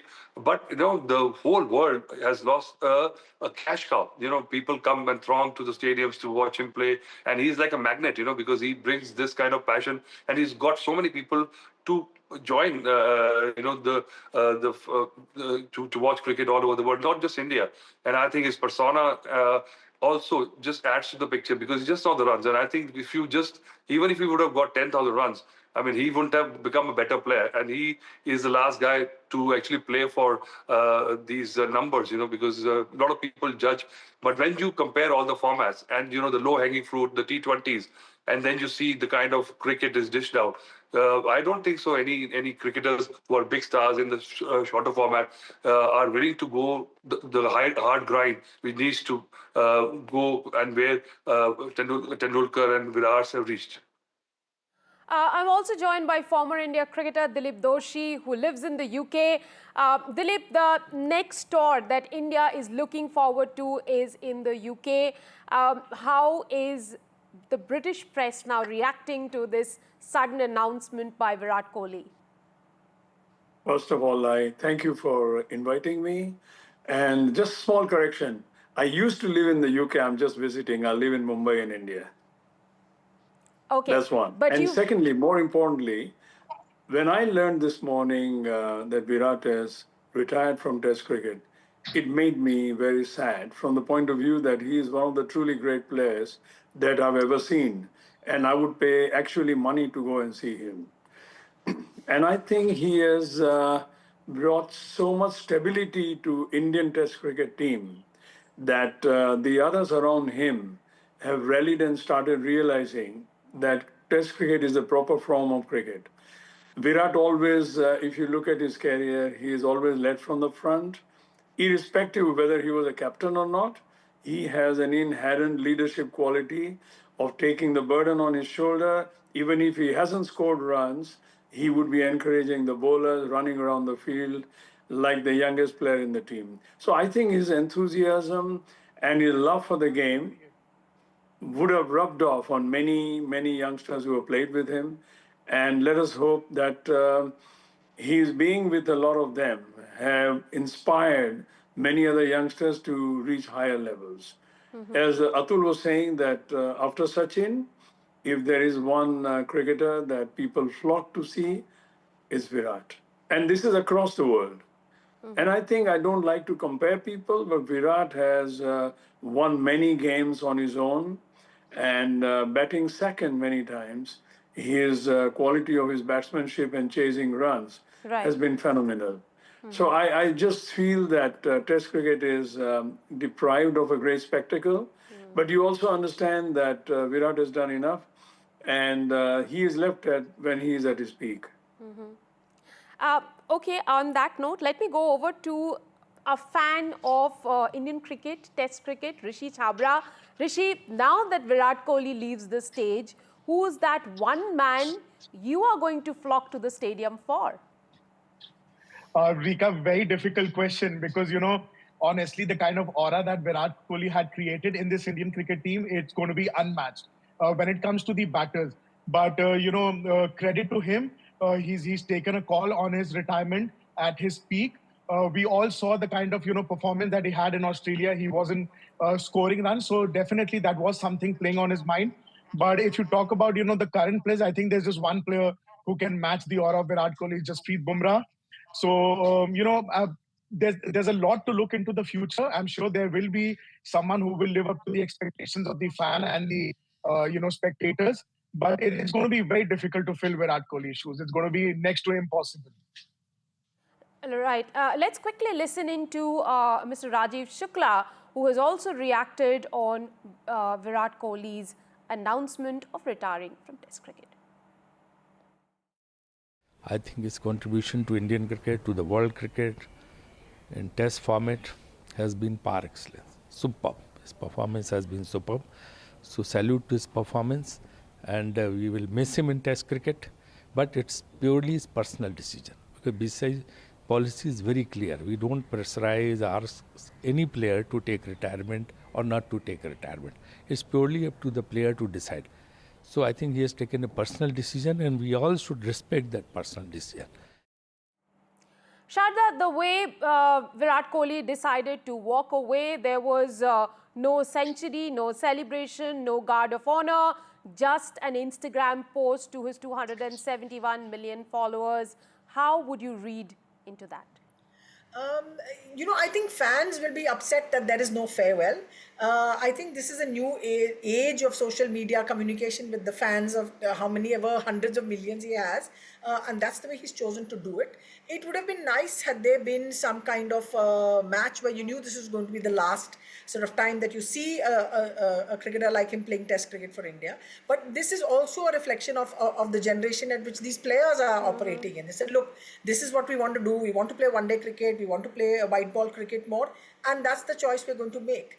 And in a way, both Rohit and who just quit about 5 days ago, and Virat have sort of followed in the footsteps of MS Dhoni, who also sent off his retirements in these through social media posts and things of that, and sudden announcements. He's still playing 2020 cricket. So you'll see them around. You won't see them in India whites, and I think Kohli will be missed particularly in that. More than, I mean, that's just in my head. I think he'll be missed in that format quite significantly. Atul, let me go over to you. These are not the days when any cricketer anymore needs a benefit match. So a final match, a benefit match will not be played. But will BCCI for its own fans want Virat Kohli to play in India one last time? No, I think we'll see him play cricket in some form, but that is these old traditions actually just fade away, and Sharda is right. Actually, it's the day and age we live in, and they are not big fans of tokenism, symbolism. So I think what he has done, he felt it right. Yes, if he could have given a roadmap that okay, I'll play this is my last series, that time also is gone because. Players live day to day, and I think he's realized that he's got 2 kids. He is taking too much of bandwidth because Test cricket is hard. It's just not the time you spend playing a match. It's before and after that, and then that grind actually is something which I don't see any of the other players, the big stars of shorter format, going for. And I think that's why I feel that who's gonna get these fans back to Test cricket? We need players like him, and that is why world cricket is poorer. In revenue-wise also, I think monetary-wise, we lose a lot of moolah because, he brings people, and I think eyeballs will be less. So it's a loss all around. But I mean, he is beyond the place where he needs a farewell match, and we'll see him play in other formats. He is probably going to aim for the Olympics. That's where he's heading to. Right. In fact, I was with him during one of the discussions when he was asked whether he would like to come back for the Olympics. He didn't say very clearly whether 2028 is one last time when we would see him in the T20 format or not. Of course, he's retired from the T20 format, but in some ways, he did express his keenness on coming back for that one last match if India reaches the final of the Olympic Games. Going over to Mr. Doshi, what would you really say has been Virat Kohli's biggest legacy in Test cricket? Virat has always played to win. And this is what I admire most in any sportsman. But, he didn't mind losing if he was trying to win. As you can remember, some series back in Australia, Australia set up almost impossible tasks, but we got very close to it, and Virat fought from the front. So the greatest asset that Virat had was a self-belief in himself, willingness to win at any cost meaning sporting manner. And of course, he raised the standards of people around him. And as I said, that he played for a good result. And this is the most sporting behavior from a great cricketer. And I remember that there were times when people would be quite happy to close the shutters and have the game as a draw, and not Virat. And this is one of the things I admire the most. And I hope that there will be some younger players who will take the cue from him and follow in the same vein. Let's also talk about Virat Kohli's contribution in grooming the fast bowlers. Gautam, would you say that, his foresight in grooming the fast bowlers to take 20 wickets is what also gave India that, that aura in Test cricket which they were missing before? Yes, absolutely. I mean, that pace battery comprising of Bumrah, Shami, Ishant, and Umesh to some extent, and the fitness culture. I mean, when we are discussing about Virat's legacy here, almost the manic obsession for fitness. I mean, these two things had also been two of the biggest, part of his legacy in the way he brought about or he played his cricket. Absolutely. Sharda, while he also revolutionized the culture of fitness in the Indian dressing room, he's also been criticized for that, for pushing other cricketers to follow what he is doing. Rika, every captain has their own personality, which they bring into how they, how they run the dressing room. And following Dhoni, who was much more sort of quieter, he was, Virat was the absolute opposite of it. And particularly in Test cricket, as everyone is pointing out, he made a real push to try and make sure that India succeeded and was successful overseas. We'd had these 2 very bad series under Dhoni, 4-0, 4-0. So Virat tried to turn that around. And that but captains just bring that to a particular to a dressing room. You can't have a cookie cutter sort of a type that follows everything, and it's almost like teams sometimes get the captains that time seems to require. So after Kohli's time, you had Rohit, who had a different way of working with players, working with the team. Captains have something like a 4 to 5 year shelf life, and I think that's about the best amount of time that you get when people then start sort of pointing fingers and saying things. It's just his personality, and he wanted to be that way. And he wanted everyone to be super fit and push and be intense and everything. It's just it's what makes Virat Kohli who he is, and which is why he was so successful in his own career. Atul, if we are to talk about Virat Kohli's regrets when it comes to Test cricket, should we say the series in England, which we almost won, but we couldn't close it out because of COVID? When India eventually went back, he wasn't the captain anymore, or the fact that he couldn't win a World Test Championship medal? I don't think so, because if you have not been able to do something, probably 300 runs in Test cricket and all that, you can just, but I think this is just wishful thinking, because I don't think he looks back at the series where he could have won or didn't win. Actually, the loss against New Zealand in India is probably what must be actually bothering him the most, because, the way the whole team played. And but when you have done so much, been there, done it, got the T-shirt, you actually look at the good times. You don't actually now cherry pick what could have happened. And he's not the kind of player or the guy to actually, just dwell over something which has gone past. He wants to live. His next phase of life is starting. He wants to enjoy the family life. He's superbly fit, and I'm sure he's going to find a lot of things to occupy himself. Mr. Doshi, you belong to a generation of cricketers when Test cricket particularly, was termed as a gentleman's game. Now, Virat evolved from being a brash teenager, a brash cricketer, to King Kohli. How do you look at his personal transformation? Well, Virat started very young, almost as a teenager or soon past it. So there is certain exuberance in a young person and the willingness to win. Now you have to look at different times. In our times, a lot of cricketers and India as a country did not have the self-confidence that the young India has had in the last 30, 35 years. And so whatever Virat represented the current young modern India.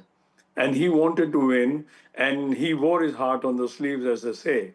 And I think as he grew up and he controlled his emotions more.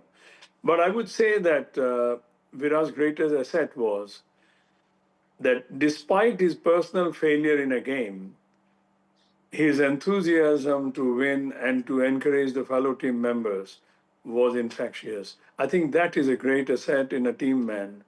Everybody knows about Virat Kohli's fitness, his greatness as a player, his willingness to fight and, lead from the front.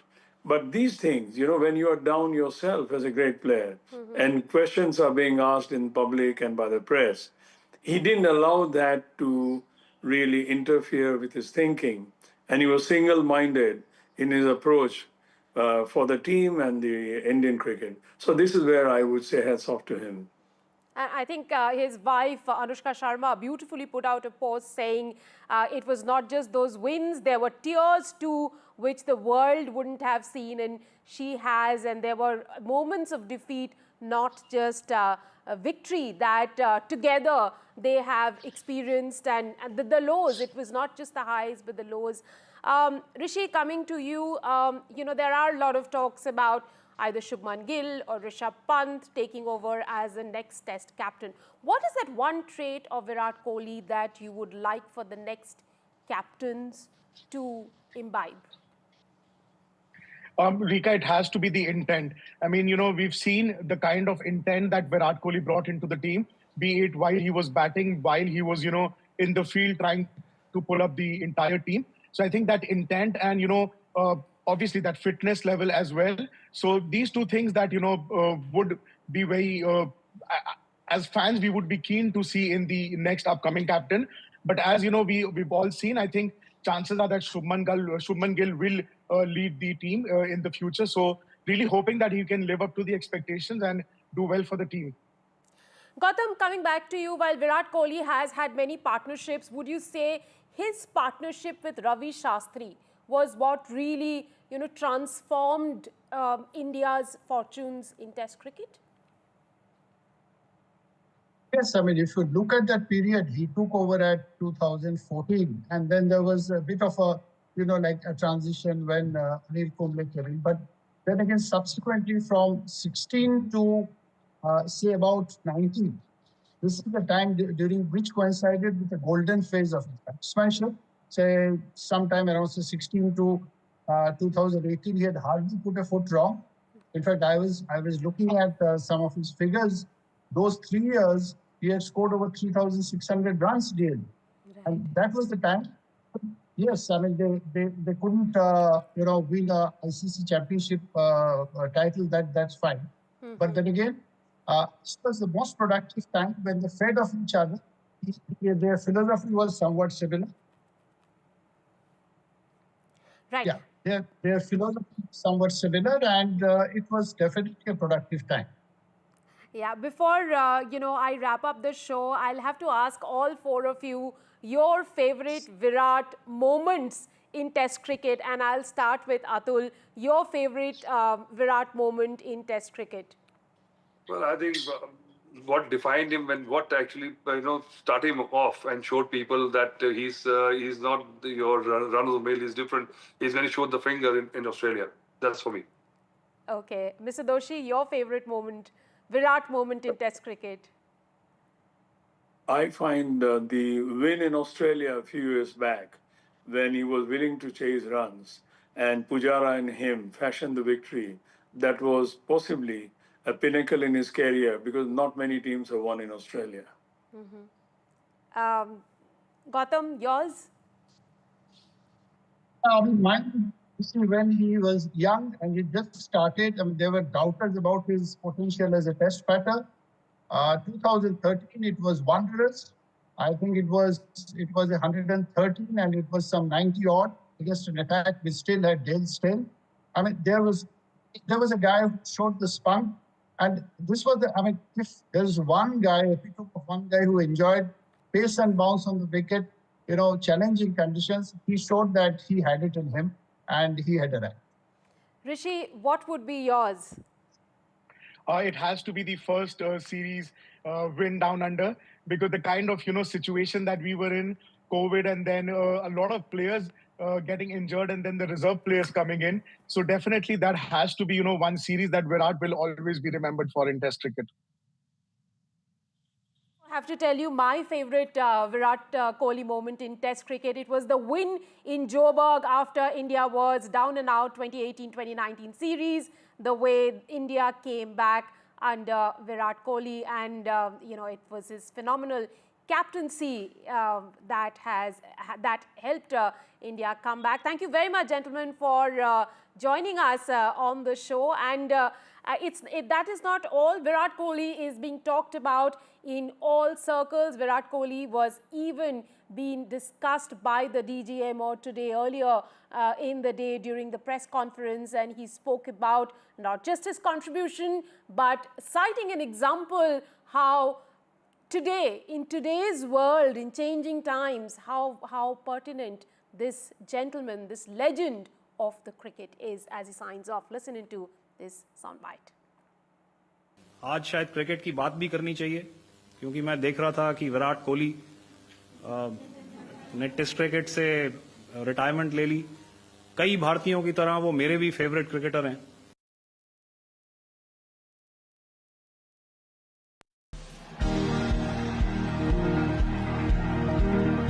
Off the mark with a gorgeous cover drive to the boundary for 4.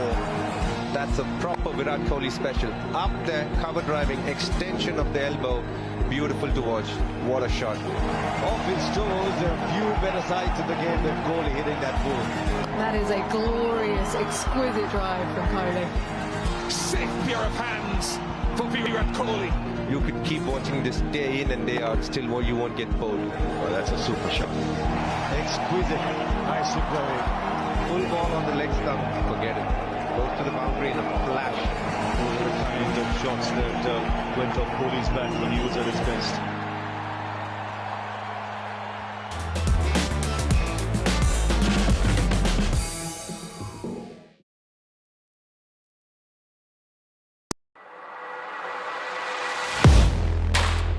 Do you really know the company you invest in? What is the real picture behind presentations and claims? Is the outlook as rosy as the company claims? Know Your Company, powered by NDTV Profit Research, shines a light on the biggest stock market movers.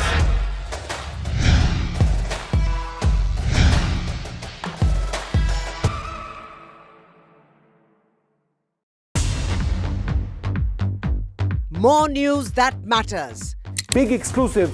Tulsi Gabbard gunned down by Pakistan-backed cowards. When you interact with people on ground, you're able to reflect their sentiments much better. More debates that shake the system. More exclusives you won't find anywhere else. Not just another prime time. It's a prime time that's unmissable.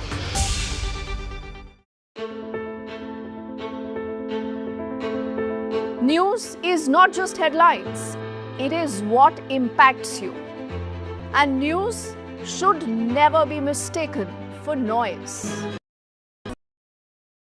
I've been reporting on all issues big and small from Andhra Pradesh, Telangana, rest of South India, bringing you all the action, all that you need to know, all that you want to know. The energy of Maximum City is infectious. I'm bringing that energy in our news coverage from financial capital Mumbai. Covering from the southernmost part of India over the last 23 years, I bring in-depth and 360-degree coverage from the Dravidian heartland. The land of Mishti, also known for its bitter politics. I have seen much water flow under the Howrah Bridge, covering Bengal in all its vivid colors. India's IT capital is always bustling, a city full of startups, stories and surprises. And I keep you ahead on all the Bengaluru buzz. In today's interconnected world, India's voice is more crucial than ever. When India speaks, the world listens. At NDTV World, we are that voice, bringing you intelligent and insightful news from India and beyond. From geopolitics and diplomacy to economic shifts, migrations, tech disruptions, and the stories of our diaspora. We cover the news that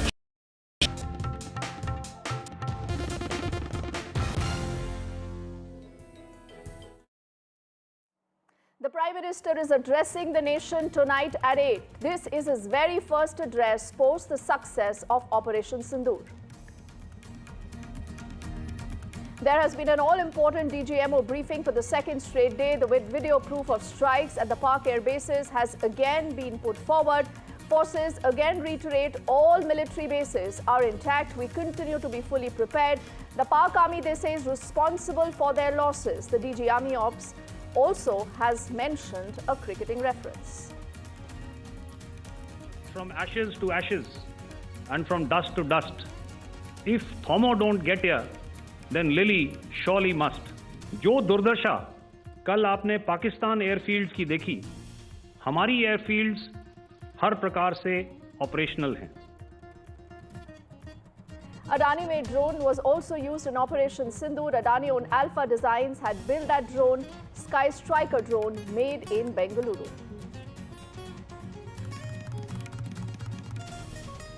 It is the best day for the markets in the last 4 years. Both the Sensex and the Nifty are up nearly 4% each. US and China have agreed to roll back tariffs by 115%. Investors cheer the US-China trade deal. And Virat Kohli is announcing his retirement from Test cricket after a legendary 14-year career for India. He says he's walking away with a heart that is full of gratitude.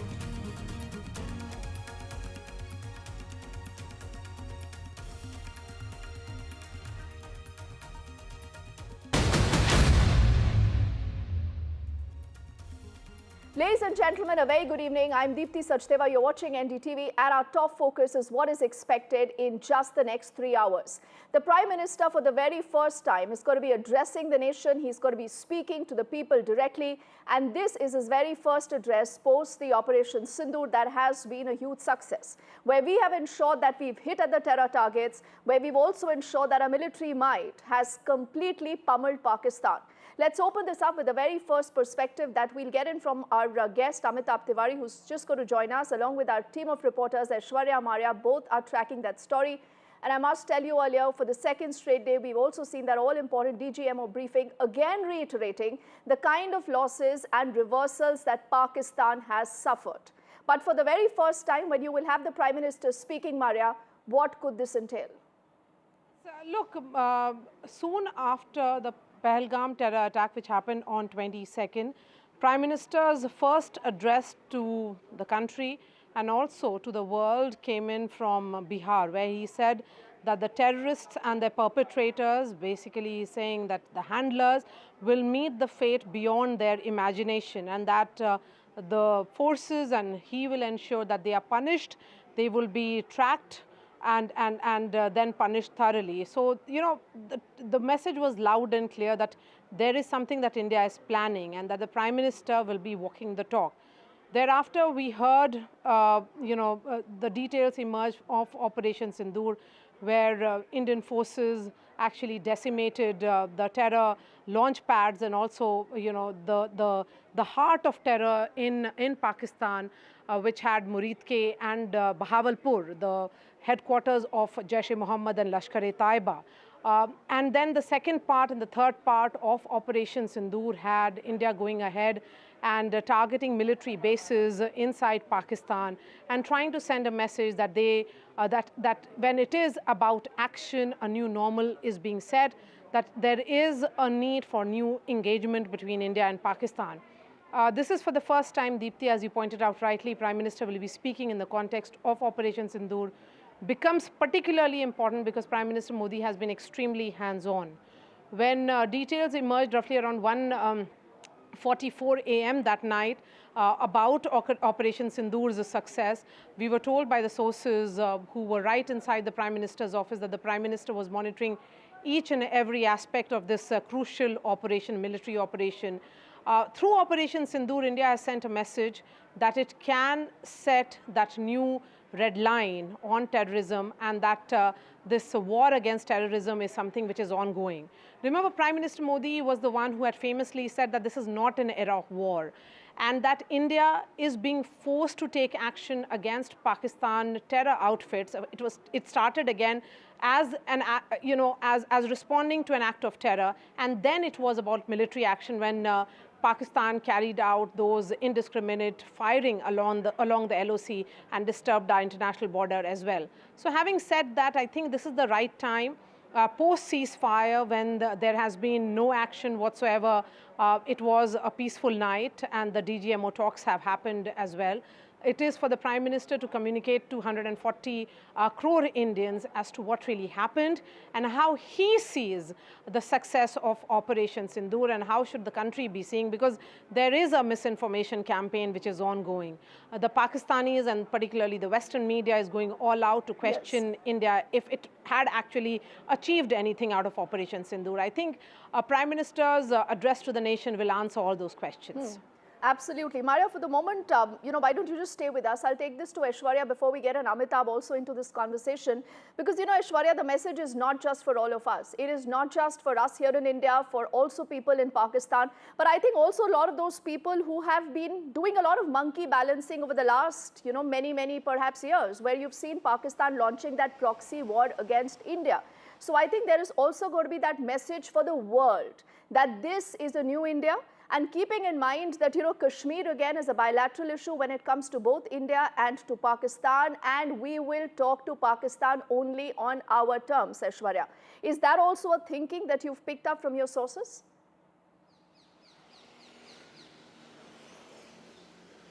Well, and remember, Prime Minister Narendra Modi addressing a public rally in Bihar, he switched from Hindi to English. and gave a strong message to the world as well that how India is going to hit the terror camps in Pakistan and will neutralize the terrorists who had been given a safe haven in Pakistan. A loud and clear message was sent for the first time after Pahalgam terror attack by Prime Minister Narendra Modi, who also lauded the Indian Armed Forces, given free hand to Indian Armed Forces to go ahead and neutralize the terrorists. India was not, at any point of time in a position of being aggressor. We were retaliating to what Pakistani forces had been doing, and our only objective of Operation Sindoor was to demolish those terror camps back in Pakistan, and we had proved so. Remember the statements coming from the Indian Armed Forces. The objectives of Operation Sindoor had been achieved. It's a successful Operation Sindoor that Indian Armed Forces had conducted, and justice is delivered to those who lost their lives, the loved ones, 26 innocent citizens who lost their life. And then India decided to hit those specific targets of the terror camps, the terror infrastructures back in Pakistan.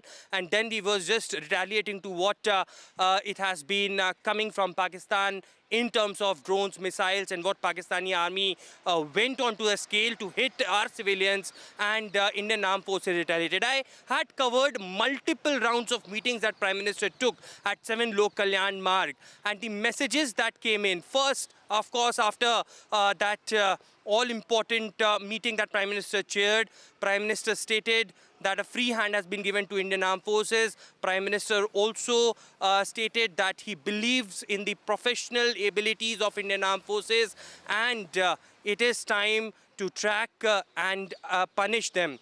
The second message was loud and clear after, the diplomatic talks were and was engaged, and it was a DGMO level talks that happened after, and soon before that, Prime Minister chaired an all-important meeting. The sources in the Prime Minister's office also categorically stated that a message, a straight line has been drawn, a message has been sent across to Pakistan that if in the future there is any sort of terror activity perpetrated by the terrorists out there in Pakistan, then it will be considered as an act of war, and India will retaliate accordingly. India will act accordingly. And now, after the entire narrative being said by the Pakistanis, the Pakistani media, the Pakistani armed forces, the message would be coming directly from Prime Minister Narendra Modi. That will certainly set a tone, and the red line that India has drawn as far as the terror activities from Pakistani soil is concerned, that will be the last word. All eyes would be at 8 p.m. when Prime Minister Narendra Modi would be addressing the nation. Oh yes, we are, close to Amitabh, 2 hours, 51 minutes away from that big address. But clearly with the expanse, Amitabh, of what has happened in the last many days post the attack in Pahalgam, and also the position that Narendra Modi and India has taken vis-a-vis terror, whether this was about the Balakot, this is about Uri, everything else. There is a larger messaging, Amitabh, that goes out. What in your expectations could be what the Prime Minister could today be saying? And, clearly you will be looking at a larger political impact of India versus the rest of the world, where we say that anytime now you inflict pain or, such kind of a cowardly attack on India, we are smart enough, we are capable enough to respond in kind. Yeah, clearly the Prime Minister, all the Indians are eagerly awaiting the Prime Minister's speech today. And if you recall, even after the Balakot airstrike, the Prime Minister had addressed the nation. So clearly after this Pahalgam attack, we had seen that from Bihar, the Prime Minister had promised that the perpetrators of this terrorist act will be avenged and will be taken to task. Now, clearly, I think in today's address, what we are likely to see is that he could list out what were clearly the objectives of the Operation Sindoor, what have been the achievements which have been partly addressed in detail by the DGMO briefings and the daily MEA briefings, and also clearly as to giving a future warning to Pakistan, because we've also said that any act of terror from now on will be considered as an act of war. So he could lay down the clear expanse of this entire military operation, our objectives, our achievements, and how in future Pakistan needs to be wary of our strength. The message is also not only to the Indian populace, it is, as you mentioned, it is also to the people in Pakistan and also to the global audience as such, that today's India is not dependent upon any country. It would, while it does not on its own act against anybody, it would definitely react and react very strongly against the perpetrators of terrorism, and it would not leave anything to chance for the territorial integrity of the country. So that message is very, very clear, I think. And of course, the today's world, the wars are not fought only on borders. It's also an era of social media communication, misinformation, fake news, etc. What a clear communication helps is that it assuages the sentiment of the people and give them clarity as to what has happened and what has not happened, because we have been living in a fog of miscommunication and misinformation, and we have clearly seen that the pressers by the DGMOs have brought a lot of clarity, have brought a lot of clarity to the people of India and also to the world. So people will be expecting these things largely from the Prime Minister's address today. Yes, I think Amitabh, you make a very good point there, because we haven't just called out Pakistan's bluff, Aishwarya, its fake factory, fake propaganda and everything else, because this is India not just speaking in thin air. I mean, we are putting out the evidence. We are showing them the before and after. And I think this is also a strategic change that has happened under this government, that the moment you're dealing with Pakistan, which is a rogue state, that still has, some kind of support in China, in Turkey, let's put out the evidence. Let's then see that which are those countries that stand with Pakistan, because clearly there has to be a larger messaging that goes on to the world, Aishwarya. Well, and I got this information from the top government sources a few days back that this time India had all the visual evidences recorded. There is a documentation of the evidences that how India has hit those terror infrastructures. There is technological advancement. Data intelligence team has been set up to document all the visual evidences, and time and again in the press conferences, be it Operation Sindoor Phase 1 or Phase 2 or Phase 3 or the DGMO level press conferences, where we have seen those evidences being shown to the world. It's just not about telling Pakistan, but to the entire world, that how Pakistan is a safe haven of terrorism and how India has hit them deep inside the Pakistan's mainland and Pakistan occupied Kashmir as well. And in the future, if anybody will ask us the proofs, the evidences, then certainly we have all of that kept, be it the international organizations where Pakistan will of course go and will cry in front of them, be it the United Nations or the OIC. It will be Pakistan who would be going, but India have all of those proofs now. We have documented them and India can show to the world, and that's where India, technological advancements, the kind of radars that we have used and specific instructions being given. I remember Border Security Force issuing that video where India neutralized 7 terrorists at the Samba sector, and that was a proof that was shown that how Pakistan was giving cover fire and terrorists were trying to infiltrate into Indian territory. And all of those evidences clearly shows that how Pakistan, was giving, shelter to terrorism.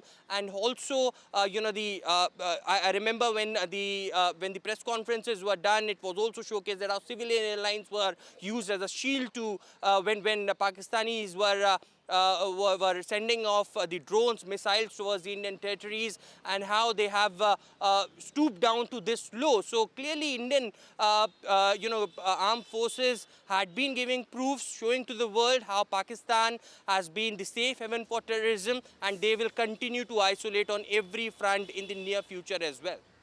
Yes, I think that's obviously a fair point. And Amitabh, as Aishwarya was sharing this information, I just took this opportunity to figure out that how many times has the Prime Minister spoken on Pahalgam.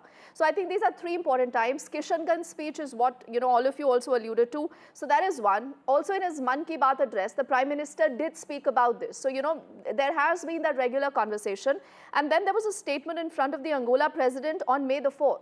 But for the very first time, when you have the Prime Minister today speaking post the success of Operation Sindoor, Amitabh, there has to be a lot of I think, importance attached to this, keeping in mind his very stern position he's always taken vis-a-vis Pakistan. We've said we as a country, talks and terror will never go hand in hand. We've also, in fact, drawn our own red lines. And this time again, I mean, not to say that the terms of engagement with Pakistan, Amitabh, have again changed. Clearly, the terms of engagement have changed, and the Prime Minister, I mean, the people would also like, because there is a lot of debate internally as to why this ceasefire took place, etc. So I think he would also speak on those aspects, because as you mentioned that there are two clear strategic objectives of the government. One is that the talks and terrorism cannot go together, but India is also a peace-loving country, and it has said in the Russia-Ukraine conflict that that it is not an era of war. Correct. So I think he will clearly explain as to the number of targets we have hit, the objectives we have met, and clearly this was a time to have a ceasefire. The terms of engagement have clearly changed. Now Pakistan is fighting on many fronts, not only the armed conflict, but also it has now the problem of the Indus water treaty. It has international pressure. It has also economic issues to deal with a recent bailout package by the IMF. So Pakistan is now circled around by many problems, and clearly with this clear communication, what we have established is that these are the targets we have hit, these are the casualties, these are the number of before and after scenarios. So it is a very clear message also to a section of the Western media which is still biased, which is still carrying out articles and op-eds in favor of Pakistan. So it's all this misinformation and miscommunication which is happening in this chaos. All this, I think, will be brought to finality with this speech. And also, I think it is very good in a sense that he has come at the end of the conflict, correct?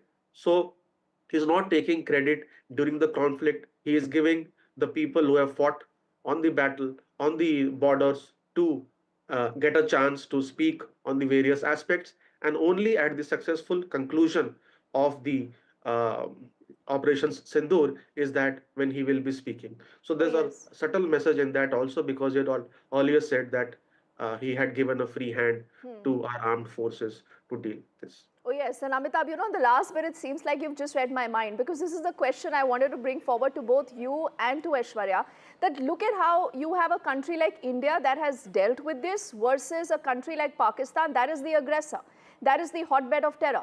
Because in Pakistan, you know, Aishwarya and Amitabh, both of you and our viewers would agree that you know, instead of the military, you also had the deep state, you know, calling a lot of shots. You had Shahbaz Sharif, who was merely a puppet. And, you know, every time he came out, he only had misinformation to speak about, or playing the victim card, not recognizing the proof that India has put out. So, you know, keeping even that in mind, Aishwarya, the fact that you will have Prime Minister Modi today speaking at the end of it after, you know, one night of relative calm at the LOC, again is a statement that India has exercised maximum restraint. We haven't escalated the situation, we haven't caused any kind of provocations. Well, and it's a bilateral understanding between India and Pakistan that there will be no kinetic action, no firing along with the line of control and the international border. All other decisions that the Indian government has taken, that will continue to go on. The DGMO level talks that will happen later today will have a single agenda as to how de-escalate things, and no other agenda as being reported by many Pakistani outlets, the media outlets over there, that they can talk about IWT or the other things as well. But India had made it clear that only and only single agenda that will happen as far as DGMO level talks are concerned, that how to de-escalate things and how this this bilateral understanding between India and Pakistan will move forward. It is, of course, you know, at a time when within the country as well, the Congress party is asking for an all-party meeting that should be chaired by Prime Minister. You know, externally, many of the Western media, you know, clearly bashing the Indian side although the Indian government has been giving proofs after proofs, the Pakistani media creating a fake narrative, it will all come to a full stop after Prime Minister will be speaking and will be telling the world, just not the country, that India will not tolerate terrorism at any point of time in any form, whether coming from Pakistan or from anywhere. It could be language that Prime Minister can use, could be in English as well, to address the world in large. As India had not been an aggressor in this position, they have retaliated. India had specific targets. They have not hit the civilians out there. We have, we have a measured attack on the Pakistani mainland as well as Pakistan occupied Kashmir, and Prime Minister and will certainly laud the Indian Armed Forces, who had done a tremendous job as far as Operation Sindoor is concerned. And as the DGMO Rajiv Ghai stated, that justice is delivered, and something that will directly come from the horse's mouth. We have heard from the military, we have heard from the officers in charge, the commandos, and now it will come directly from the horse's mouth as to what India has achieved through Operation Sindoor. Oh, absolutely. Amitabh, before we actually move, I think this is a good way to look at the things, because much of the difference that you have seen between India and Pakistan is also the fact that here, unlike in Pakistan, you had the entire country standing with the Prime Minister. The opposition also, apart from those questions that they've been asking, they've said that we are with the government. Let's go all out to teach Pakistan a lesson. And look at how Pakistan was responding to what Shahbaz Sharif was saying. Some of his own people were actually calling him quote-unquote weak, when they listened to his address. There were so many memes about him. And this is why, to even people and the world, that draws an equivalence between India and Pakistan, I think it will be very important to hear what the Prime Minister says. Clearly, there is no comparison between India and Pakistan today. In 1999, when the Kargil war was fought, India's economy was 5 times that of Pakistan. Today, it is 11 times that of Pakistan. And militarily, we have clearly shown that we are way superior to Pakistan. We can go and hit more than 100 kilometers inside Pakistan along the international border, and no Chinese equipment or help could probably help Pakistan. So there is clearly, it is visible to the world. It is just that the old age biases are not dying. In India, the entire populace was with the government. All the political parties were with the government. In Pakistan, we saw many people were clearly not believing what the government was saying, because neither Sharif's speech nor the DGMOs presser, which was seen as a copy of what we had held here, had any concrete evidence to show, because they were just blabbering of their achievements, but they had no concrete evidence to show to their populace or to the entire world as to what they had achieved, because they had not achieved anything. So now let's wait for the Prime Minister. I think there are important signals which will be given to the entire world, to Pakistan, and also will come to know as a nation as to what were behind the scenes activity of this ceasefire, and what was his logic of agreeing to this ceasefire, and what is the road ahead with respect to Pakistan. Absolutely. So we are a little over 2.5 hours away from that big but all important address.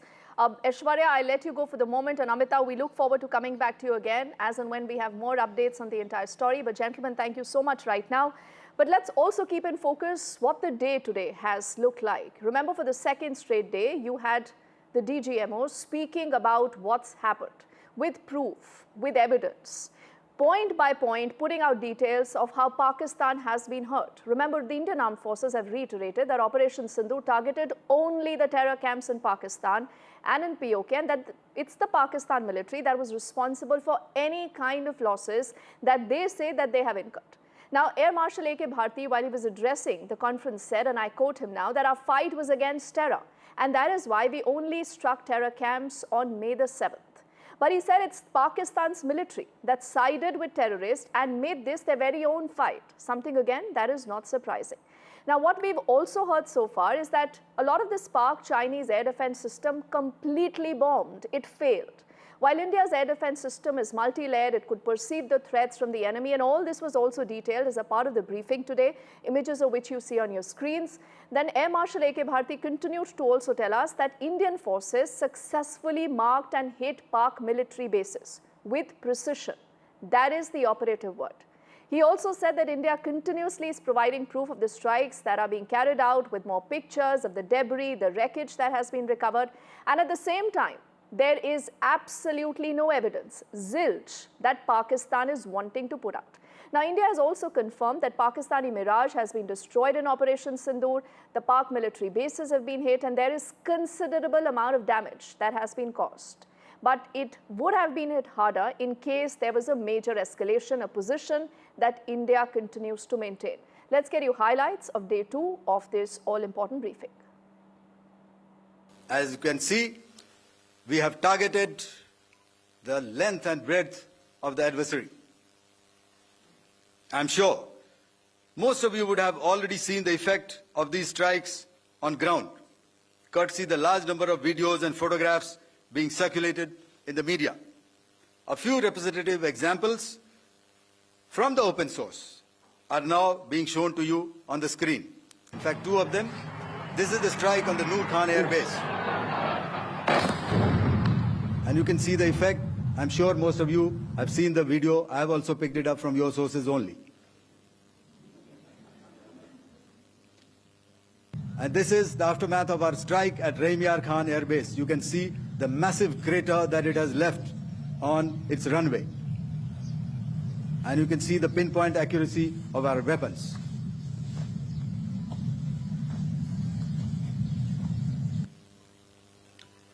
So with that, giving you an overview of how our air defense systems have thwarted the enemy drones, their fighter aircraft, their missiles, and resulted in minimal losses on our side. We had a detailed brief on the successful joint operations that were carried out to destroy the terror infrastructure in Pakistan-occupied Jammu and Kashmir, as well as in Pakistan itself. We also iterated that our fight was with terrorists and their support infrastructure, and not with Pakistan military.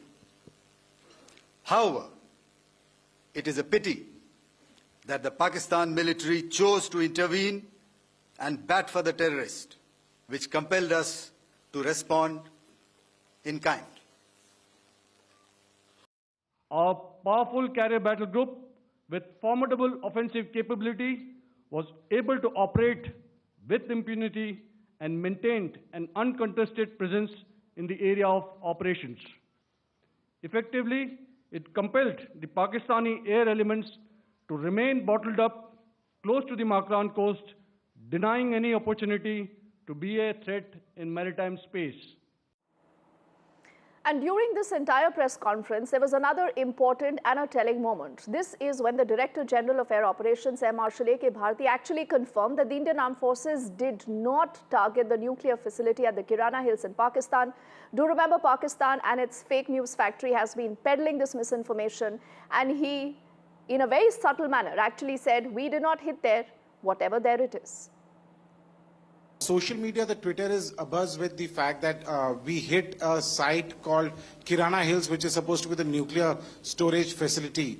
And there is a lot of rumors about Sargodha. There are foreign analysts who've mentioned that the Sargodha attack led to certain leaks. Is there a confirmation that we actually hit Kirana Hills, or we were careful of not to do any such thing? Thank you. Thank you for telling us that Kirana Hill houses some nuclear installation. We did not know about it. Okay. And we've not hit Kirana Hills, whatever is there. Okay. I did not brief in my briefing yesterday. Thank you.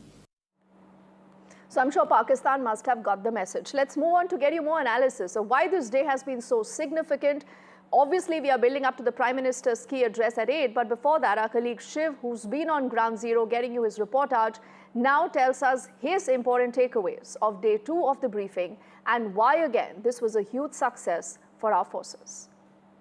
A very significant part of today's press briefing by the armed forces was devoted to India's integrated air defense system, considering that the country came under attack by swarm after swarm of hundreds of drones, loitering munitions, possibly even missiles from Pakistan.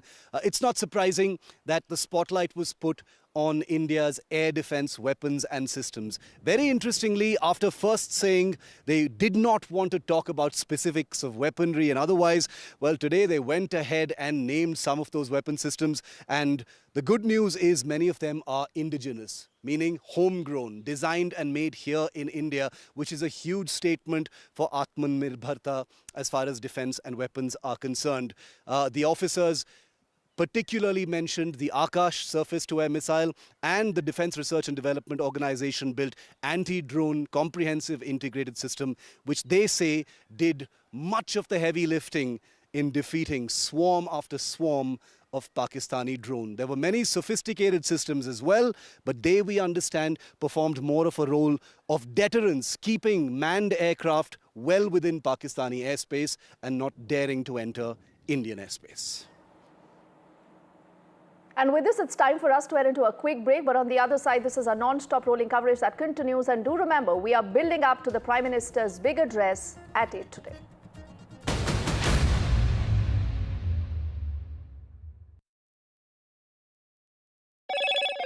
Hello, Moto. Motorola, India's leading AI smartphone brand.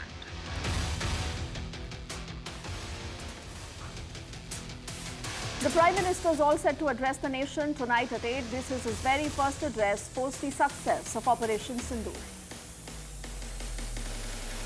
It was day 2 of the DGMO briefing, where the video proof of strikes at Pak air bases has again been put out for the world to see. They've also reiterated that all military bases are intact, we continue to be fully prepared, and it is the Pak army that is responsible for all their losses. The Adani-made drone was also used in Operation Sindoor. Adani-owned Alpha Designs had built that drone. Sky Striker drone was made in Bengaluru. It is the best day so far for our markets in the last 4 years. Sensex and Nifty both are up nearly 4% each.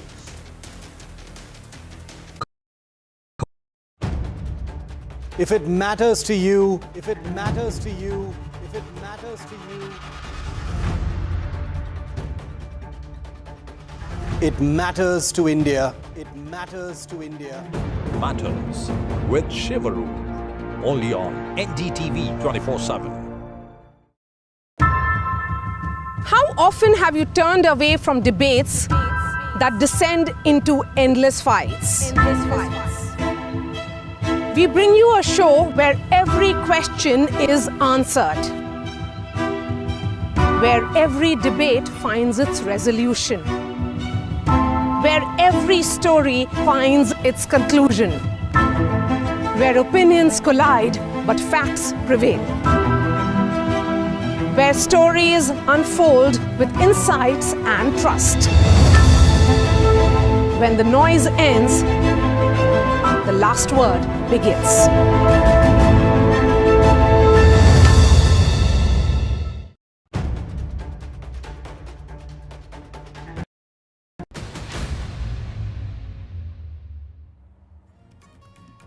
Welcome back. Now, in another big revelation, the DG Operations for the Indian Air Force, Air Marshal A.K. Bharti, has confirmed that the Air Force had carried out strikes against targets near Karachi in Pakistan. And accordingly are also these images that you see on your screens. Now, the Air Marshal also told reporters that strikes were carried out at the Malair Cant in Karachi as a part of the Indian military's quote-unquote measured and calibrated response to Pak aggression. This included a surface-to-air missile that, remember, is called a SAM, site at Malair Cantonment in Karachi. And also the assertion is that all big Pak cities were hit. Now, Malir Cantonment, for those of you not very familiar, is a cantonment town of the city of Karachi in Sindh. You're looking at those images also on your screens.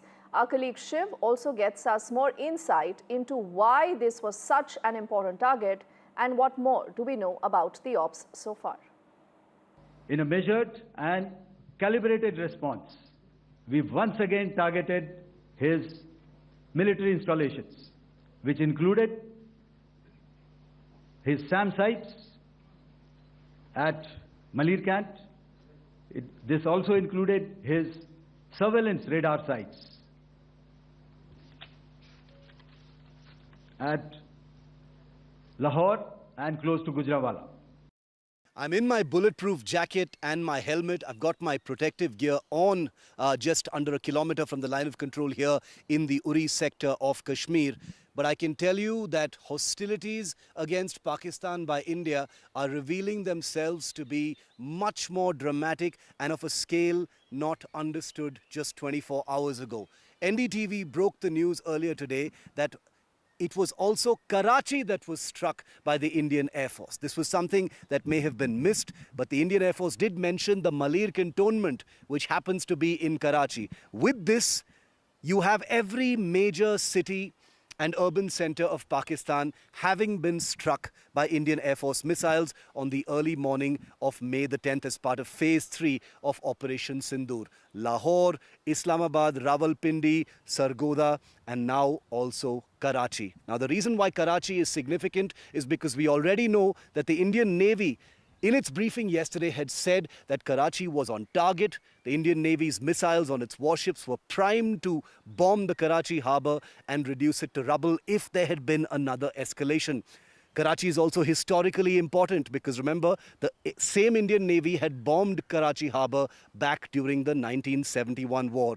With Karachi added to the list of sites, in this case an air defence or surface-to-air missile site at the Malirkant in Karachi, the scale of India's attacks across Pakistan just got a whole lot bigger. But let's also tell you how the last few hours really have panned out. It was the first peaceful day and night in Uri, and NDTV, remember, continues to report from ground zero. On your screens are multiple images that come in from Rajouri, from Akhnur, and a lot of other sectors in Jammu and Kashmir, essentially reiterating and underscoring normalcy. There is peace after 18 long days of hostilities. The sense of calm continues, people going about doing their normal businesses. But again, when it comes to Pakistan, there is only that much. Remember that you can trust that rogue state. Let's get Shiv again to help us decode how the last few hours have been, what are the preparations still on ground zero, and what could be the road ahead. Hello and welcome to this very special ground report from the line of control in Uri. That is Pakistan-occupied Kashmir, less than a kilometer behind me near the Indian Army's last post. We have permission to report from here, and we are reporting after the first day and night that has gone without any hostilities since tensions began between India and Pakistan 18 days ago. Over the next half hour, we're going to bring you the highlights of the Second Armed Forces briefing, talks between the two countries, and how much bigger India's military operation against Pakistani targets really is than we ever imagined. The laughs of children, the sounds of livestock, birds twittering away.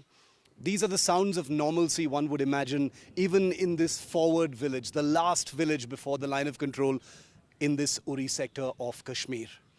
But it's going to be a while before the people of this final frontier settlement actually return. Some have because they have no choice, but most are still in the depth areas, in safety, still fearing Pakistani shelling. And there is another danger, the fact that there could be unexploded shells and ordnance in different parts of this village. State authorities and administration have warned all villagers to make sure that they do not return until everything is fully sanitized. Normal? That's not a word you see very often or hear very often in places like this. Maybe in a few weeks, maybe in a few months, maybe in more than a year. And our next ground report, ladies and gentlemen, is coming in from the Poonch sector, where we are also trying to bring to you ground reality. There is an eerie calm at the LOC post the ceasefire, but what you still see around are deserted streets, houses still locked, people still not very clear whether they can return back to their homes or not. The locals here are recounting the park shelling horror. Even a madrasa in Poonch was earlier hit by park shells. And you have seen a lot of damage there visible in also these pictures. And they say that this has been the worst firing that they have seen and experienced and lived since the 1965 war. The locals there, though, are still continuing to pray for normalcy. Nazir has been on ground zero and he tells you more. I'm in Poonch, which has suffered massive damage due to Pakistani shelling, and Pakistan is just behind these mountains. But here in Poonch, you can see Indian flag tricolor flying high. And what happened here, when Pakistan started shelling, they shelled this madrasa also. This was the under construction part of the madrasa, and first shell landed here. You can see this. And then another shell hit the residential quarters rooms of the teachers of this madrasa. And in this room, Maulana Muhammad Iqbal was killed. Another teacher was also injured in shelling from Pakistan. So when we talk about Poonch, it is Gurdwara and a madrasa that were hit in Pakistani shelling. But after killing of Maulana Iqbal, some of the news outlets tried to show that perhaps they use his picture and showing a terrorist from Pakistan has been killed in Muzaffarabad. And that is what has hurt the people, students in this madrasa who are patriotic, who are nationalists. I'm joined by Maulana Saeed. Saeed साहब, आपको भी बहुत उस वक्त हुआ जब ये बम गिरे इस पे कई लोग? एक्चुअली हुआ ये कि 6 तारीख को जब ये 7 तारीख को 6 तारीख की शाम को जब हमला हुआ, रात को जब हमला हुआ तो उस वक्त तो खौफ हिरास का आलम था पूरे पुंछ में।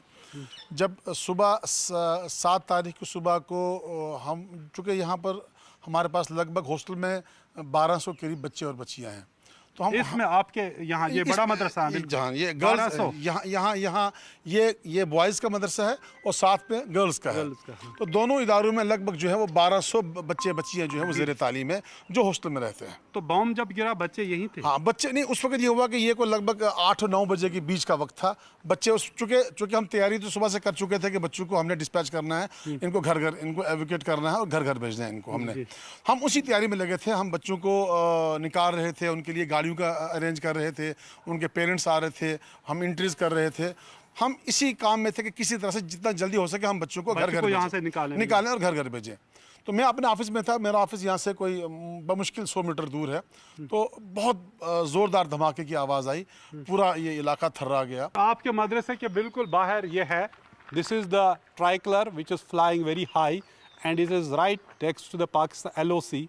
The Pakistan is on the other side of the mountains, and this madrasa has borne the brunt of this Pakistani shelling. And three teachers of this madrasa have been killed, including Maulana Iqbal. Thank you so much, Saeed Saab, and we feel very sorry कि आपको इतना नुकसान पहुंचा.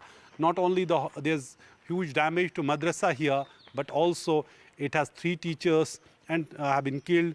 3 students have also been injured in this madrasa during Pakistani shelling. 2 days after the ceasefire understanding between India and Pakistan, I'm walking through the lanes and by-lanes of Poonch city, which has been the worst hit by Pakistani shelling. The town is like a ghost town, and you can see here almost every house here in this lane remains is closed. It's like a ghost town. You just see, wherever you go, you see houses are locked. Look at this house, locked. Look at this side, right side, locked. But there are some people who would be here, and let me talk to you, sir. Namaste. नमस्ते साहब बताएं, इतनी सभी मकानों को हम देख रहे हैं बंद पड़े हैं, अभी क्या डर है? 2 दिन हो गए सीज फायर को। वो तो डर है, इनको शल्लिंग को इनकी कैजुअल्टी हुई है और लोग मरते हुए इन लोगों को देखा है। एक मकान में 2 आपने देखा है, सिंडिकेट मल्ला है, वहाँ में 2 एक ही जगह पर खड़े थे, वो उन्हीं ऑन स्पॉट वहीं पर उनकी डेथ हुई। तो जब ये इन लोगों ने देखा तो जो मौजूदा जनरेशन है उन्होंने सोचा यहाँ पर तो रुकना बड़ा मुश्किल है। सभी के लोग यहाँ से चले गए। आप देख रहे हैं कि तकरीबन मैं तो जो मेरा अनुभव है ये भी यहाँ के काउंसलर मेरे के लिए यहाँ पर तकरीबन ये मुझे बताइए कब आ जाएंगे लोग वापस? ये जो आज की मीटिंग जो DGMO की जो मीटिंग, हाँ, इनकी जब जो मीटिंग जो हो रही है इसमें को क्या डिसीजन लेते हैं। अगर अच्छा आप बुजुर्ग हैं, आपने इतनी शेलिंग कब देखी थी लास्ट टाइम पे और आपने कितने जगह देखी? देखिए जी, मेरा नाम बेहरलाल दत्ता है और मैं POKJ का रहने वाला हूँ और वहाँ से रिफ्यूजी होके यहाँ पर आया हूँ और 47 से यहाँ पर आ रहा हूँ। मेरी एज इस वक्त 84 years. I am still feeling myself as a young man. Okay. That is why I am 84. हाँ 84 और that is why I am. तो आपने सारी जगह देखी होंगी? सारी जगह देखी। 40 इतनी शेलिंग कब के बाद हुई? ये तकरीबन साहब 65 के बाद। साहब सभी मकान बंद है यहाँ? 90% सब मकान 90% मकान यहाँ पर 90% मकान बंद 90%। डर था, लेकिन अब तो सीज फायर हो गई। अब मगर गवर्नमेंट की तरफ से यहाँ पे कोई इंतजाम लेकिन आज चीफ मिनिस्टर तो आया है अभी शहर में। चीफ मिनिस्टर ने आके आज विजिट की है मगर आज अभी वो शहर में ही है। हाँ अभी वो शहर में मगर यहाँ पे 90% लोग बाकी हैं।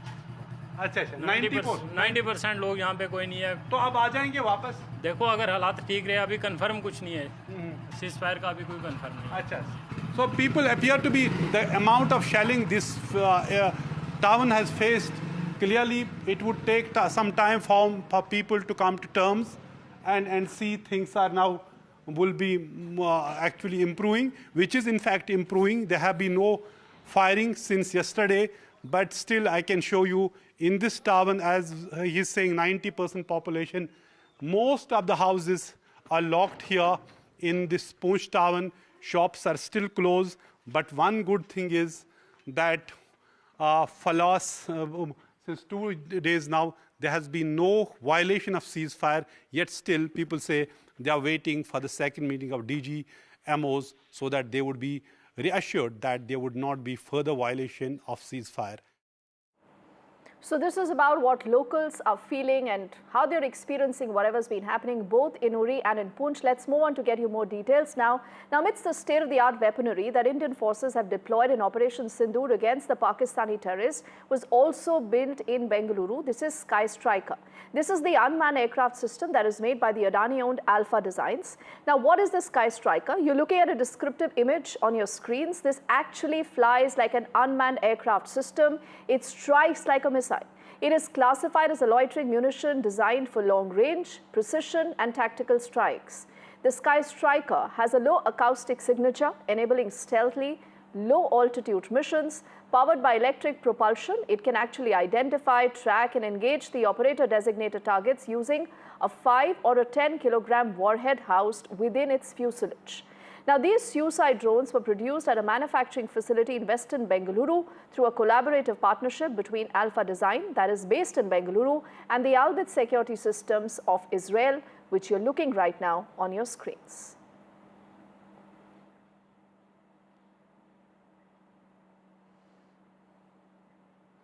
And now let's shift our focus to other key stories because we are also talking about what's been happening in the world. Now, the US and China have agreed to lower tariffs for the next 90 days in a major de-escalation in the tariff war that is threatening to cut off trade between the world's two largest economies.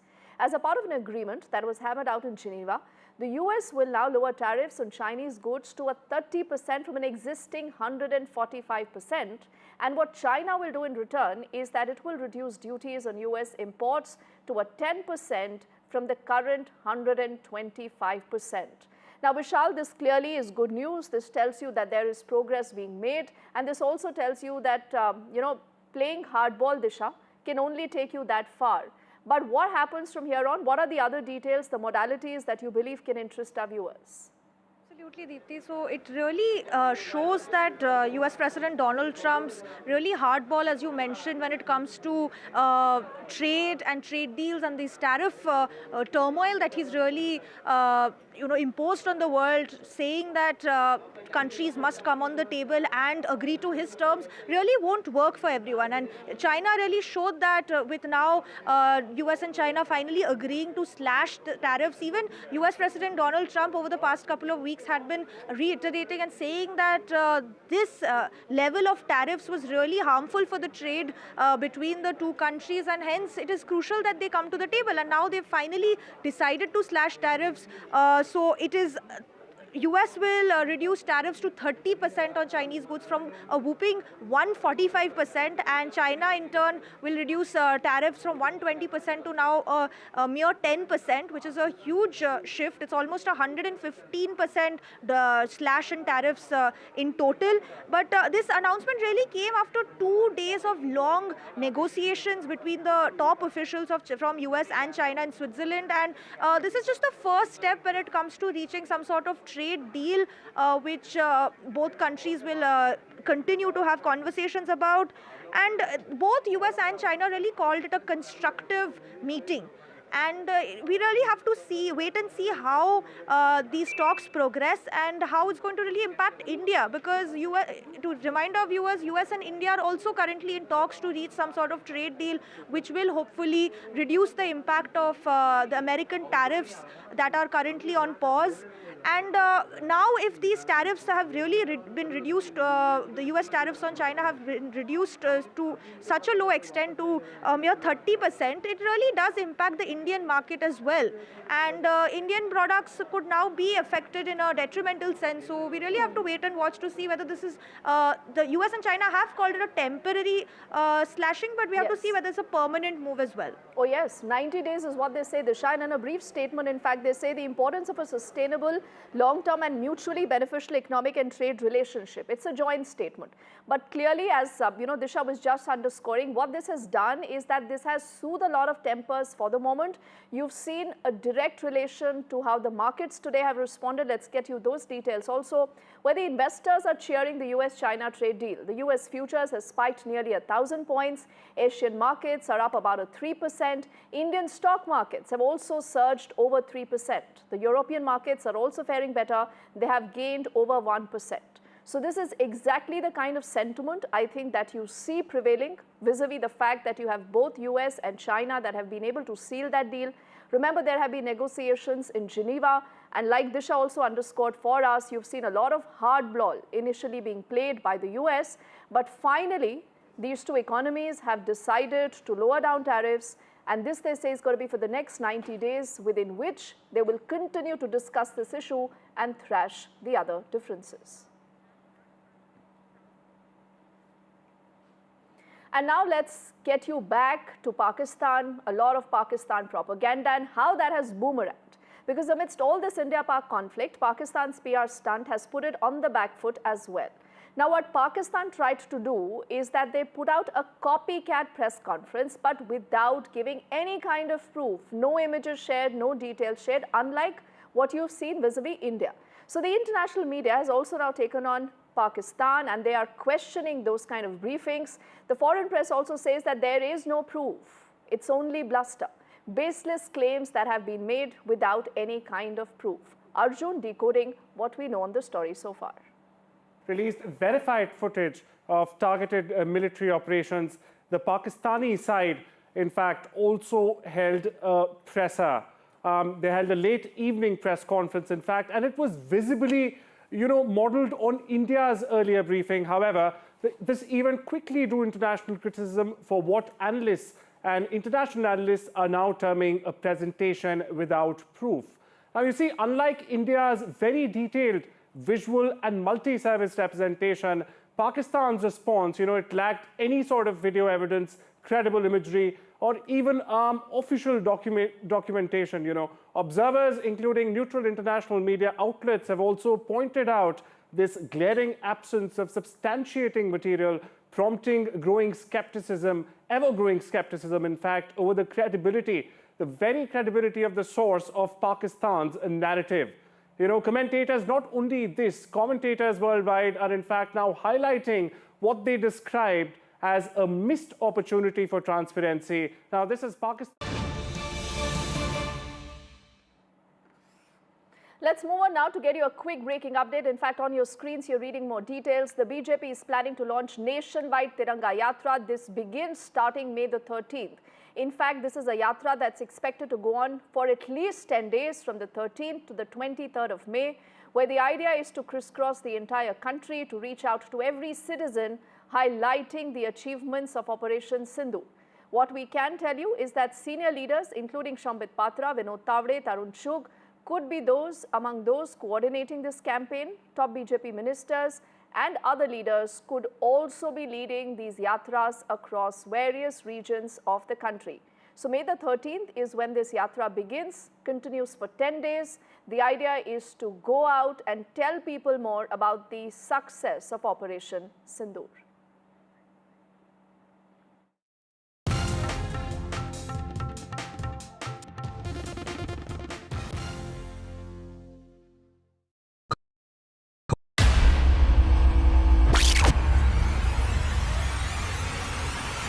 In the last 1 month, if you see, the share prices of Genzol Engineering has fallen more than 58%. Why are the rating firms calling the debt payments as default? We have two credible credit rating agencies on March 4th coming and downgrading the stock to D. Statements are consistently being proven wrong, and transactions are being taken place which are different from what they were originally pictured to be.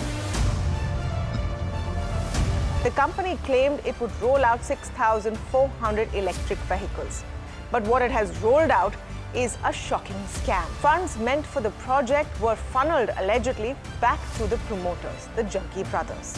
What did the money buy?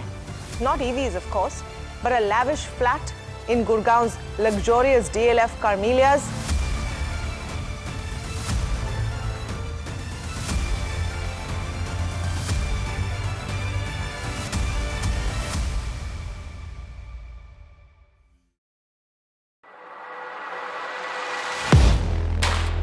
Do you really know the company you invest in? What is the real picture behind presentations and claims? Is the outlook as rosy as the company claims? Know Your Company, powered by NDTV Profit Research, shines a light on the biggest stock market movers.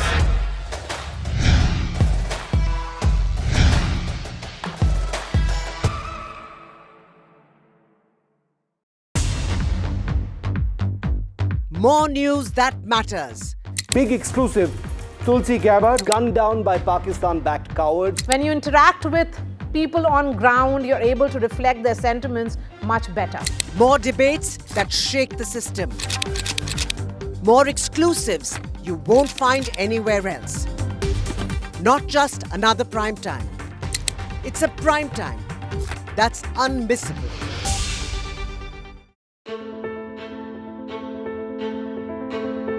News is not just headlines, it is what impacts you. And news should never be mistaken for noise.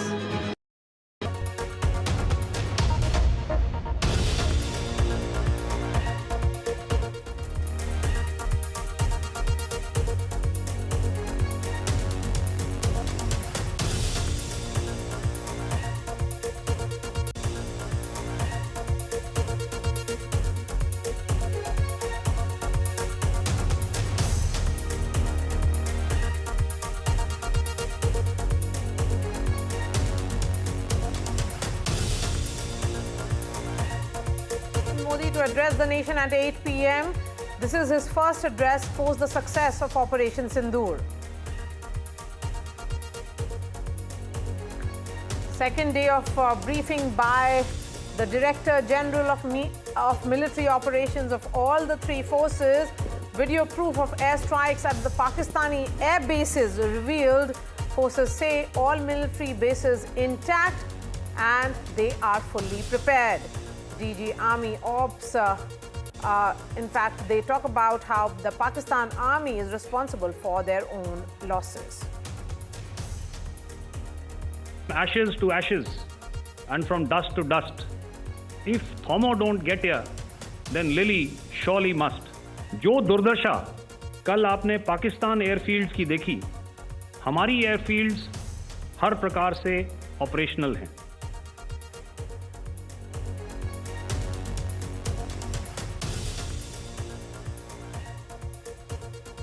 Adani made a drone used in Operation Sindoor. Adani owned Alpha Designs builds drone. In fact, Sky Striker drones are made in Bengaluru. US-China agreed to roll back tariffs by 115%. Investors cheer US-China trade deal.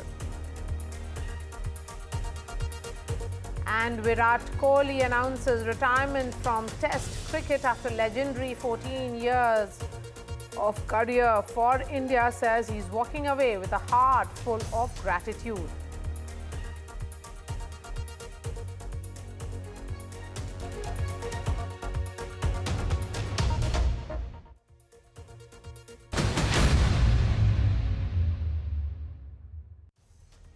Prime Minister Narendra Modi will address the nation at 8 p.m. This is his first address post the success of Operation Sindoor. Remember, the Prime Minister had addressed the country via his public meeting in Bihar post the Pahalgam terror attacks, where he had said that he will trace, track and identify and punish each and every terrorist and their perpetrators and ensure justice for the families of those who lost their lives in Pahalgam.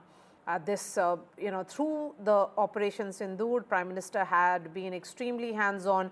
He had been holding regular meetings with the Raksha Mantri, with the External Affairs Minister, getting all the operational details from the Chief of Defence Staff and also from the 3 services chief. He was constantly in touch with the National Security Advisor, who was briefing the Prime Minister on a regular and hourly basis. Now, this address to the nation becomes very, very crucial because there are a lot of questions being asked and a barrage of social media misinformation which is going on as well. Aishwarya is joining us live at 7 from 7 LKM. That is where all the activities has been, Aishwarya, in the last few days. Prime Minister Modi, even on the night of Operation Sindoor, was taking minute-by-minute update, and thereafter a series of meetings. We have visuals of one such meeting which is currently on our television screens, but even that meeting which was chaired by him, in which secretaries of all departments were in attendance, the civil defense preparedness, all that has been a case in which the Prime Minister was leading from the front.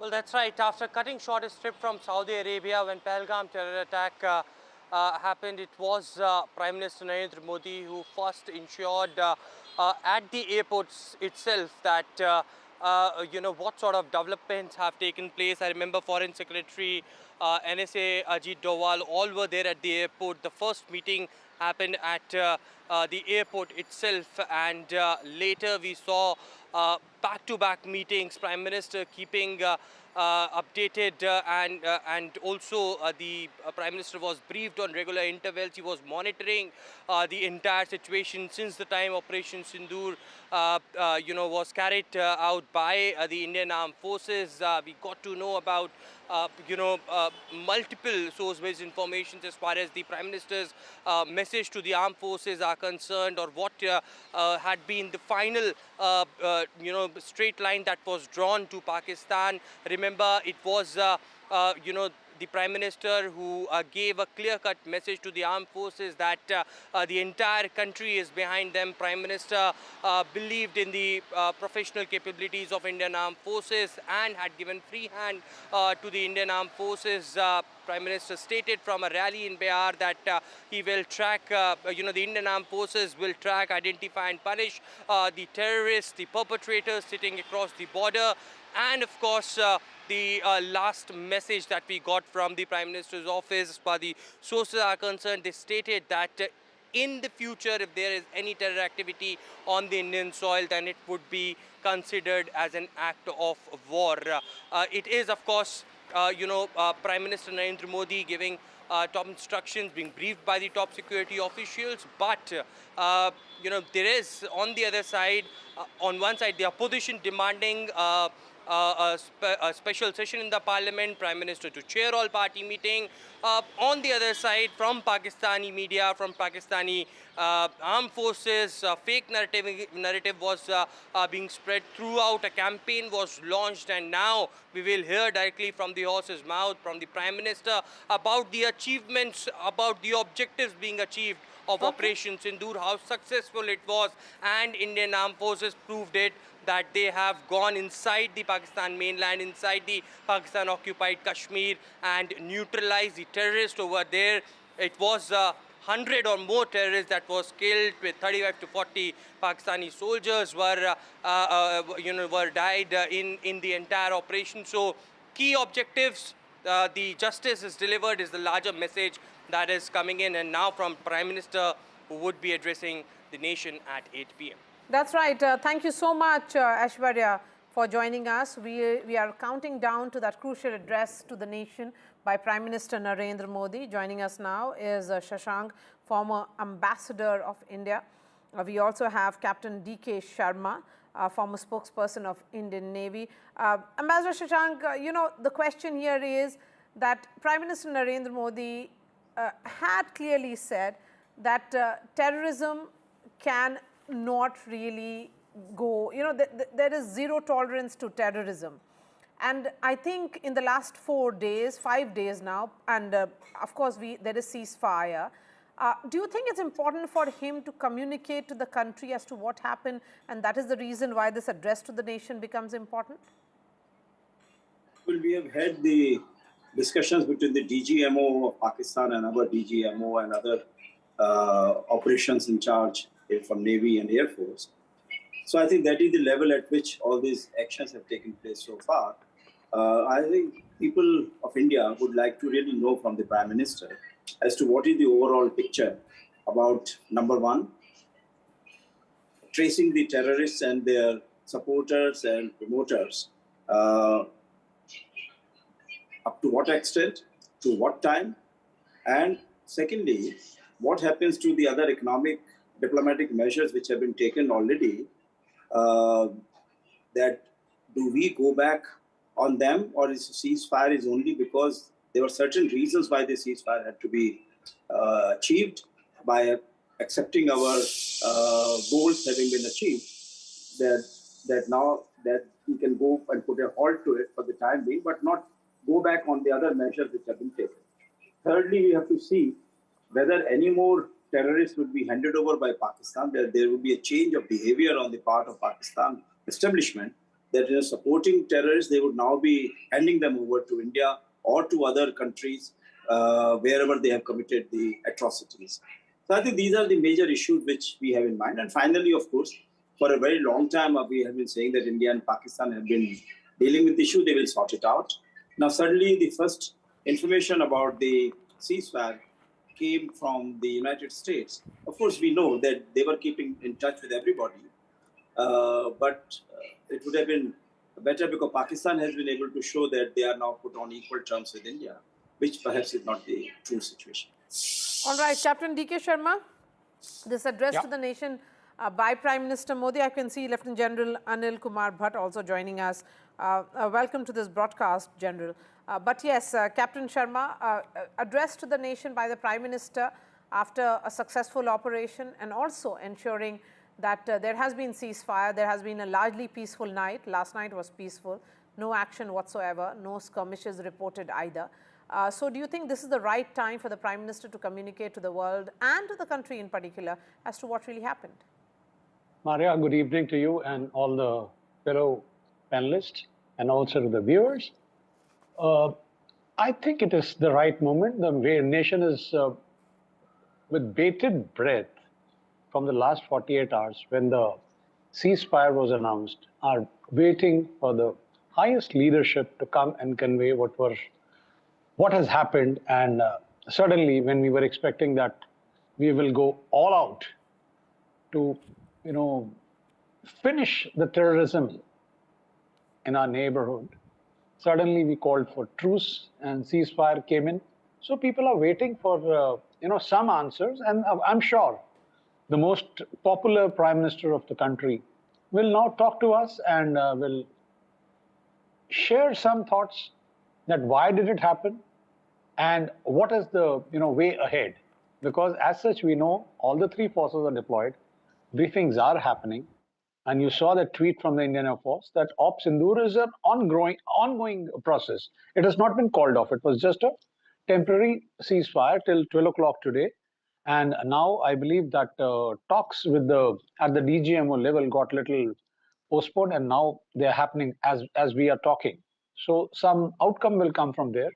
So I think it is best that now the top leadership addresses 140 million people of this country who are waiting with bated breath to know the truth behind the things or the facts. All right.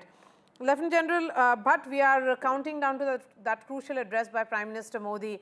What are your thoughts on that, and how crucial is it at this juncture?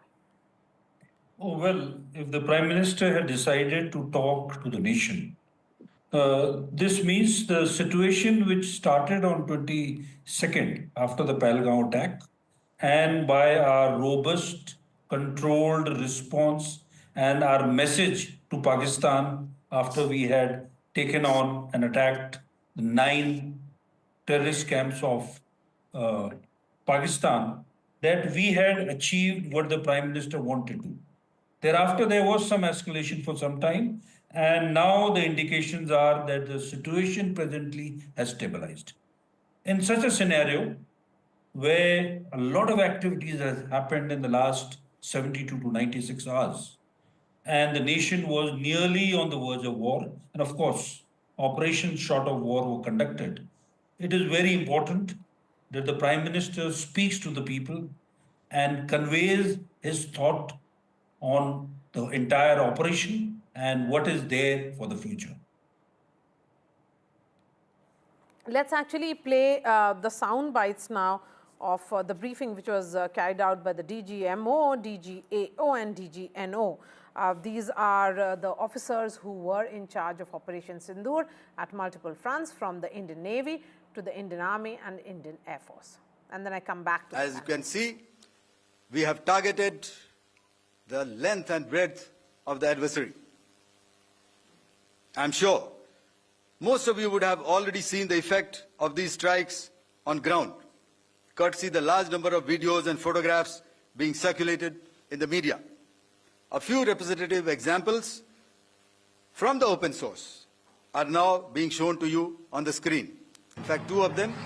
This is the strike on the Noor Khan Air Base. And you can see the effect.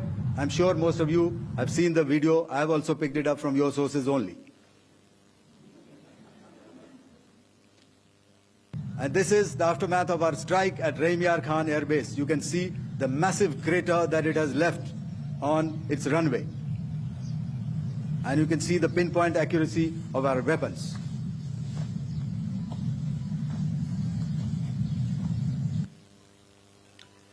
So with that, giving you an overview of how our air defense systems have thwarted the enemy drones, their fighter aircraft, their missiles, and resulted in minimal losses on our side.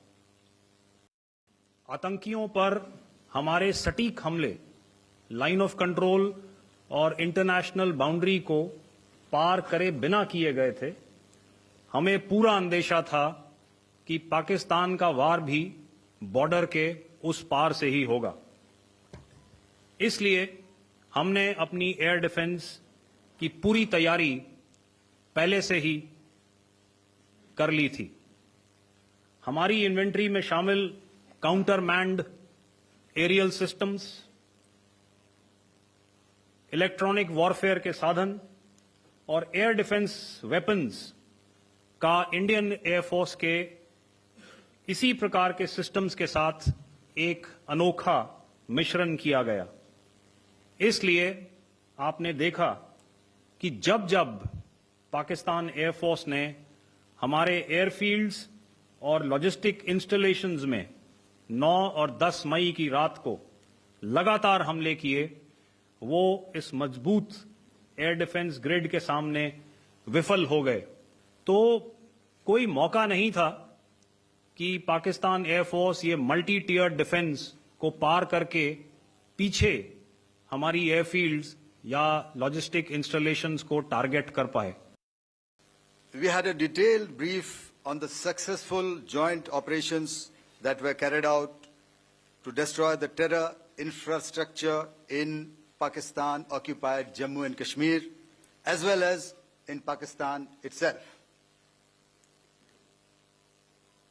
We also iterated that our fight was with terrorists and their support infrastructure and not with Pakistan military.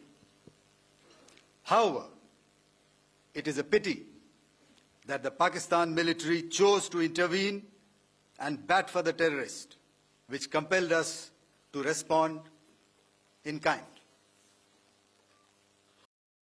Our powerful carrier battle group with formidable offensive capability was able to operate with impunity and maintained an uncontested presence in the area of operations. Effectively, it compelled the Pakistani air elements to remain bottled up close to the Makran coast, denying any opportunity to be a threat in maritime space. Okay, Lieutenant General Anil Bhatt, let's talk about air defense preparedness and how firm and impenetrable they are as far as India is concerned. I think India this time in this DGMO press conference has made a difference between how the actions move from defense to offense and how the entire process or India's military strategic move shifted from 7th, when actually Operation Sindoor happened, to intervening night of 8th and 9th, when India went ahead and targeted the military bases right inside the Pakistani mainland. So, as you have already mentioned, our initial operations were carried out with a clear-cut aim of targeting the terror infrastructure of Pakistan, which we effectively did on the first night. Thereafter, the response of the Pakistan Army and armed forces, and especially using drones and missiles to attack our air bases on the first night, and thereafter even tried to attacking our cities, was what was responded in a restrained manner, but very effectively. Firstly, by neutralizing the enemy's drones and missiles, and what we are so happy and proud of, that the effective air defense of the Air Force and the Army was able to prevent that there were no losses anywhere to our side. Not only that, we were able to inflict punishment on the adversary by destroying his air defense infrastructure and also targeting number of his airports, which you would have heard when the DG Air Operations mentioned today in his briefings. We were able to effectively hit military targets and punish Pakistan. Send a clear message of India's resolve, India's strength, ensuring, however, that the strikes were precise and not escalatory. Okay, so Captain Sharma, a little more elaboration on how India's messaging has been that Operation Sindoor was a mix of military and non-military action, and it certainly has sent a message of deterrence. A new red line has been drawn. Whether the ball is in Pakistan's court, if they, God forbid, another act of terror happens, then India is ready to go an extra mile. This is the new red line, a new normal between the two countries. Absolutely, Maria. It is very clear now. Any act of terrorism will be taken as act of war, and there is no ambiguity in that part. Insofar as the further actions today or hereinafter, should the other side try and get into any kind of misadventure, they are very well aware that we have not pulled back. We are there. We have been told to be there. Their deployments are on. And let me tell you, you see, the Navy was not seen in action, and I'm not, in a competition or trying to, draw comparisons between what Air Force did or the Army did. We were all in sync. And as you have already brought out, that the loitering munitions which were used on day one, there was a concerted effort from all the three services, and the best of the things were used and utilized. And you saw the result on the first night, that within 15 minutes we were able to destroy 9 camps which were spread apart almost from end to end around 200-250 kilometers. Having said that, you see, now the point is that we are in a position of strength. We are deployed, we have shown them their AD cover has been blown, the radars and everything have been taken out by the Indian force. And they also know it, that the Indian Navy is deployed just outside. I'm very sure that the Pakistan ISR capability, whatever they have with their P3s and the works, they know that Indian Navy is spread out and deployed all across the Makran coast, and we are tactically placed beyond their weapon ranges. And should there be a need, the attack will come, and a multi-pronged attack will come, as the DGMO has already spelled it out, that the CBG is there. We have a big air defense cover. We have a bubble created, the safety bubble, and in which you will have the fighters, you have the shore-based strikes coming in, and of course, all the ships with the latest weapons, BrahMos, the sea-launched BrahMos, the air-launched BrahMos, and the works. So it is up to them now that, whatever they did and who did it, they know it all. Everything is known to them, and I don't think they will now, ever try and do what they did on the 22nd of April. Ambassador Shashank, the final thought from you.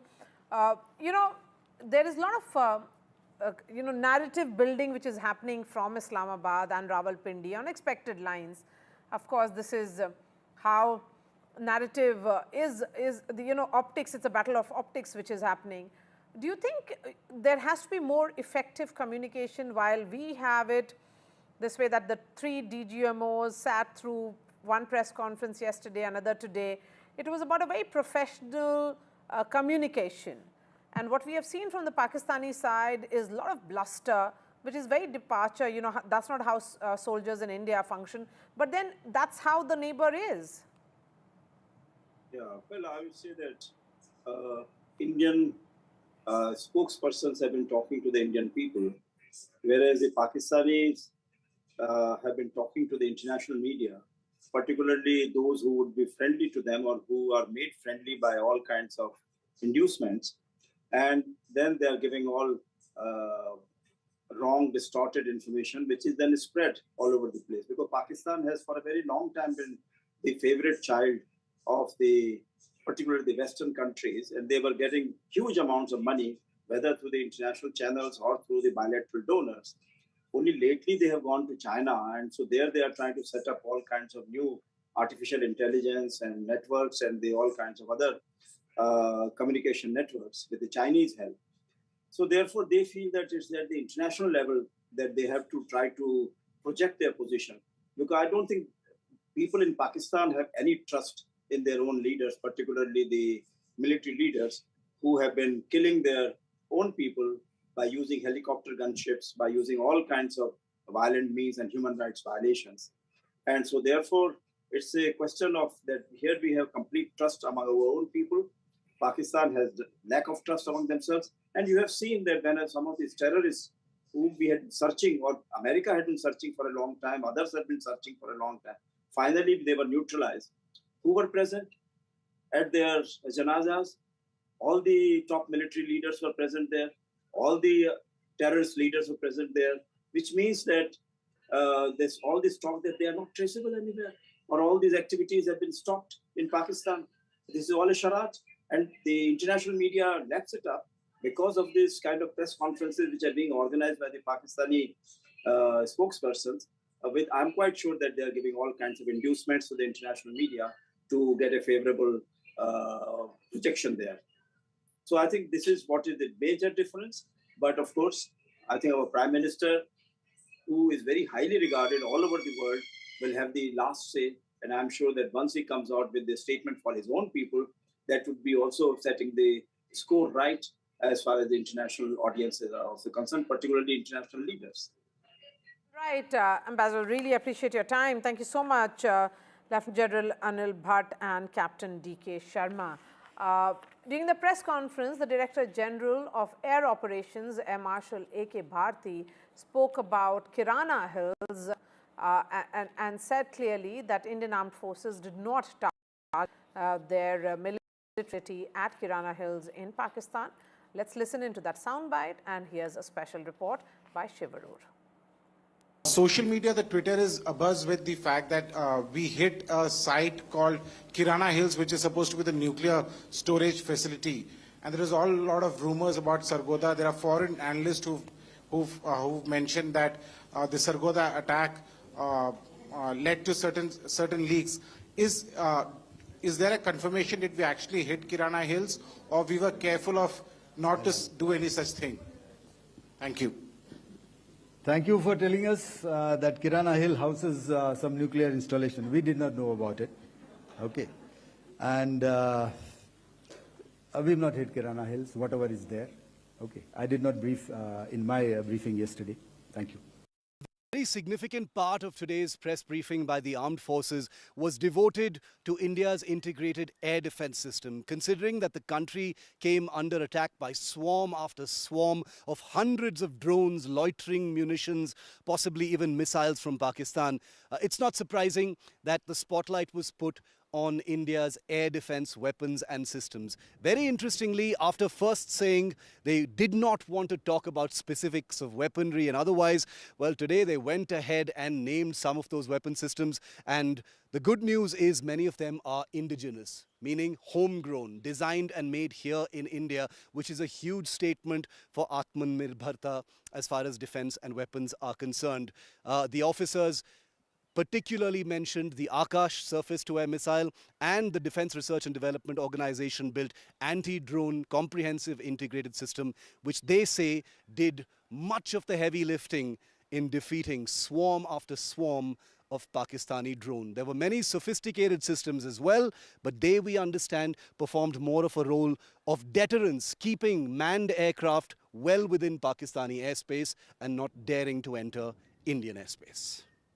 It is not without reason that the Indian Navy is called the Silent Service. For 18 days now since hostilities began, very little information has emerged of what the Indian Navy has been up to. At yesterday's briefing, we got the first official word of how the Indian Navy had caged in the entire Pakistan Navy to harbour or close to port, and that Karachi had been on target. Now we know even more from today's briefing. The INS Vikrant Carrier Battle Group, an indigenously built aircraft carrier and its constituent elements, including submarines, aircraft and warships, had confined the Pakistan Air Force and Pakistan military aircraft to the Makran coast of Balochistan, basically meaning that the Pakistan military was unable to perform or conduct any overseas operations because of the presence of the Indian Navy's INS Vikrant, its aircraft, its MiG-29Ks, and all the other elements that were part of it. Another example of how the Silent Service was keeping Pakistan pinned down. There has been a huge amount of offensive misinformation weaponized by Pakistan and also China about damage inflicted by Pakistani drones or missiles on Indian military and air bases in different parts of Punjab and Kashmir. The armed forces today, very importantly, clarified that not only is there no damage to any military base or air base in Punjab or in Jammu and Kashmir, but that each and every one of those bases is intact and is fully operational and ready to leap back into operations as part of Op Sindoor, should they be deemed necessary to actually continue. This is a huge deal because one would imagine that in such a high energy exchange, including air warfare, there might be some damage somewhere. But whether it is Adampur, Pathankot, Amritsar, Avantipora and Srinagar, no damage has been reported, and that's been confirmed on the record by the armed forces. This also means that operational readiness is not a joke.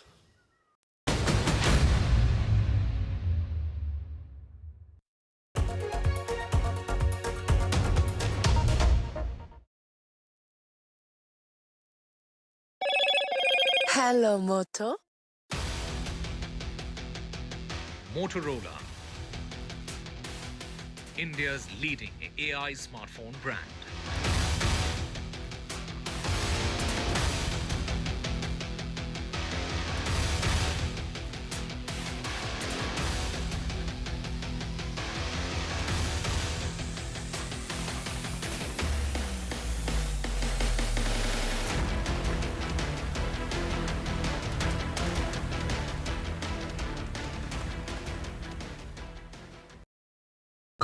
That's huge.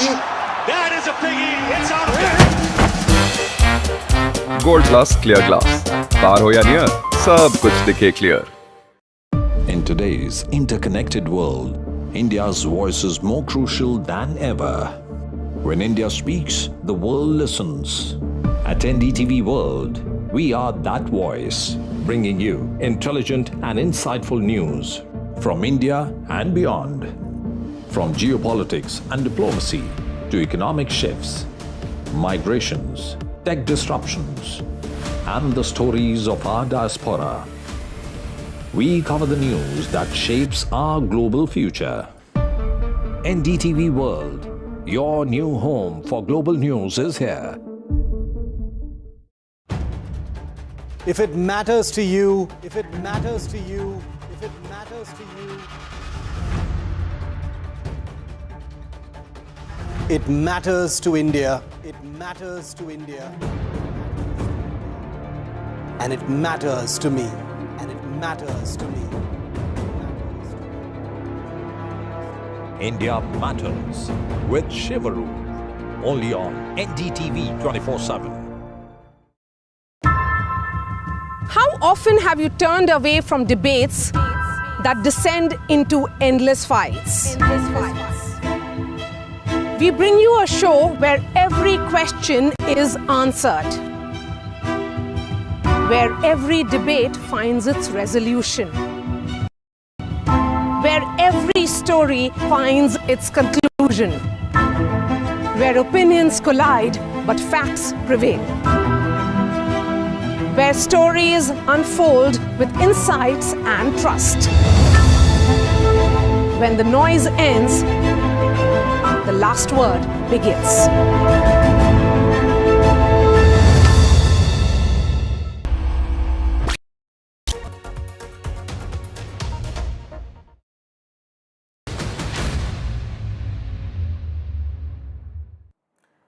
And another big revelation from that DGMO press conference was DG Operations for the Indian Air Force, Air Marshal A.K. Bharti, confirming that the Air Force had carried out strikes against targets near Karachi in Pakistan. Air Marshal Bharti told reporters that strikes were carried out at Malin Port, Cant in Karachi as part of the Indian military's measured and calibrated response to Pakistan's aggression. This included a surface-to-air missile site at Malir Cantonment in Karachi.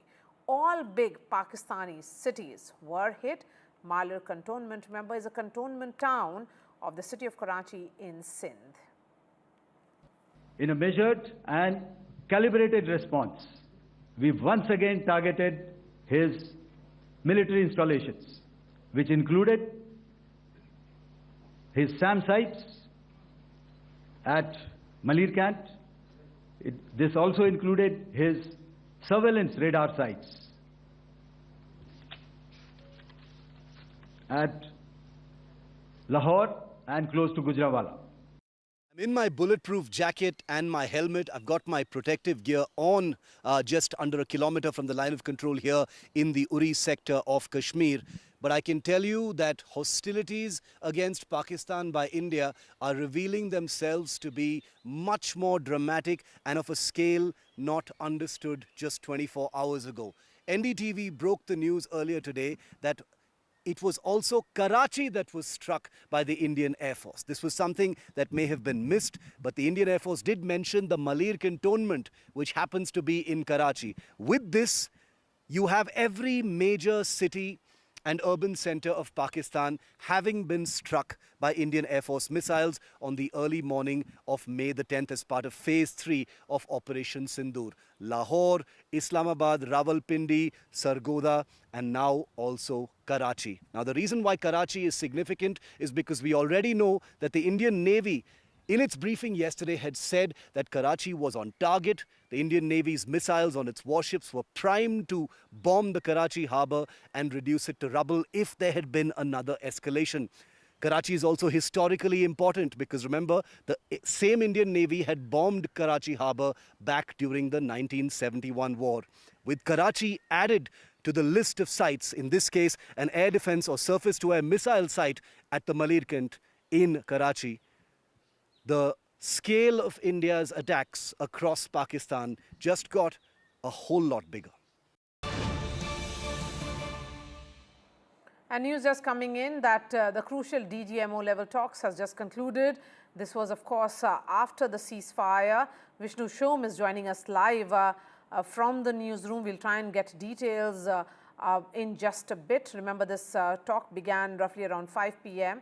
and continued for over 1.5 hours. So it's good 90 minutes conversation which has happened between the two DGMOs, the DGMO of Pakistan and India. The talk has ended.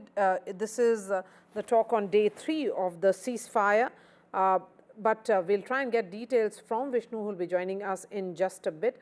This was a crucial talk between the Director General of Military Operations of the two countries. And it lasted for 1.5 hours, and now it appears that this entire talk has come to an end. Let's move on to other stories now. This is a ground report of NDTV from Poonch. There is an eerie calm at LOC post ceasefire, deserted streets, houses locked, and locals recount Pakistani shelling horror. I'm in Poonch, which has suffered massive damage due to Pakistani shelling, and Pakistan is just behind these mountains. But here in Poonch, you can see Indian flag tricolor flying high. And what happened here, when Pakistan started shelling, they shelled this madrasa also. This was the under construction part of the madrasa, and first shell landed here. You can see this. And then another shell hit the residential quarters rooms of the teachers of this madrasa. And in this room, Maulana Muhammad Iqbal was killed. Another teacher was also injured in shelling from Pakistan. So when we talk about Poonch, it is Gurdwara and a madrasa that were hit in Pakistani shelling. But after killing of Maulana Iqbal, some of the news outlets tried to show that perhaps they use his picture and showing a terrorist from Pakistan has been killed in Muzaffarabad. And that is what has hurt the people, students in this madrasa who are patriotic, who are nationalists. I'm joined by Maulana Saeed. Saeed साहब, आपको भी बहुत उस वक्त हुआ जब ये बम गिरे इस पे कई लोग? एक्चुअली हुआ ये कि 6 तारीख को जब ये 7 तारीख को 6 तारीख की शाम को जब हमला हुआ रात को जब हमला हुआ तो उस वक्त तो खौफ हिरास का आलम था पूरे पुंछ में। जब सुबह 7 तारीख की सुबह को हम चूँकि यहाँ पर हमारे पास लगभग हॉस्टल में Breaking news coming in. We just broke the story. I think Vishnu Shom is joining us live on this. Vishnu, of course, the details will emerge a little later, but for the benefit of our viewers, just explain to us when was the last DGMO talks and how crucial are these, hotline conversations? Well, these hotline conversations are absolutely important. While there has been some sort of contact which is open between the missions, the Pakistani embassy or High Commission over here and the Indian embassy over there, etc. It's the Director General of Military Operations and his Pakistani counterpart who have that hotline which is always open. So when India went in with our strikes after the Pahalgam terror attack, our Director General of Military Operations called up the Pakistanis and said that, look, we don't want to escalate further. They were rebuffed at that stage, but then as a result of India's persistent military operations in targeting several Pakistani air bases, their Director General of Military Operations called us up and said, look, let's get into a ceasefire situation. And then that ceasefire situation, apart from the first day, has by and large held.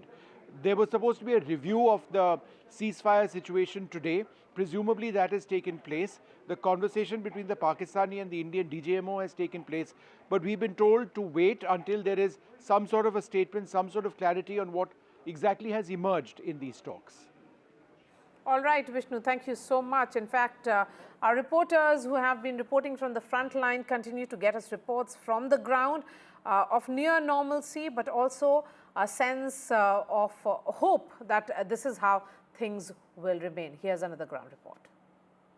We have been traveling in various border villages, and right now we have come to one of the villages in border area that is only 3 kilometers away from that international border. We will talk to these peoples who show that there is total normalcy, and we will talk to the leaders who have come here. So BJP leader is with us. So sir, we have been seeing that you have been roaming from one village to another village. Finally, you have come to another village.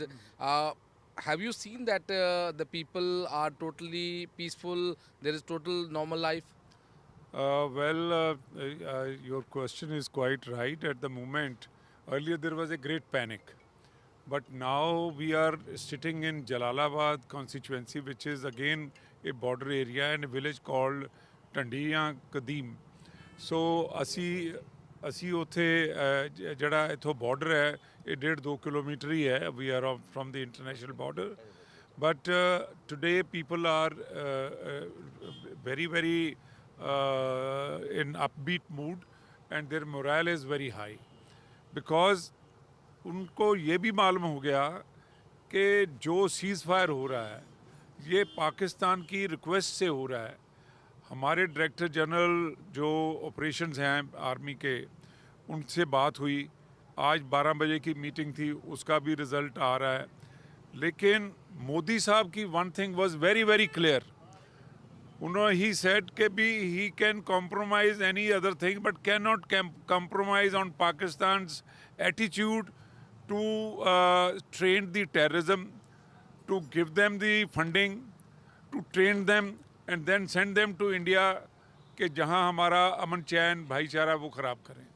अब देख रहे हैं airports have been resumed, all the services have been resumed. So here the people, they have already migrated from a border area to the safer places. Have they come back? Of course they are very much back. बहुत कम families थी जो गए हैं, लेकिन ज़्यादा हमारे लोग जो हैं वो बॉर्डर पे जो रहने वाले हैं, they always stay at the border. Whether it was, I remember I was very small when 1965 war was there, then 71 war was there, and now मेरे साथ ये मुजाहिदिया जी हैं और इधर राना हमारे यूथ लीडर हैं, हमारे मंडल के प्रधान भी हैं, बहुत से लोग मेरे साथ आए हुए हैं. और जो भी बॉर्डर के गांव हैं ना, वहाँ से बहुत कम लोग माइग्रेट किए थे, लेकिन जो किए थे वो वापस आ गए. उनकी मजबूरी थी, कुछ बच्चे छोटे होते हैं, कुछ उनकी घर की मजबूरियां होती, इसलिए उन्हें जाना पड़ा, लेकिन they are back to their houses. And amidst the state-of-the-art weaponry that Indian forces deployed in the Operation Sindoor against Pakistani terrorists was built in Bangalore, Sky Striker. The unmanned aircraft system is made by Adani-owned Alpha Designs. The Sky Striker flies like an unmanned aircraft system and strikes like a missile. It is classified as a loitering munition designed for long-range precision tactical strikes. The Sky Striker has a low acoustic signature, enabling stealthy low-altitude missions powered by electric propulsion. It can identify, track and engage operator-designated targets using a 55 or 10 kg warhead housed within its fuselage. These suicide drones were produced at a manufacturing facility in western Bengaluru through a collaborative partnership between Alpha Design based in Bengaluru and Elbit Security Systems of Israel.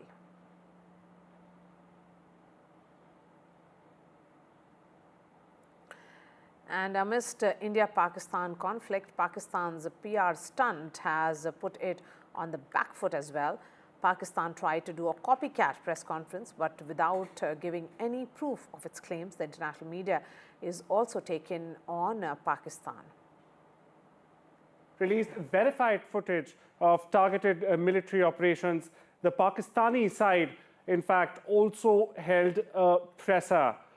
They held a late evening press conference, in fact, and it was visibly, modeled on India's earlier briefing. However, this event quickly drew international criticism for what analysts and international analysts are now terming a presentation without proof.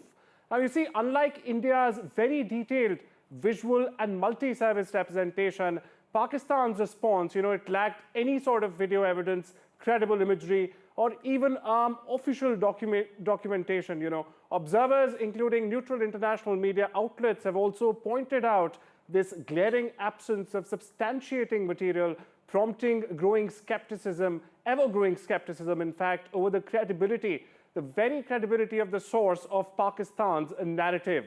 Commentators, not only this, commentators worldwide are in fact now highlighting what they described as a missed opportunity for transparency. Now, this as Pakistan's claims remain unsupported and unsubstantiated.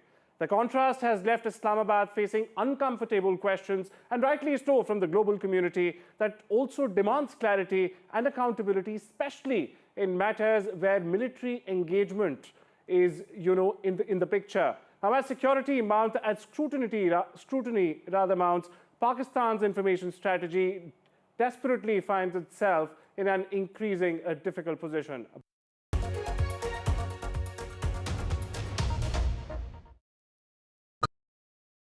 तू ही तो है जिसकी सच्चाई वाली clarity की वजह से मैं आज यहाँ हूँ। गोल्ड प्लस सिल्वॉक्सी मिरर्स, ऐसी क्लैरिटी कि आपको सिर्फ सच नजर आए, चाहे कितने भी साल बीत जाएं।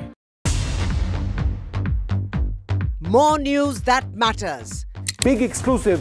Tulsi Gabbard gunned down by Pakistan-backed cowards. When you interact with people on ground, you're able to reflect their sentiments much better. More debates that shake the system. More exclusives you won't find anywhere else. Not just another prime time. It's a prime time that's unmissable.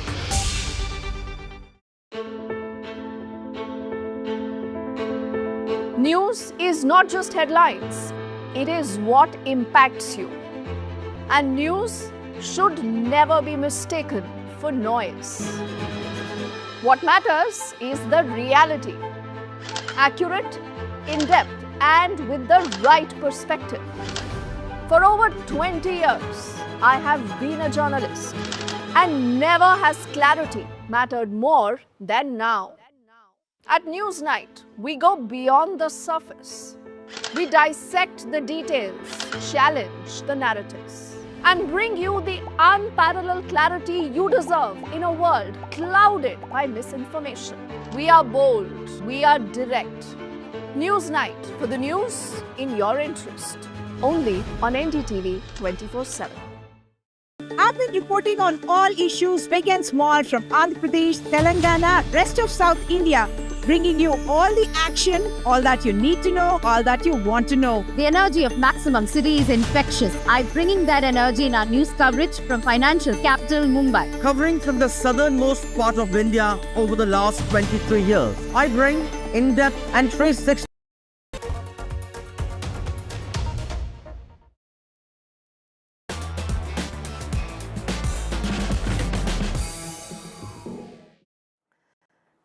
And it is stumps for Virat Kohli in Test cricket. One of the most loved cricketers of the nation has walked away after 9,230 runs in 123 tests in 14 glorious years in whites. In the interim, he captained India in 68 tests and won 40 of them, becoming India's most successful test captain too. He stops 770 from the test club for 10,000 runs. Virat leaves behind a Virat-sized hole in Test cricket. Of his 30 Test stunts, the most recent 100 not out came in in the first test against Australia in November. Last year, it was his first in 15 innings across 16 months. And so cricket's greatest showman leaves its grandest stage, not with a final century, wave of the bat or guard of honor, but with a post to his 271 million Instagram followers.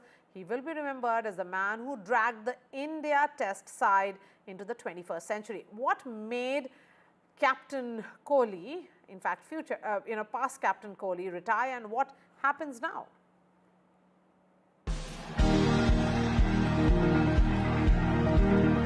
Off the mark with a gorgeous cover drive to the boundary for 4. That's a proper Virat Kohli special. Up there, cover driving, extension of the elbow. Beautiful to watch. What a shot. Off his toes, there are few better sides in the game than Kohli hitting that ball. That is a glorious, exquisite drive from Kohli. Safe pair of hands for Virat Kohli. You could keep watching this day in and day out, still you won't get bored. Well, that's a super shot. Exquisite. Nicely played. Full ball on the leg stump, forget it. Goes to the boundary in a flash. Those are the kind of shots that went off Kohli's bat when he was at his best. I think his contribution to Indian cricket, to the world cricket, in test format has been par excellence. Superb. His performance has been superb. So salute to his performance, and we will miss him in test cricket, but it's purely his personal decision. Because besides, policy is very clear. We don't pressurize or ask any player to take retirement or not to take retirement. It's purely up to the player to decide. So I think he has taken a personal decision, and we all should respect that personal decision. आज शायद cricket की बात भी करनी चाहिए, क्योंकि मैं देख रहा था कि विराट कोहली ने टेस्ट क्रिकेट से रिटायरमेंट ले ली. कई भारतीयों की तरह वो मेरे भी फेवरेट क्रिकेटर हैं. I must salute him for his tremendous contribution to Indian cricket, and as a coach I'm really proud of him, what he has done for the country and what example he has set for the youngsters, you know. So but emotionally, yeah, it hurts that we won't be seeing him in whites again for the country, but I really appreciate and backs his decision fully. So hopefully this time he'll be there to win the World Cup for India, and he'll be 100% committed to it. देखिए, लग रहा था ये होना तो था ही, पर ऐसे एकदम से होगा ये मुझे लग नहीं रहा था, क्योंकि मुझे लगा था ये टेस्ट सीरीज़ खेलेगा, क्योंकि जिस तरह की फॉर्म में है और जिस तरह की मेंटरशिप की इंडियन टीम को ज़रूरत है, और स्पेशली इंग्लैंड का दौरा हमेशा एक लिटमस टेस्ट रहता है. बट मुझे लगता है कि अगर सोचा है, सोच के किया होगा और इतना कुछ अचीव करा है तो बिल्कुल सही है. I am with him, but थोड़ा दिल उदास सा है, क्योंकि मुझे लगता था कि एक बड़ा सा मैच होता, फेयरवेल होता, टेस्ट मैच. लास्ट दफ़ा इंडियन टीम में विराट कोहली टेस्ट मैच खेलता हुआ नज़र आता तो मज़ा लगाता, पर बुरी यादें हैं कब से, जब मेरे पास पहली बार हमारी एकेडमी में आया था 12 साल का, तब से, और अब इतना कुछ अचीव करके एक one of the legends of the game.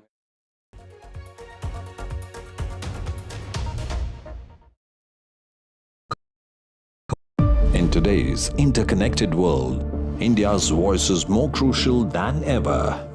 When India speaks, the world listens.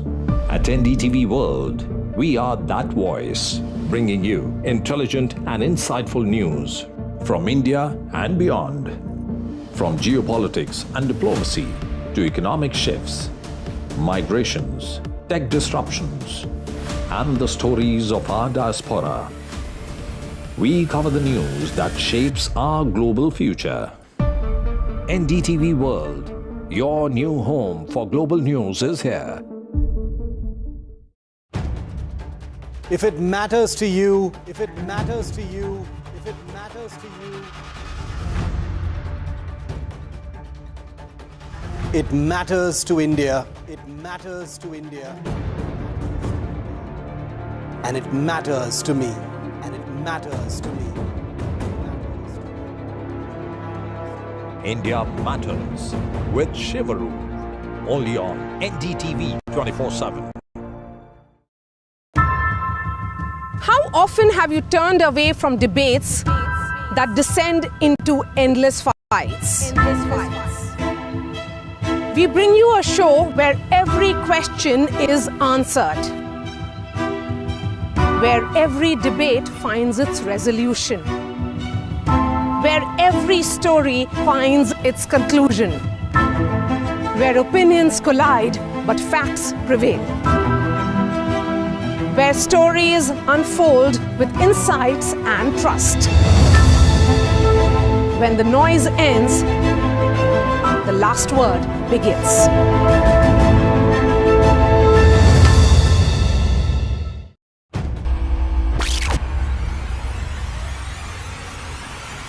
The last 1 month, if you see, the share prices of Naval Engineering has fallen more than 58%. Why are the rating firms calling the debt payments as default? We have two credible credit rating agencies on March 4th coming and downgrading the stock to D. Statements are consistently being proven wrong, and transactions are being taken place which are different from what they were originally pictured to be.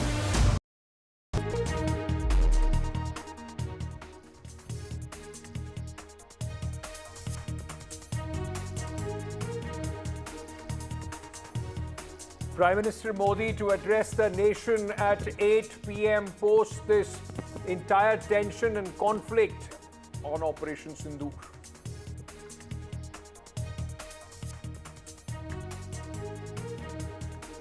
DGMO briefing, video proof of the strikes at Pakistani Air Force bases, all military bases and facilities of India intact.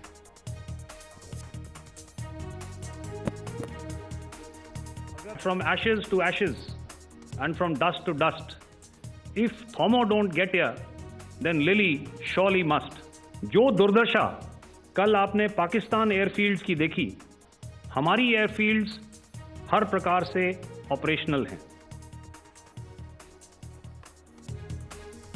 Adani Defence made drones used in Operation Sindoor. Adani owned Alpha Designs builds drones. Sky Striker drone made in Bengaluru.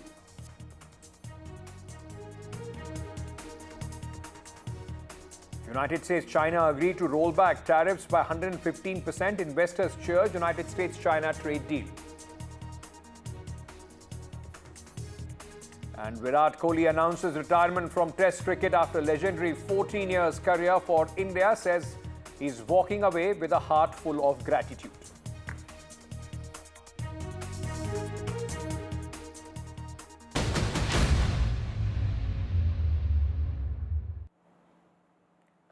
Good evening, ladies and gentlemen. I am Ankit Tyagi, you are with NDTV. The top two stories of the day at this moment that we are talking about, of course, the briefing by the Indian Armed Forces exposing Pakistan's lies and the surreal world, the make-believe world that the Pakistanis are living in as far as the successes of Operation Sindoor is concerned. The other big story in just less than an hour now, Prime Minister Narendra Modi's first address on Operation Sindoor. Remember, this is the first time that the Prime Minister would be speaking after India commenced punitive action on Pakistan under Operation Sindoor on the night of 7th of this month, while Pakistan and punitive action was taken on the terror infrastructure of Pakistan, and then the further escalation and how Indian Army responded to, in fact, safeguard the territorial integrity and safety of the people of this country. So both these very, very important events which are going to take place. I will first focus on what the press conference of the Director Generals of Operation of the Air Force, Army and the Navy, in fact, spoke about.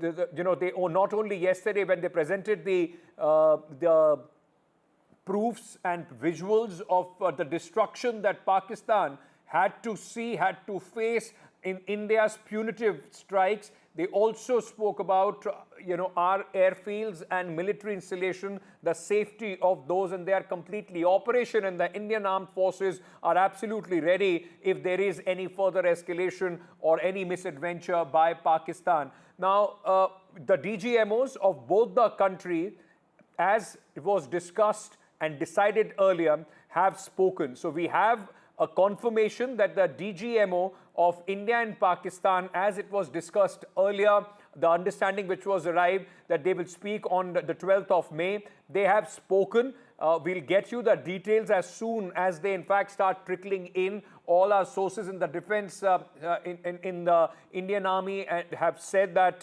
very soon we'll know exactly what the conversation was like. Remember, last evening was the first evening in the last few days that there was no significant action as far as the line of control, the international border and the skies, the airspace between India and Pakistan is concerned. Let me first very quickly play out for you at this moment some reactions and the press conference which was addressed earlier by Air Marshal A.K.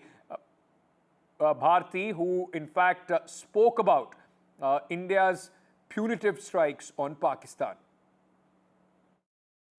As you can see, we have targeted the length and breadth of the adversary. I'm sure most of you would have already seen the effect of these strikes on ground, courtesy the large number of videos and photographs being circulated in the media.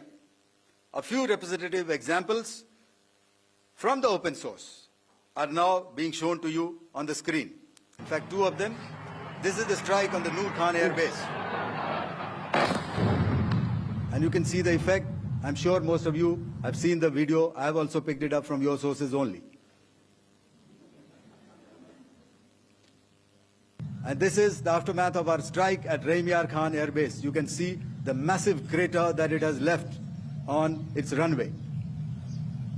And you can see the pinpoint accuracy of our weapons.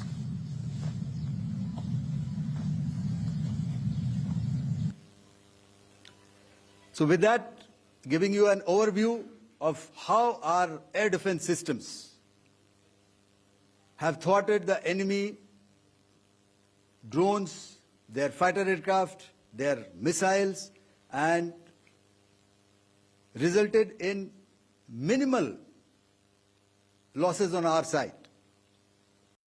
आतंकियों पर हमारे सटीक हमले line of control और international boundary को पार करे बिना किए गए थे। हमें पूरा अंदेशा था कि पाकिस्तान का वार भी बॉर्डर के उस पार से ही होगा। इसलिए हमने अपनी एयर डिफेंस की पूरी तैयारी पहले से ही कर ली थी। हमारी इन्वेंट्री में शामिल counter manned aerial systems, electronic warfare के साधन और एयर डिफेंस वेपन्स का इंडियन एयरफोर्स के इसी प्रकार के सिस्टम्स के साथ एक अनोखा मिश्रण किया गया।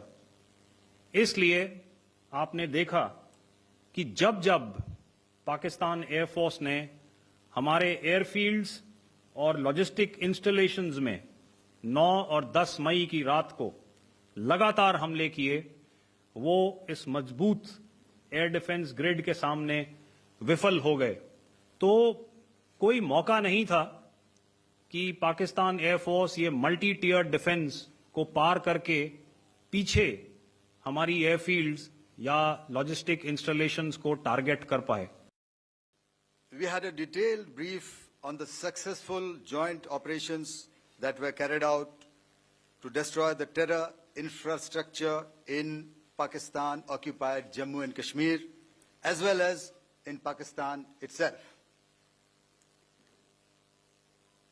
We also iterated that our fight was with terrorists and their support infrastructure and not with Pakistan military. However, it is a pity that the Pakistan military chose to intervene and bat for the terrorist, which compelled us to respond in kind. A powerful carrier battle group with formidable offensive capability was able to operate with impunity and maintained an uncontested presence in the area of operations. Effectively, it compelled the Pakistani air elements to remain bottled up close to the Makran coast, denying any opportunity to be a threat in maritime space. Let me very quickly at this moment bring in for more perspective on what we heard and how things are at this moment. I'm being joined by Air Marshal Anil Khosla, former Vice Chief of Air Staff. He's with us at this moment. So thank you for speaking to NDTV. Let me begin by asking you very, very comprehensive, detailed, press conferences and briefings by the DG operations of all the three wings of the armed forces. Particularly what stands out is two things, sir. Number one, India's capability, the integrated air defense system that worked with absolute wonders, as far as Pakistan's attacks were concerned, and how easily we were able to make these ingresses and attack Pakistani Air Force bases, sir. It stands out both offensive and the defensive capabilities. And our capabilities have increased over in the last decade in leaps and bounds. And there are still gaps as far as capacity is concerned, but that is also being addressed. But if you see from Balakot to now, there's so much of difference in capability enhancement of the three services. And this is a classic, example of what is showing. It is showing, air defense-wise, we've been able to neutralize whatever projectiles were thrown at us from across the border and LOC, small or big. And there's no negligible damage on our side. And we have been able to engage their targets, military and terror, basically terror infrastructure, the ecosystem, at far ranges throughout their country. And with very great precision, with no collateral damage, and that with a big standoff ranges. That is a big message to Pakistan. If you notice, I'll just take 30 seconds more. The last strike which we did, where we got fed up of him escalating slowly, and we indicated, if you see what briefing has been given by the three DGMO, DGNO, and DG Air Ops, we targeted airfields all over Pakistan, even in the heart of Punjab, as far as Karachi and other places, show those red dots. And if you see, notice the type of targets, from runways to hangars to command control centers to AD radars to surface-to-air missile centers. If you see the kind of targets which are in this, indicates that we can take on every type of target system in your military targets. Yes. We can take on wherever you are. That is the message which went on. I also want your expertise, sir, on the fact, like we were talking about the defensive capabilities, we'll come to the offensive one in just a moment, about how, top-class performance there has been, and especially of the indigenous air defense weapon systems like Akash, SAM and anti-drone systems, which are being manufactured, which are being made inside our own country, something that Pakistan dearly misses, isn't it? Everything that they have is exported largely from China, while our indigenous systems are also, have shown in this, at least in this skirmish, that they are top-notch. You're right. And if you see other wars also, Russia, Ukraine, as well as Israel, Hamas, two things stand out. One is that you have to be self-sufficient. You have to be Atmanirbhar. Nobody is going to come and give you. Nobody is going to give you latest technology. You have to have your own defense industry going so that you can scale up the production as and when required. And these, which the government has initiated, and a lot of results are showing. And these weapon systems which were inducted, the indigenous one, this was a baptism by fire, and they performed well. So I'm sure all the military as well as the defense industry is reading the occurrences very, very carefully, and will improve upon it, implement all the shortcomings or gaps if there are any. And the best part is that in future, our defense industry will grow and improve on all these weapons, and that is a good sign. A big worry for India also is, of course, we share a very I won't call it hostile at this moment, but of course China standing on the other side, which is of course one of the biggest sponsors and supporter of Pakistan. What do you make of the largely Chinese weaponry that was on display from the Pakistani side, and the way we handle it? It also has lessons, if God forbids there is any conflict as far as China is concerned, for us as well. Yeah, so it's not only India. I think the whole world is looking for Chinese equipment and their performance, because the Chinese, country where there's a lot of enigma attached to it. It's a very, very secretive country. And there are a lot of claims have been made by China in every field in terms of technology, in terms of weapon systems, in terms of platforms, in terms of equipment, and the performance which they claim that they are latest and they are better than even American or US weapons and systems. So the whole world is watching how will they perform. And the and Pakistan Army has almost whatever percentage you want to call it, 70, 80 majority is Chinese equipment. So the whole world is watching, and so will we be. At the moment, the exact details are not there, and in public domain, they shouldn't come out. Also, I think the military will study in detail how they have performed. And with our friend, we have a lot of friendly countries where we do exercises with this, and information will be exchanged with them, and we will come. Picture will become clearer that how they performed as compared to the rest of the world. My last question to you, sir. As somebody who, of course, led the Indian Air Force, I just want to understand from you, what are the big takeaways for the Indian Air Force, from this conflict, and how are those going to be implemented if there is any escalation further from the Pakistani side?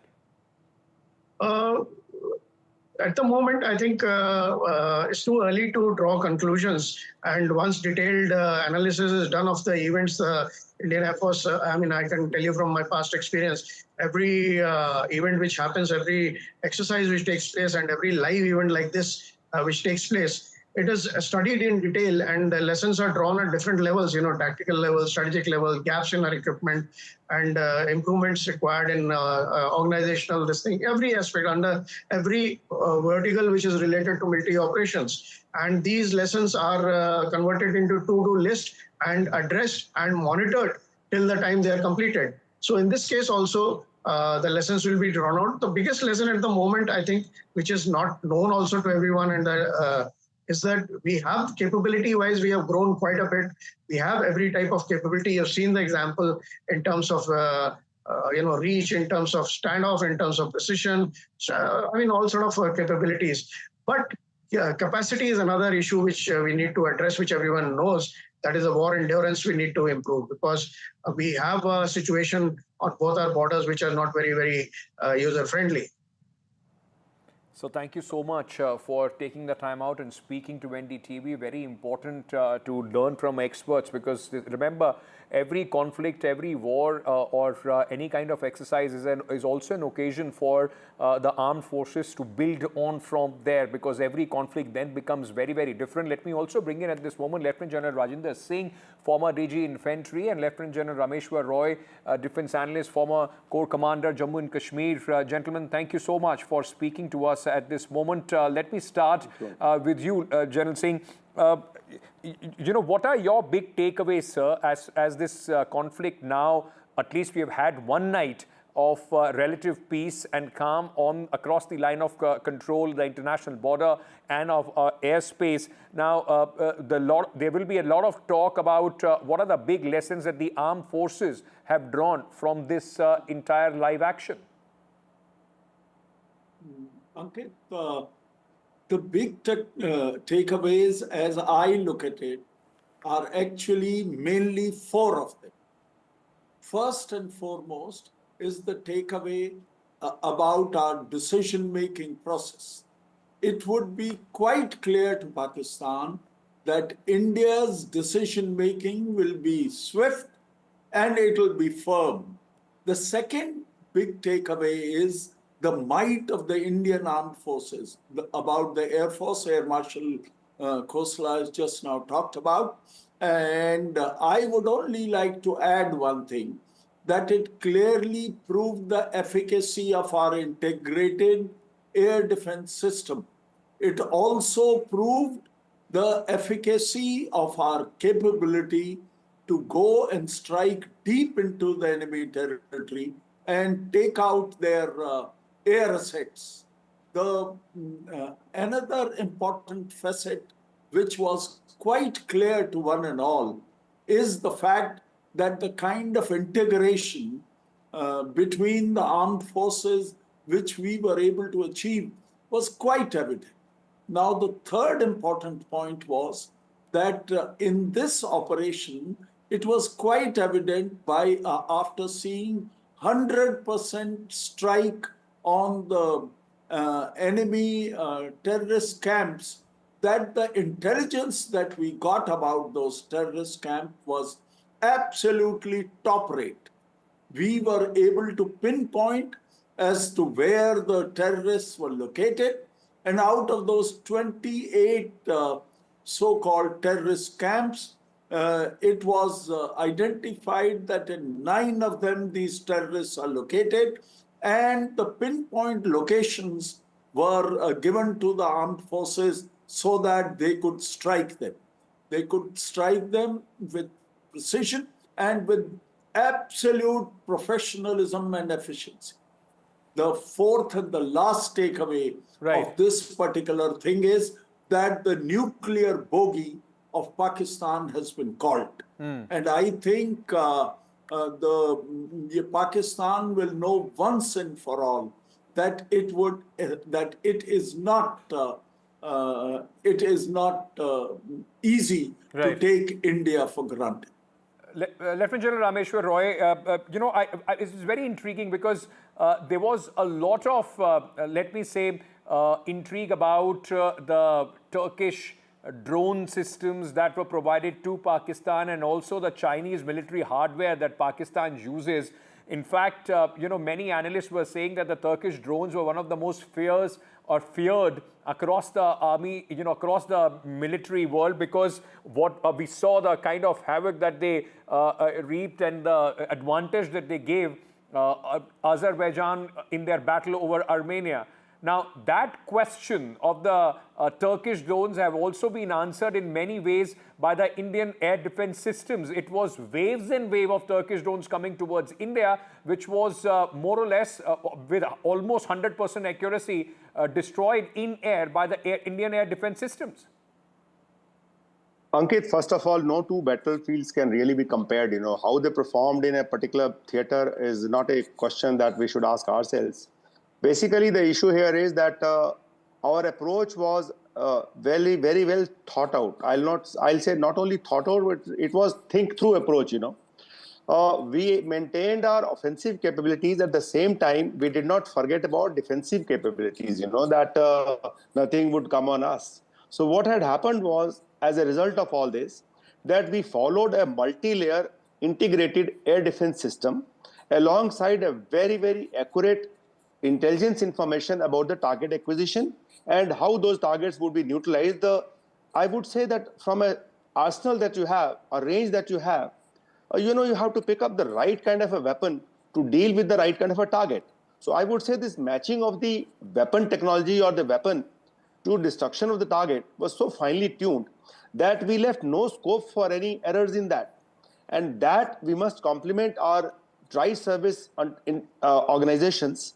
It has been a complete integration of Army, Navy and the Air Force, one. Secondly, the men have shown an excellent technology absorption.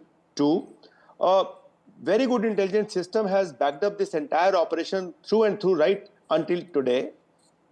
Fourth part is that while we have followed this approach, we did not let our guards down. So what has happened is that whatever we tried to destroy of the adversary, whatever adversary tried to throw on us to take on the targets on our side, we were well prepared for it. And not only that we were well prepared for it, we had integrated our systems in such a manner which so beautifully meshed with the kind of targets, like if somebody feels that we would have fired a higher level weaponry for dealing with the drones, surely it was not the case. Because they are the low flying objects, therefore a lower kind of a active integrated defense system came into being. So what I'm trying to say is that this entire process was an example of think through process and not only thought through process. Absolutely.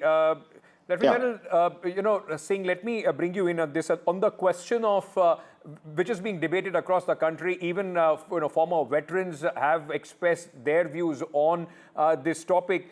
Should India have pressed forward when we had the upper hand as far as these punitive strikes on Pakistan is concerned? Was the ceasefire, understanding reached a little too early for India's comfort?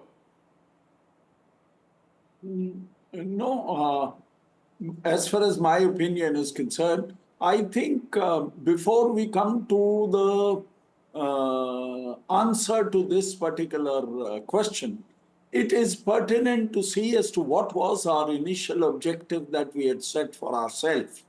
We had set for ourselves our initial objective of going and striking the terrorist camps and undertaking a kind of an operation which is non-escalatory.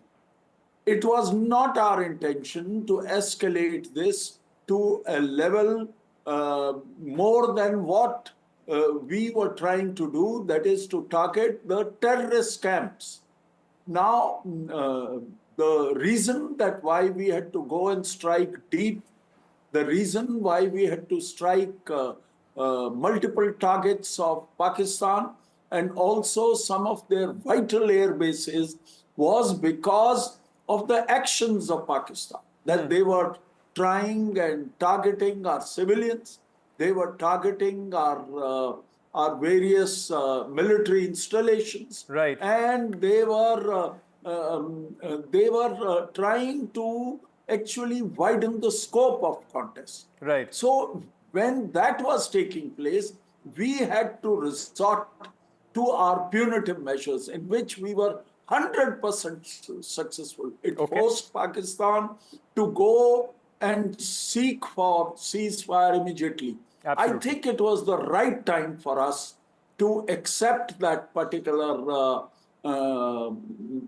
plea of the Pakistan entity. I don't think anything more would have come had we carried on with these with this conflict. I think one debate is very well settled when two countries fight, and if after your punitive strikes the other country doesn't have the capability to hit back or respond, if not more but in equal measure, that very clearly tells you who has had the last word as far as that conflict is concerned. And in this case, of course, that's India. But Lieutenant General Roy, if I may bring you in at this moment, sir, I just want to understand from you, because we saw many things different, and like you said, no two conflicts or no two theaters are same, but a marked change from what we saw even in the information warfare post Balakot and Uri surgical strikes this time, and specifically when the DGMOs came out and the Director Generals of Operations from all the three wings came out. We have seen how prepared this time we were for the narrative and the questions that were raised at that point of time as well.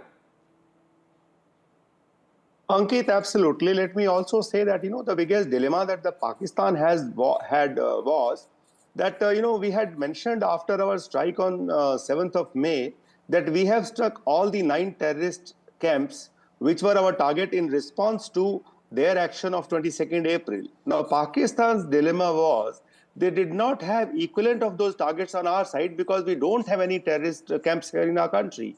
So they had no option but to go in for either the counter value targets that we have or the counter force targets that we have. Unfortunately, they went in for counter force targets, which are pure military targets, and they affect our operational capabilities. They did not know that our integration of all the 3 services was so complete this time that not only the Army and the Air Force, Navy itself was also deployed in the Bay of Arabian Sea. So we had the Army, Navy, Air Force fully coordinated in deployment mode, and therefore our response capability was from north to south, as is also evident even after we had struck the terrorist camp, the last one that is further down south of Bhavalpur, which was well about 100 kilometers deep inside Pakistan territory. We also have struck Karachi ports because of our Navy deployment there and coordinating it with the Air Force. Therefore, the point I'm trying to make is that the range of targets that we had in Pakistan were much more in addition to the terrorist targets. Right. And Pakistan did a foolish thing of attacking our not the counter value targets, but the counter force targets, which was affecting our force capability. Therefore, we had already told them. We told, in fact, all the 5 nations, that is United States, Russia, Britain, Saudi Arabia, and UAE, that look, we have carried out our action in 25 minutes in response to their action of 22nd April, which was done by the terrorists. Hereafter, if Pakistan does anything, they will be moving up the escalatory ladder, and therefore we have no hesitation in going up that ladder. Yes, apparently it appeared that when we moved on that ladder, that the Army, Navy and the Air Force, all three integrated forces got the momentum that we wanted. Right. Now the point is, should we keep up that momentum? And the momentum was halted by the ceasefire. But the point is, we already in a way had achieved our objectives, and leadership of the country is very resolute, and they had very clearly told the world that, look, we have achieved our aim. If hereafter Pakistan does anything, they have to be punished, and they are then going overboard. And Absolutely. that's exactly what happened. One thing is very clear, that a new Lakshman Rekha, new red line, and the complete change of rule of engagement as far as Pakistan is concerned has been drawn in the current context with Operation Sindoor, and the line that Pakistan had, or the long rope that they had, that has been shortened. The response is going to be swift if there is any once again, the same kind of act of terror which is repeated on Indian soil, whether it is perpetrated by the Pakistani army or elements controlled by them, there is going to be a big cost that Pakistan will have to pay. Thank you so much, gentlemen, for being with me this evening. With that, we are slipping into a short break. On the other side, we'll shift our focus completely on the other big event, ladies and gentlemen. In just about 40 minutes from now, Prime Minister Narendra Modi is going to address the nation, his first address to the nation on Operation Sindoor, post-Operation Sindoor. Remember, the Prime Minister has been closely watching the events. Now it is his time to speak to the nation at 8 p.m.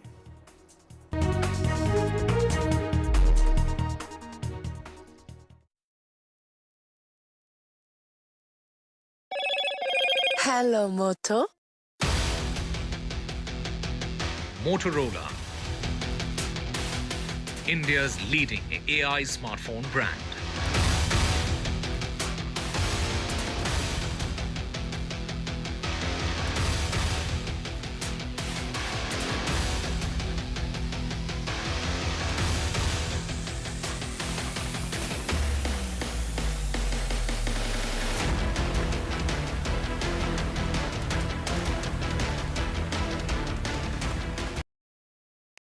Gold plus optimistic reflective glass लगाओ, धूप की गर्मी को दूर भगाओ और बिजली का बिल भी बचाओ।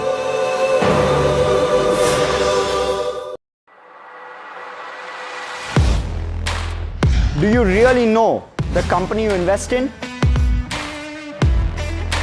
What is the real picture behind presentations and claims? Is the outlook as rosy as the company claims?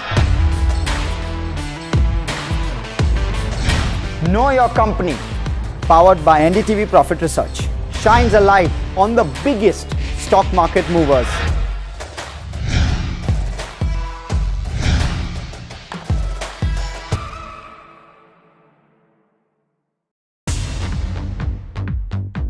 More news that matters. Big exclusive. Tulsi Gabbard gunned down by Pakistan-backed cowards. When you interact with people on ground, you're able to reflect their sentiments much better. More debates that shake the system. More exclusives you won't find anywhere else. Not just another prime time. It's a prime time that's unmissable.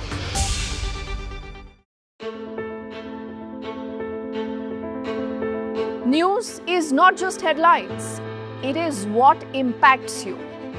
And news should never be mistaken for noise.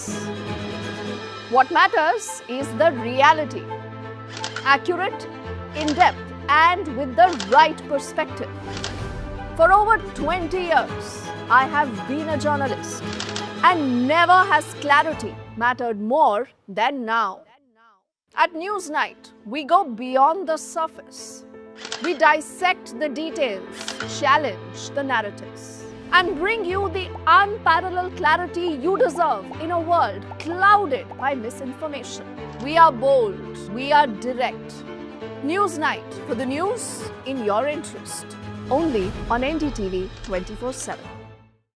I've been reporting on all issues big and small from Andhra Pradesh, Telangana, rest of South India bringing you all the action, all that you need to know, all that you want to know. The energy of Maximum City is infectious. I'm bringing that energy in our news coverage from financial capital Mumbai. Covering from the southernmost part of India over the last 23 years, I bring in-depth and 360-degree coverage from the Dravidian heartland. The land of Mishti, also known for its bitter politics. I have seen much water flow under the Howrah Bridge, covering Bengal in all its vivid colors. India's IT capital is always bustling, a city full of startups, stories and surprises. And I keep you ahead on all the Bengaluru buzz. In today's interconnected world, India's voice is more crucial than ever. When India speaks, the world listens. At NDTV World, we are that voice, bringing you intelligent and insightful news from India and beyond. From geopolitics and diplomacy to economic shifts, migrations, tech disruptions, and the stories of our diaspora.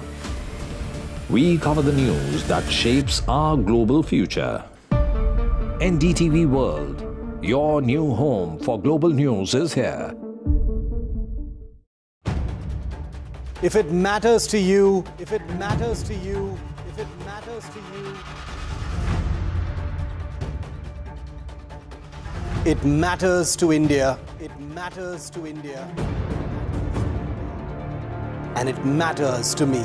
And it matters to me. India Matters with Shivaru, only on NDTV 24/7. How often have you turned away from debates that descend into endless fights? We bring you a show where every question is answered, where every debate finds its resolution, where every story finds its conclusion, where opinions collide but facts prevail.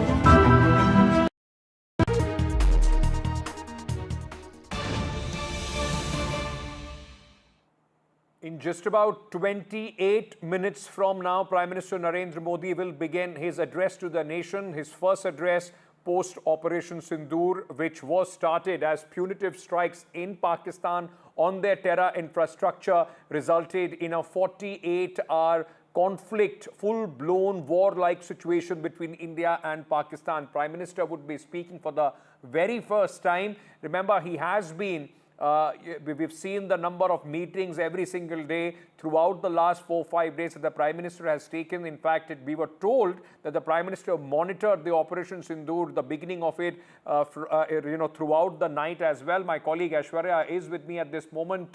This is going to be an important address to the nation. Aishwarya, Prime Minister speaking for the first time. Many were wondering, while Shehbaz Sharif, the Prime Minister of Pakistan, has spoken not one, not two, but multiple times to, in his country, prematurely also jumping around and claiming victory. When will Prime Minister Narendra Modi speak? And tonight, in just about 27 minutes, that is going to happen. Well, Ankit, after Pahalgam terror attack, it was Prime Minister Narendra Modi who spoke for the very first time at a rally in Bihar.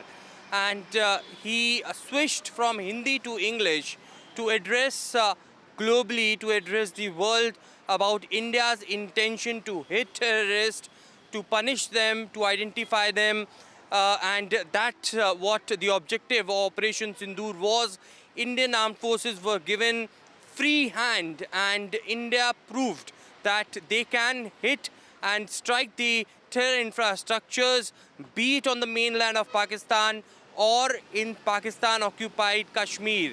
It is those terrorists who were neutralized, their infrastructures were demolished, there were specific targets that the Indian Armed Forces launched, and of course the Indian Armed Forces also provided every evidence to the world that how India has attacked them deeply.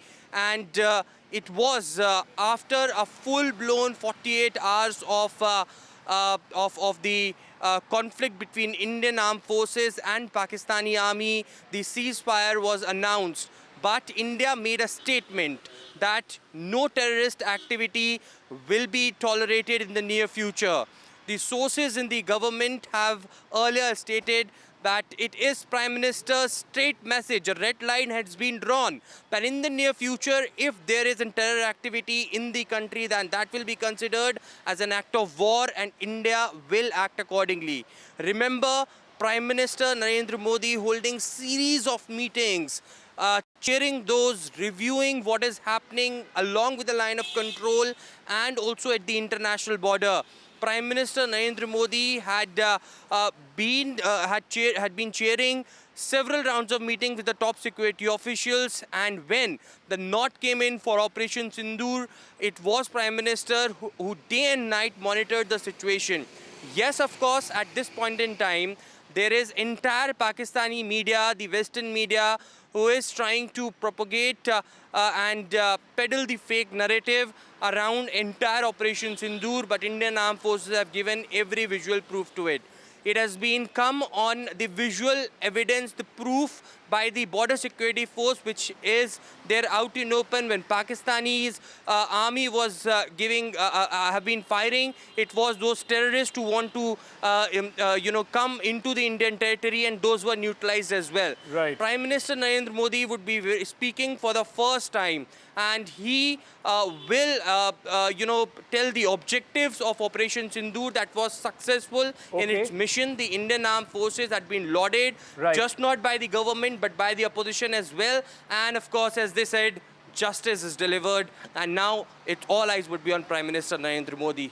Thank you so much, Aishwarya, for joining us with all those details, just to understand, because, ladies and gentlemen, of course, one part of it will be the military operations that took place and what compelled Prime Minister to take those decisions. One part also is of, expectation of a political fallout of this, and possibly an upper hand that the BJP and the Prime Minister could claim. I'm being joined at this moment by Amitabh Tiwari, political strategist, who is joining us at this moment. We also have Dr. Tara Kartha, former Director, National Security and Council Secretariat, to understand the implications globally of this operation. We'll also be going across to Neerja Chaudhary, senior journalist, in just a short while from now. Amitabh, before I come to you, let me start with Dr. Tara Kartha. Lot has been said, ma'am, about whether you want to call it the public relation fallout of this operation for India globally, and the way it has been presented. While Pakistan on one hand is claiming victory within their own country, living in that fantasy world, how is this entire operation and what India has done being seen across the globe?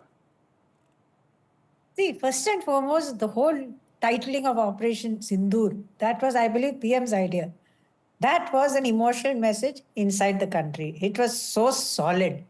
Number two is, outside, you've sent a message, I will fight under the nuclear overhang. We will still get our objective despite this huge, talk of nuclear weapons and etc., all that stuff being there. We still got our objectives through. Number three is, a lot of people are going to find it very difficult to digest that. Because that, sorry to say this, but that a brown country can actually do this and do its work thoroughly well is difficult for people to actually accept. But I would give credit to our international academics and things to understand. Maybe they should study this war, see how, in terms, like I said, I think in another channel, what marked this war, what marked it was the selection and maintenance of aim. That is the fundamental principle of war. You said, I will attack terrorist camps, and that is precisely what you did. Right. So that is brilliant. And your Ukraine and Gaza should tell you, the second brilliant thing is you also walked out at the right time. Yes. So Amitabh, let me bring you in at this moment. What are the two messages? One, of course, for the domestic, one, of course, for a message across the border, which the military, under the leadership of Prime Minister Narendra Modi, has been able to send. What about the message to the domestic audience? What are you expecting in the address tonight? See, clearly in the address tonight, I think Prime Minister Modi will clearly, first of all, thank the armed forces and the people and the opposition parties for their unwavering support. Secondly, I think he would lay down clearly what were the objectives of Operation Sindoor, what are our accomplishments, how we have exceeded the expectations or achieved the objectives. Thirdly, how we have sent a clear signal to Pakistan, as we have also announced that any act of terrorism in the future will be considered as an act of war. So, what is the strategic importance of this statement? How it is also a message that I think he will also dwell upon the fact as to why India accepted a ceasefire at this point of time after the accomplishment of the objectives, perhaps because he has already made a statement in the past that this is not an era of war. Correct. When he has made a position, such a position during the Russia-Ukraine conflict, I think he will try to harp on that factor. So there are many facets of this which he will bring before the people, and there will be something new which he will bring to the table, perhaps, which the DGMO. Can I also probe you, Amitabh, a little bit? Can I also probe you a little bit about the timing of this address? Because, you know, like I was asking Aishwarya, throughout this entire conflict, at least from 7th onwards, there was a lot of demand, at least there was a lot of expectation of the Prime Minister to come out, speak to the nation, tell our country what is going on as the, you know, hostilities were rising, when the tensions were rising at that point of time. The Prime Minister chose not to. We kept seeing the visuals of him in the meeting, so on and so forth. And then, of course, after the announcement of the ceasefire understanding, 24 hours after that ceasefire understanding, the Prime Minister decides to speak. So tell our viewers a little bit more about what do you think about the timing of this address? No, essentially, he had clearly. Go ahead, Amitabh. Essentially, he had clearly given the armed forces the powers and the right to respond accordingly. So what he has done is that, of course, he has led this operation, but he has given the armed forces on the ground who have fought this limited war, who were at the forefront, to take the highlight, I would say, to a certain extent, by holding pressure from the MEA, now with the DGMO. And now, once the limited war is over, we have had a calm night yesterday, and the operation, at least this phase of the operation, is over. Now he has chosen this time to come and speak in front of the Indian populace and also give a message, perhaps, to the global audience and to the audience in Pakistan as what could be the future course of action and why he took this decision to take a ceasefire at this.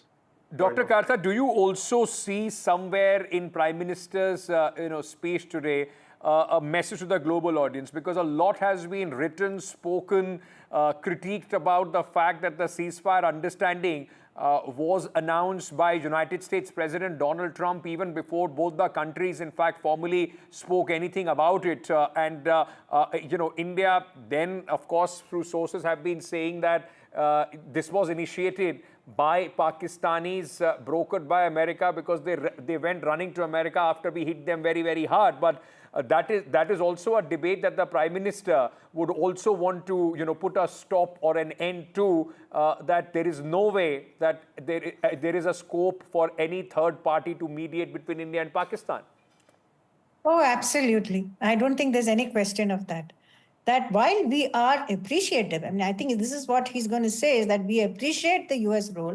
I mean, I'm talking of the NSA, Marco Rubio, who did play a role. I mean, let's give him the credit where it is due. But the point is, we can do this, and there is also a sort of on social media, there's a lot of talk that why did we stop? There is very little understanding on the ground of the seriousness of war. So I think when we stopped, when we did, was brilliant. And that has to be conveyed. And I think the PM who has been helming all these things, he is not a PM who will sit at home and, let things slide. He is leading from the front. He would know this. And I think that message will also go out. We got our objectives. We are happy with the US, but however, we will make our own decisions. No question of mediation on Kashmir. We are done. Article 370, we are done. That's it. Neerja Chaudhary, with us finally. Neerja, thank you for joining us at this moment. Let me start by asking you, of course, a big moment as far as our country's history and the chapters being written are concerned. What do you expect from Prime Minister's speech this evening? Are you expecting like a, claiming big victory kind of a speech which will be loaded with a lot of political connotations for the domestic audience as well? Yeah, I think the Prime Minister being Prime Minister, he will probably strike high notes after Operation Sindoor, which was a very evocative one. And it had the support of women, it had the support of families. People felt enough is enough signal had to be given to Pakistan. But if you go out on the street and talk to the panwala, the driver, the cleaning woman, ordinary people, the villager, they are happy that the war is not going to be a prolonged one. The war has come to an end. We struck at the, terror camps, and we showed Pakistan that this, it would have to pay a high price if it went in for or sponsored terror attacks. So I think overall, certainly it has resonated with women in large numbers that Operation Sindoor has certain connotations. And with families who felt the barbarity of what had happened in Pahalgam with, which had really this time terrorized the women of India. And somewhere their loss had to be avenged because their husbands were killed in front of them at point blank range. And therefore there was grief and pain and anger in the country. So that loss had to be avenged. And I think by, precision strikes, India did that. Yes. But India did not want a war. And it made that very clear even after the precision strikes. So yes, given all this, but certainly the BJP leadership has come in for criticism, with America. Why did it go in for ceasefire so quickly? There were people amongst its own ranks that felt, Pakistan would be brought on its knees. So maybe it became a victim of its own shrill rhetoric by some of the people in the BJP. Yes. And also that, this third party intervention, I think the Prime Minister will probably clarify. Kashmir has it come center stage again instead of terror. Okay. Will India and Pakistan be hyphenated? These are all question marks. Yes. And I think somewhere the Prime Minister will probably clarify this evening. May I ask you, or just stress this further into the political message, Neerja? Already we are seeing news reports that the BJP has planned Tiranga Yatras across the country coming May 13th and onwards. There is somewhere, of course, it's not for the first time. Every political leadership, after what they would perceive, or at least there is a strategic military objective which has been achieved, there is going to be some political dividend that they would want out of that. How do you see that playing out in the days to come? And also the opposition, which has been quite completely supporting the government so far, but now, of course, as the tensions of the war-like situation would come down, the heat in the political discourse will rise. Yeah, absolutely. The opposition will play its role and should play its role. And you will go back to the cacophony of our India's democracy. So that is to be expected. And of course, there are no elections around the corner. It's Bihar 6 months down the line. And of course, elections next year. But Tiranga Yatras, yes, I think national unity, national resolve should be the theme that should be pursued. I hope very much that there'll be no attempt to equate Pakistan with the Muslims in India. Because the Muslims and Hindus have stood as one, even though the design of the Pahalgam terror attacks was to create a backlash in the country. And that was defeated. Kashmiris have spoken with the rest of India. There we've seen women power in evidence. So I think we should encash on all those things to move forward very resolutely. Amitabh, very quickly, let me bring you in because even though the opposition this time, and we have seen at least sense of responsibility across the political aisle when it came to these kind of tensions between India and Pakistan. Opposition, in fact, saying that they have complete faith and support they've given to the Prime Minister and the armed forces. But there was one demand that the opposition kept raising, at least that they said that in the all-party meetings, Prime Minister should have been present. Now there is also a demand of an all-party meeting. Do you see some sort of an addressal by the Prime Minister in the upcoming address as well? See, I think clearly the opposition is demanding either, or rather demanding a joint parliament session at this point of time. Maybe a joint parliament session is not warranted because a lot of things cannot be discussed openly about the strategic initiatives and the military operations. But I think the government in the days to come is likely to call for an all-party meeting. They had called an all-party meeting to apprise them of this situation after the Pahalgam attack and had taken into confidence. And I think the NDA government is likely to hold an all-party meeting soon and assuage the concerns of the opposition with regard to this ceasefire and many questions they have in mind. However, the opposition as well, I hope and that they would also probably join in the celebrations, because India needs to put up a united front and a united face to the global audience and to Pakistan on this historic occasion. Well, days will tell whether we are able to send that message, or is it too much to ask, as Neerja put it, in the cacophony of the Indian democracy. As the dust settles and the heat comes down on the international border between India and Pakistan, I presume fireworks to begin very, very soon within our borders between the political parties. Thank you so much, Neerja Amitabh and Dr. Kartha, for joining me at this moment. Ladies and gentlemen, just about less than 10 minutes, 8 minutes at this moment. The clock is showing on NDTV. Prime Minister will speak. And post that, of course, the big takeaways, the complete dissection of what the Prime Minister says to the nation coming up here on NDTV. I'm slipping into a short break. Stay tuned.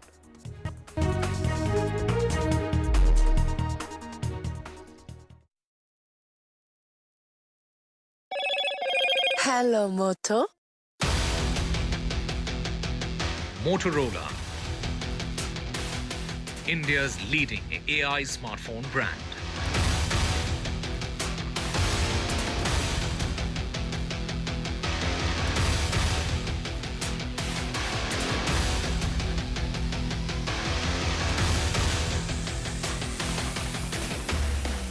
Motorola Ex-Post of the day. ICC bids goodbye to Virat Kohli after he announced his retirement. ICC has put out a post and said, "Whites off, crown intact.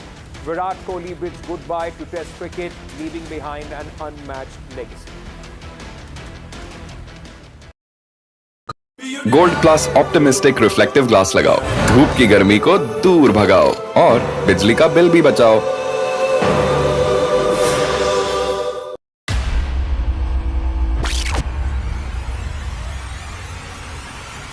The last 1 month, if you see, the share prices of Naval Engineering has fallen more than 58%. Why are the rating firms calling the debt payments as default? We have two credible credit rating agencies on March 4th coming and downgrading the stock to D. Statements are consistently being proven wrong, and transactions are being taken place which are different from what they were originally pictured to be. The company claimed it would roll out 6,400 electric vehicles. But what it has rolled out is a shocking scam. Funds meant for the project were funneled allegedly back to the promoters, the Junkie brothers. What did the money buy? Not EVs, of course, but a lavish flat in Gurgaon's luxurious DLF Carmelias.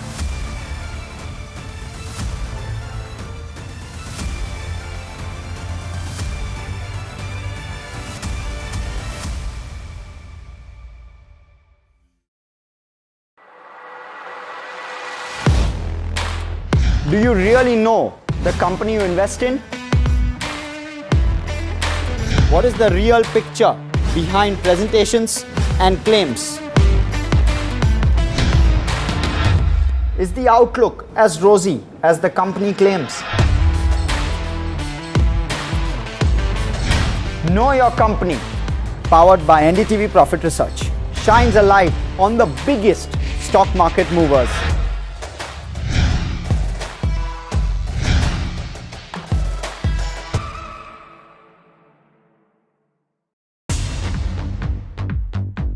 More news that matters. Big exclusive. Tulsi Gabbard gunned down by Pakistan-backed cowards. When you interact with people on ground, you're able to reflect their sentiments much better. More debates that shake the system. More exclusives you won't find anywhere else. Not just another prime time. It's a prime time that's unmissable.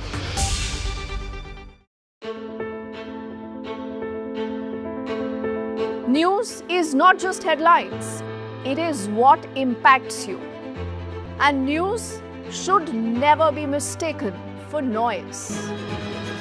What matters is the reality.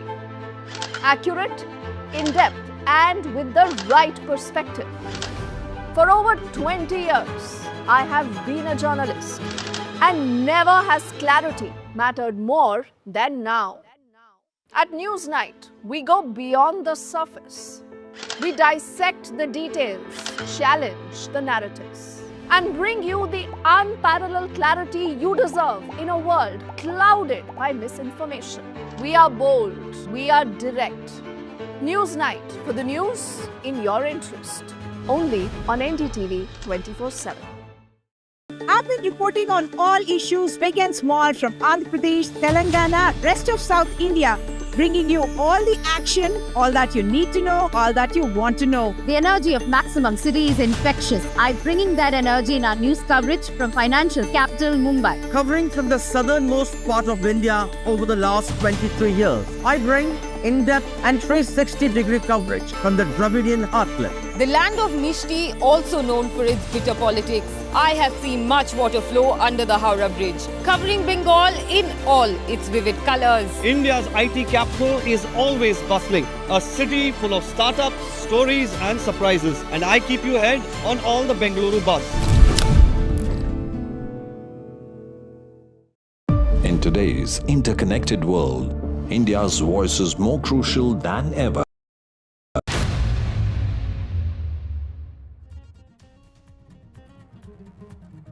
First address by Prime Minister Narendra Modi after the success of Operation Sindoor. Prime Minister Modi to address the nation any moment now. Video proof of strikes at the Pakistan air bases released by India. Forces say our military bases are intact, fully prepared. Pakistan Army is responsible for their losses.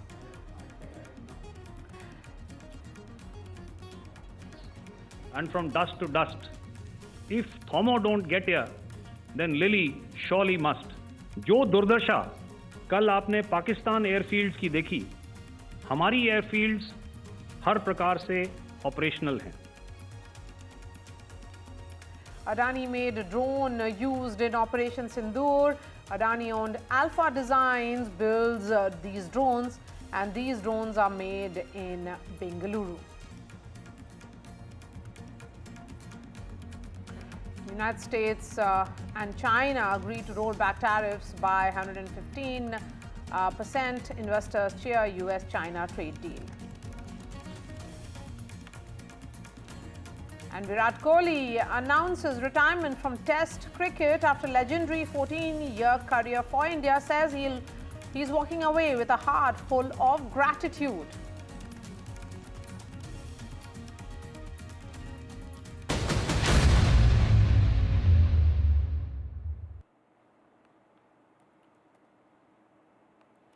Prime Minister Narendra Modi will be addressing the nation any moment now. This crucial address comes at a very important juncture after the success of Operation Sindoor and also after the ceasefire agreement was reached. In fact, understanding was reached two countries. Today was also the day that DGMO level talks happened between India and Pakistan.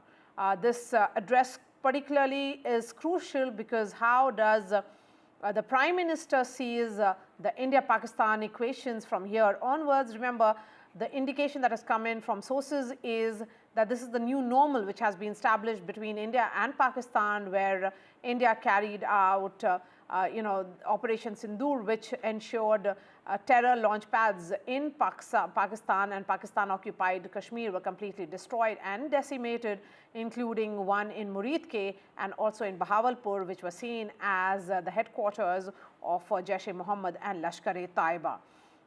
Thereafter, we saw Operation Sindoor Point 3, the details of which were shared by the DGMOs, who said that India also managed to carry out airstrikes against the military bases inside Pakistan, very close to Karachi. देश का सामर्थ्य और उसका संयम दोनों देखा है।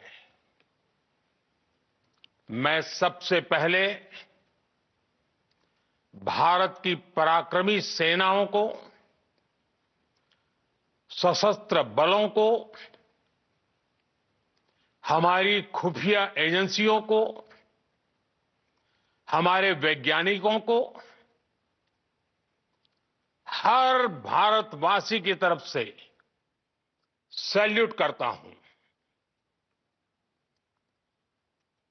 हमारे वीर सैनिकों ने ऑपरेशन सिंदूर के लक्ष्यों की प्राप्ति के लिए हर भारतवासी की तरफ से सैल्यूट करता हूं। हमारे वीर सैनिकों ने ऑपरेशन सिंदूर के लक्ष्यों की प्राप्ति के लिए असीम शौर्य का प्रदर्शन किया। मैं उनकी वीरता को, उनके साहस को, उनके पराक्रम को आज समर्पित करता हूं। हमारे देश की हर माता को, देश की हर बहन को और देश की हर बेटी को ये पराक्रम समर्पित करता हूं। साथियों, 22 अप्रैल को पहलगाम में आतंकवादियों ने जो बर्बरता दिखाई थी, उसने देश और दुनिया को झकझोर दिया था। छुट्टियां मना रहे निर्दोष मासूम नागरिकों को धर्म पूछकर उनके परिवार के सामने, उनके बच्चों के सामने बेरहमी से मार डालना,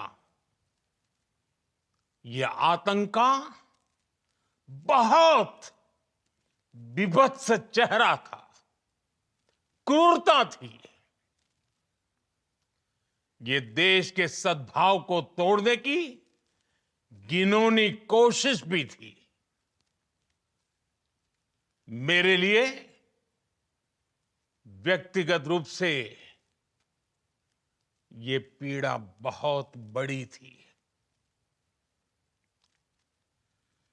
इस आतंकी हमले के बाद सारा राष्ट्र, हर नागरिक, हर समाज, हर वर्ग, हर राजनीतिक दल एक स्वर में आतंक के खिलाफ कड़ी कार्रवाई के लिए उठ खड़ा हुआ। हमने आतंकवादियों को मिट्टी में मिलाने के लिए भारत की सेनाओं को पूरी छूट दे दी और आज हर आतंकी, आतंक का हर संगठन जान चुका है कि हमारी बहनों बेटियों के माथे से सिंदूर हटाने का अंजाम क्या होता है। साथियों, ऑपरेशन सिंदूर ये सिर्फ नाम नहीं है, ये देश के कोटि कोटि लोगों की भावनाओं का प्रतिबिंब है। ऑपरेशन सिंदूर न्याय की अखंड प्रतिज्ञा है।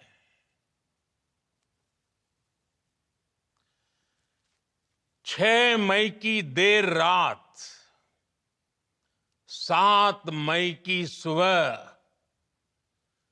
पूरी दुनिया ने इस प्रतिज्ञा को परिणाम में बदलते देखा है।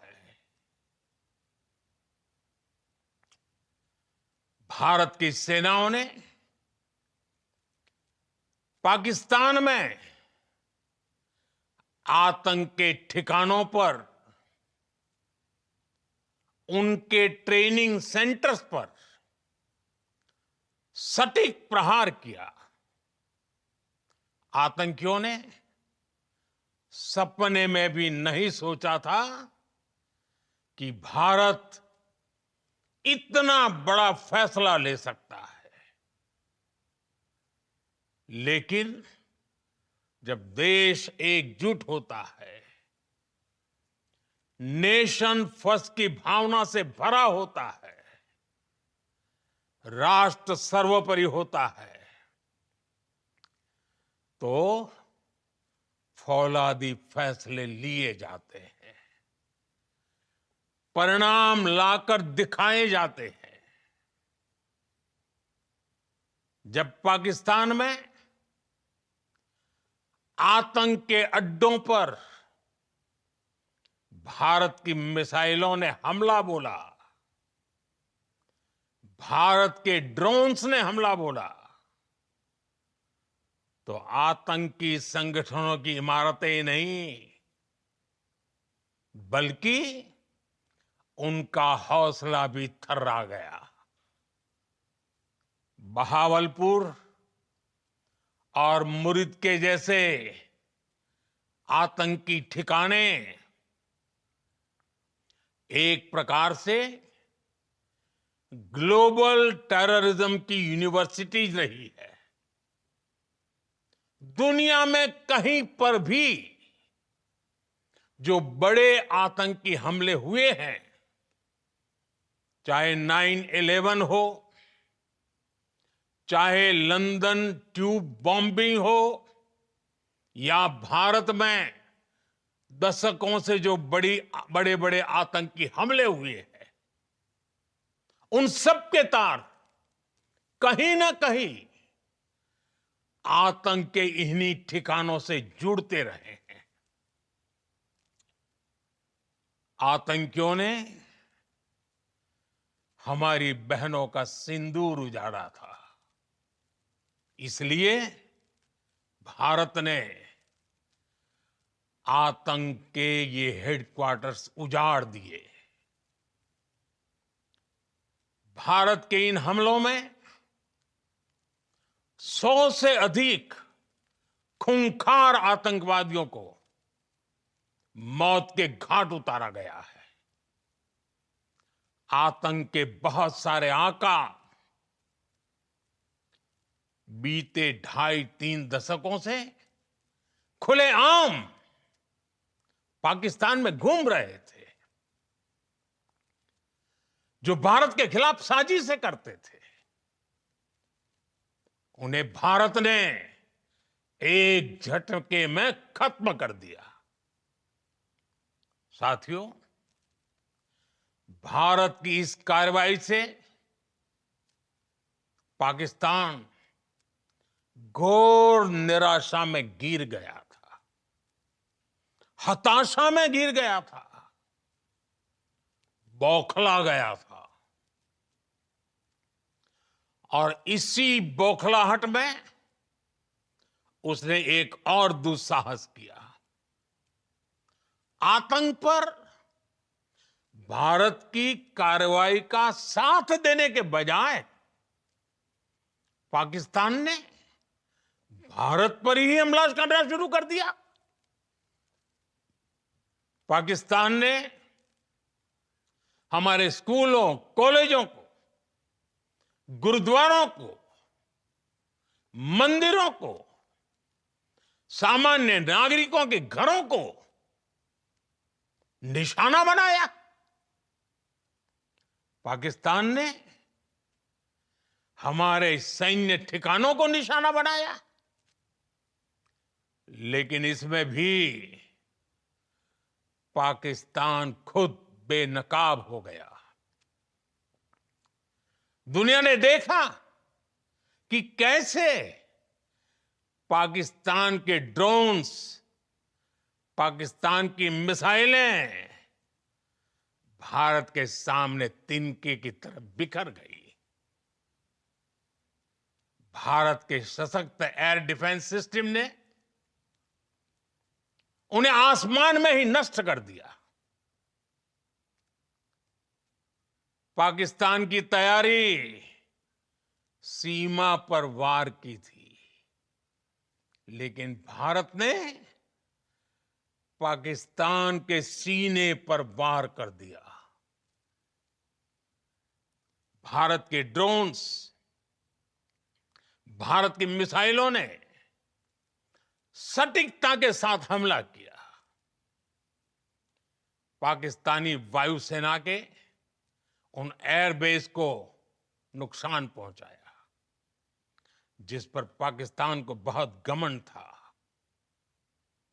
भारत ने पहले 3 दिनों में ही पाकिस्तान को इतना तबाह कर दिया जिसका उसे अंदाजा भी नहीं था। इसलिए भारत की आक्रामक कार्रवाई के बाद पाकिस्तान बचने के रास्ते खोजने लगा। पाकिस्तान दुनिया भर में तनाव कम करने के लिए गुहार लगा रहा था, और बुरी तरह पीटने के बाद इसी मजबूरी में 10 मई की दोपहर को पाकिस्तानी सेना ने हमारे डीजीएमओ को संपर्क किया। तब तक हम आतंकवाद के इंफ्रास्ट्रक्चर को बड़े पैमाने पर तबाह कर चुके थे।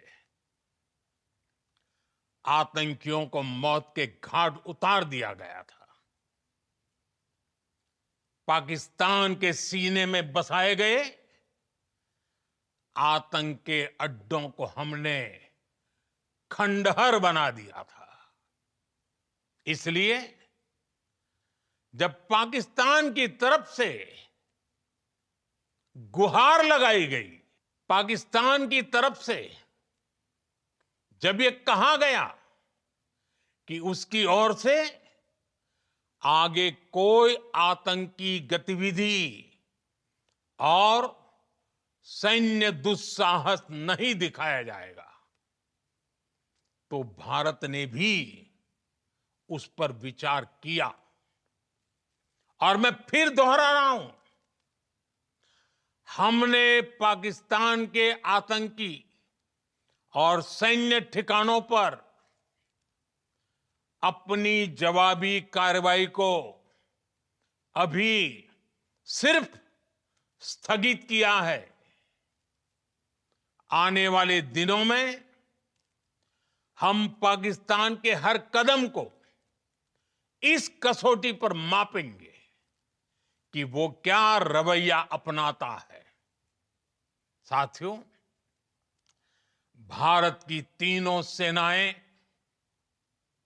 हमारी एयरफोर्स, हमारी आर्मी और हमारी नेवी, हमारी border security force BSF, Bharat के अर्धसैनिक बल लगातार अलर्ट पर है। सर्जिकल स्ट्राइक और एयर स्ट्राइक के बाद अब ऑपरेशन सिंदूर आतंक के खिलाफ भारत की नीति है। ऑपरेशन सिंदूर ने आतंक के खिलाफ लड़ाई में एक नई लकीर खींच दी है, एक नया पैमाना, न्यू नॉर्मल तय कर दिया है। पहला, भारत पर आतंकी हमला हुआ तो मुंह तोड़ जवाब दिया जाएगा। हम अपने तरीके से, अपनी शर्तों पर जवाब देकर रहेंगे। हर उस जगह जाकर कठोर कार्रवाई करेंगे जहां से आतंक की जड़ें निकलती हैं। दूसरा, कोई भी न्यूक्लियर ब्लैकमेल भारत नहीं सहेगा। न्यूक्लियर ब्लैकमेल की आड़ में पनप रहे आतंकी ठिकानों पर भारत सटीक और निर्णायक प्रहार करेगा। तीसरा, हम आतंक की सरपरस्त सरकार और आतंक के आकाओं को अलग अलग नहीं देखेंगे। ऑपरेशन सिंदूर के दौरान दुनिया ने पाकिस्तान का वो घिनौना सच फिर देखा है, जब मारे गए आतंकियों को विदाई देने पाकिस्तानी सेना के बड़े बड़े अफसर उमड़ पड़े। स्टेट स्पॉन्सर्ड टेररिज्म का यह बहुत बड़ा सबूत है। हम भारत और अपने नागरिकों को किसी भी खतरे से बचाने के लिए लगातार निर्णायक कदम उठाते रहेंगे। साथियों, युद्ध के मैदान पर हमने हर बार पाकिस्तान को धूल चटाई है और इस बार ऑपरेशन सिंदूर ने नया आयाम जोड़ा है। हमने रेगिस्तानों और पहाड़ों में अपनी क्षमता का शानदार प्रदर्शन किया और साथ ही न्यू एज वॉरफेयर में भी अपनी श्रेष्ठता सिद्ध की। इस ऑपरेशन के दौरान हमारे मेड इन इंडिया हथियारों की प्रामाणिकता सिद्ध हुई। आज दुनिया देख रही है 21वीं सदी के वॉरफेयर में made in India defence equipments, इसका समय आ चुका है। साथियों, हर प्रकार के आतंकवाद के खिलाफ हम सभी का एकजुट रहना, हमारी एकता हमारी सबसे बड़ी शक्ति है।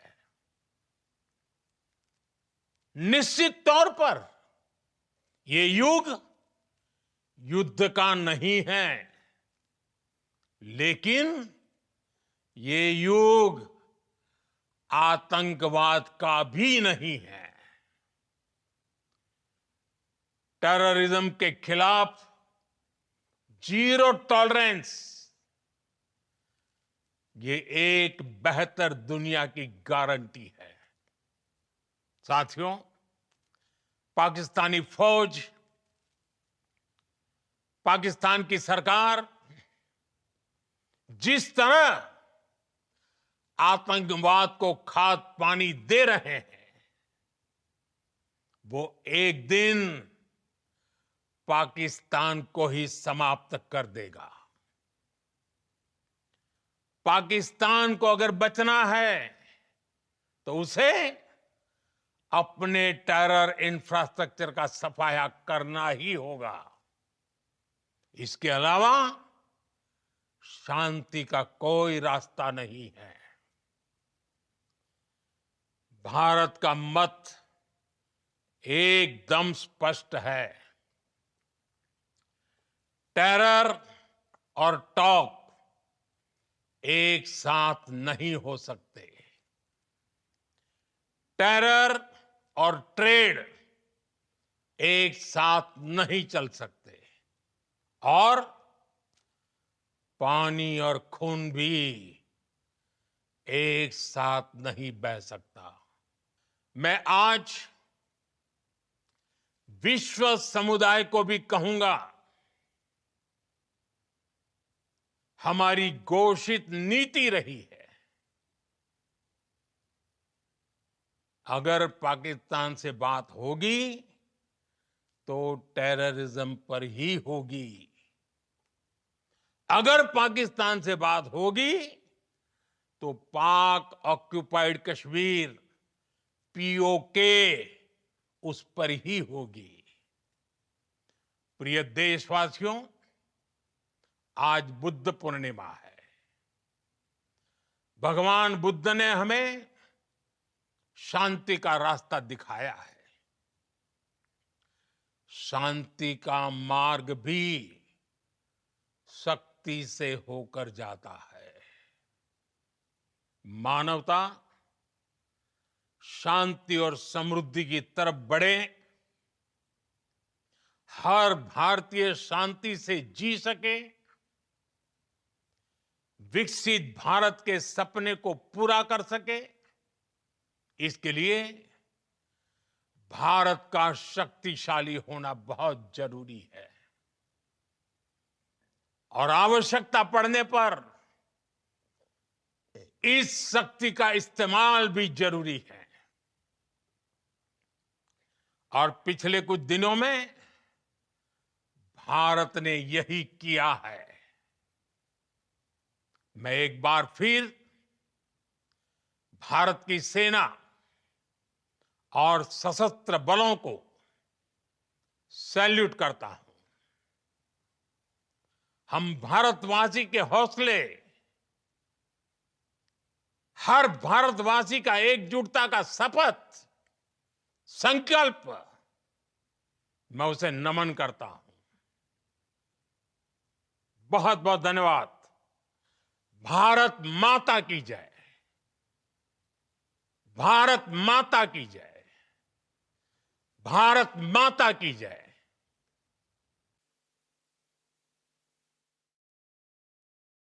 Modi's address to the nation has come to an end. There was a lot of anticipation around his speech, a powerful message that has been delivered by the Prime Minister as to why this operation was called Operation Sindoor.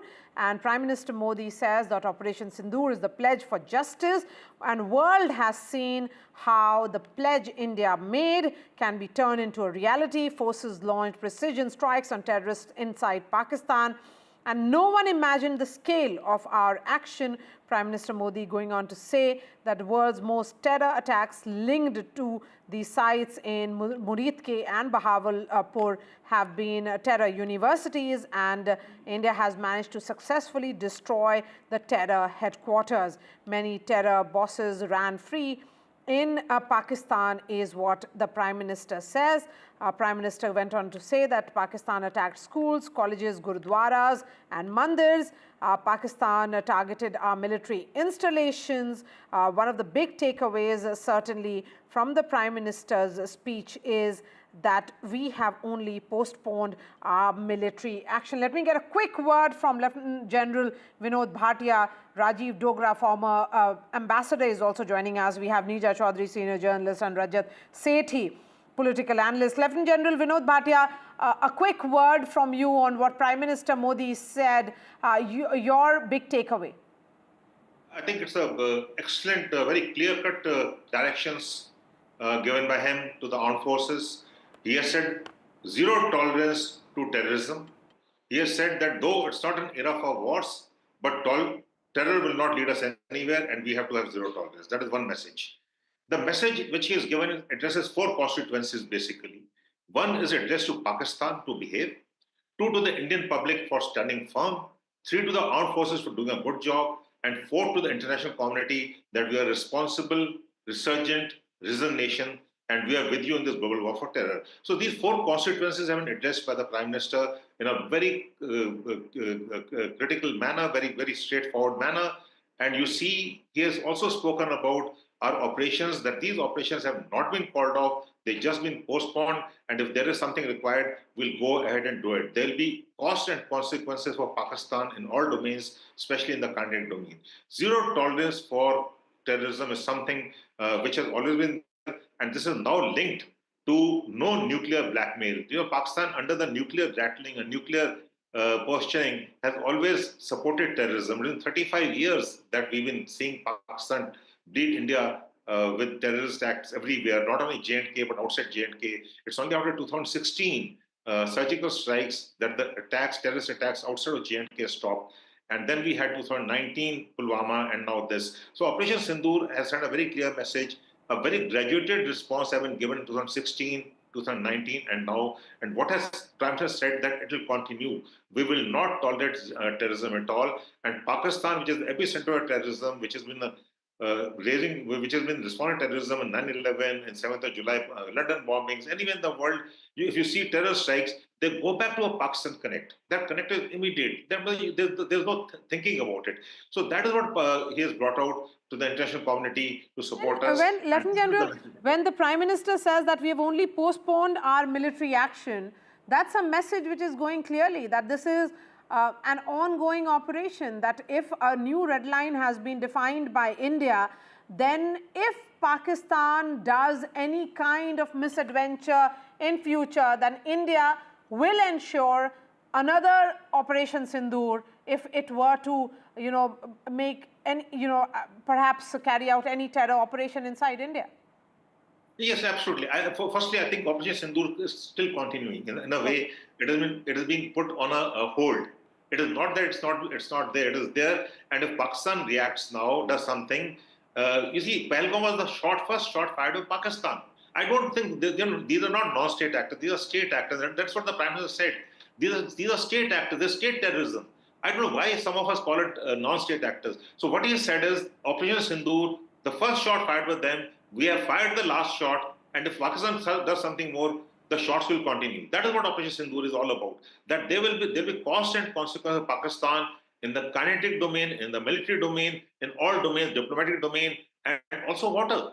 That is a very important one. And Pakistan got to pay the cost for this. They cannot endlessly, seamlessly, go on with impunity, go on with terrorism. So that is the message Pakistan has made, Lieutenant General, particularly with regards to how this is the new normal between India and Pakistan, and how Operation Sindoor is the new security doctrine of India, where India's actions will be decisive, surgical in nature if Pakistan were to target citizens of India. And this is a sovereign right of a country such as ours. Aishwarya is also joining us. Aishwarya, won't tolerate nuclear blackmail is what the Prime Minister says. He goes on to say, we watch Pakistan's actions on terror closely, and we have set a new normal in war on terror.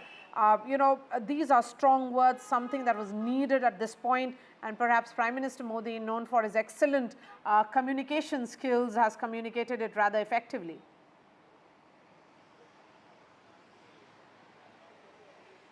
Well, a straight line has been drawn and a very, very strong message from Prime Minister Narendra Modi after a successful Operation Sindoor, but it has not ended. This is going to be our policy against terrorism. Operation Sindoor will continue. Straight message from Prime Minister Narendra Modi that blackmailing or nuclear will not be continuing. Terror and talks can't go hand in hand. Terror and trade can't go hand in hand. It is the blood and water can't flow together are the words of Prime Minister Narendra Modi, also hailing our Indian armed forces and the indigenous missiles and the weapons that had demolished, neutralized the Pakistani terror bases over there. Prime Minister Narendra Modi went on to say that we watch Pakistan's we will watch Pakistan's action on terror very closely, and if any such activity would be again be done, then it is operation. It is it will be considered as an act of war. Prime Minister Narendra Modi also emphasizing on the Indus Water Treaty, as he stated that the water and blood can't go hand in hand. It's a a reply that has been given, a befitting reply in fact has been given to the Pakistani government. They will not see Pakistani government and the terror organizations separate in the near future if such activities will be happening. So very, very strong words, a straight message, red line has been drawn by the Indian government on terrorism. Also, Prime Minister sending across a message to all the Indians that the kind of unity that was showcased during these last few days is something that is India's strong and had put India forward in these tough times. All right, Shivarur is also joining us from Srinagar. Shiv, according to you, the big takeaway of Prime Minister's speech? Maria, the Prime Minister making it absolutely clear that no blackmail, nuclear blackmail, will ever be tolerated as a ruse to allow terrorism to flourish. The Prime Minister has basically enunciated a new paradigm in terms of the rules of engagement with Pakistan. He has clearly stated what NDTV had reported. In fact, you had broken that story, Maria, 2 days ago, that the paradigm and the way Pakistan's military will be indistinguishable from terror targets as the new rules of engagement is precisely what has come now literally from the Prime Minister of the country. This is something that completely changes policy as far as Pakistan is concerned. It basically means that a terror attack on India will now invite the kind of targeting that we saw in phase 3 of Operation Sindoor, where the Indian Air Force bombed Pakistan Air Force air bases, facilities of the military in Pakistan, and possibly even strategic sites. So this is easily the biggest headline today. The rest of it was, of course, an enunciation of India's pain, India's agony. But the bulk of it, I think, was a warning that the nuclear overhang, the nuclear umbrella, the nuclear shield that Pakistan wields in order to allow terrorism to flourish on its soil, most of it pointed at India, will no longer be a deterrent against Indian action on its military. It doesn't get bigger than coming from the Prime Minister, and it doesn't come bigger, Maria, especially that it comes from the Prime Minister 2 days after those attacks happened and 2 days after a ceasefire understanding of some kind has taken place. This changes the entire rules of the game that have existed since the 70s and 80s. And I just wonder what the next provocation will lead to. All right, Shiv, thank you so much for joining us from Srinagar there. Let's bring in the guests, and I'm going to bring in Ambassador Rajiv Dogra. Ambassador Dogra, Prime Minister says that Operation Sindoor is not over. India will give back to terror and terrorists and their backers in a language they understand.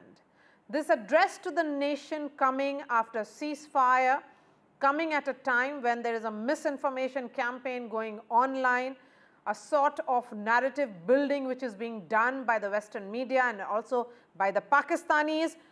India did not go into this as with the intention of a war. It was not about a prolonged war. It was just about teaching lessons to Pakistan and particularly to the terror outfits operating from Pakistan. Go ahead, sir. Your big takeaway of the Prime Minister's speech.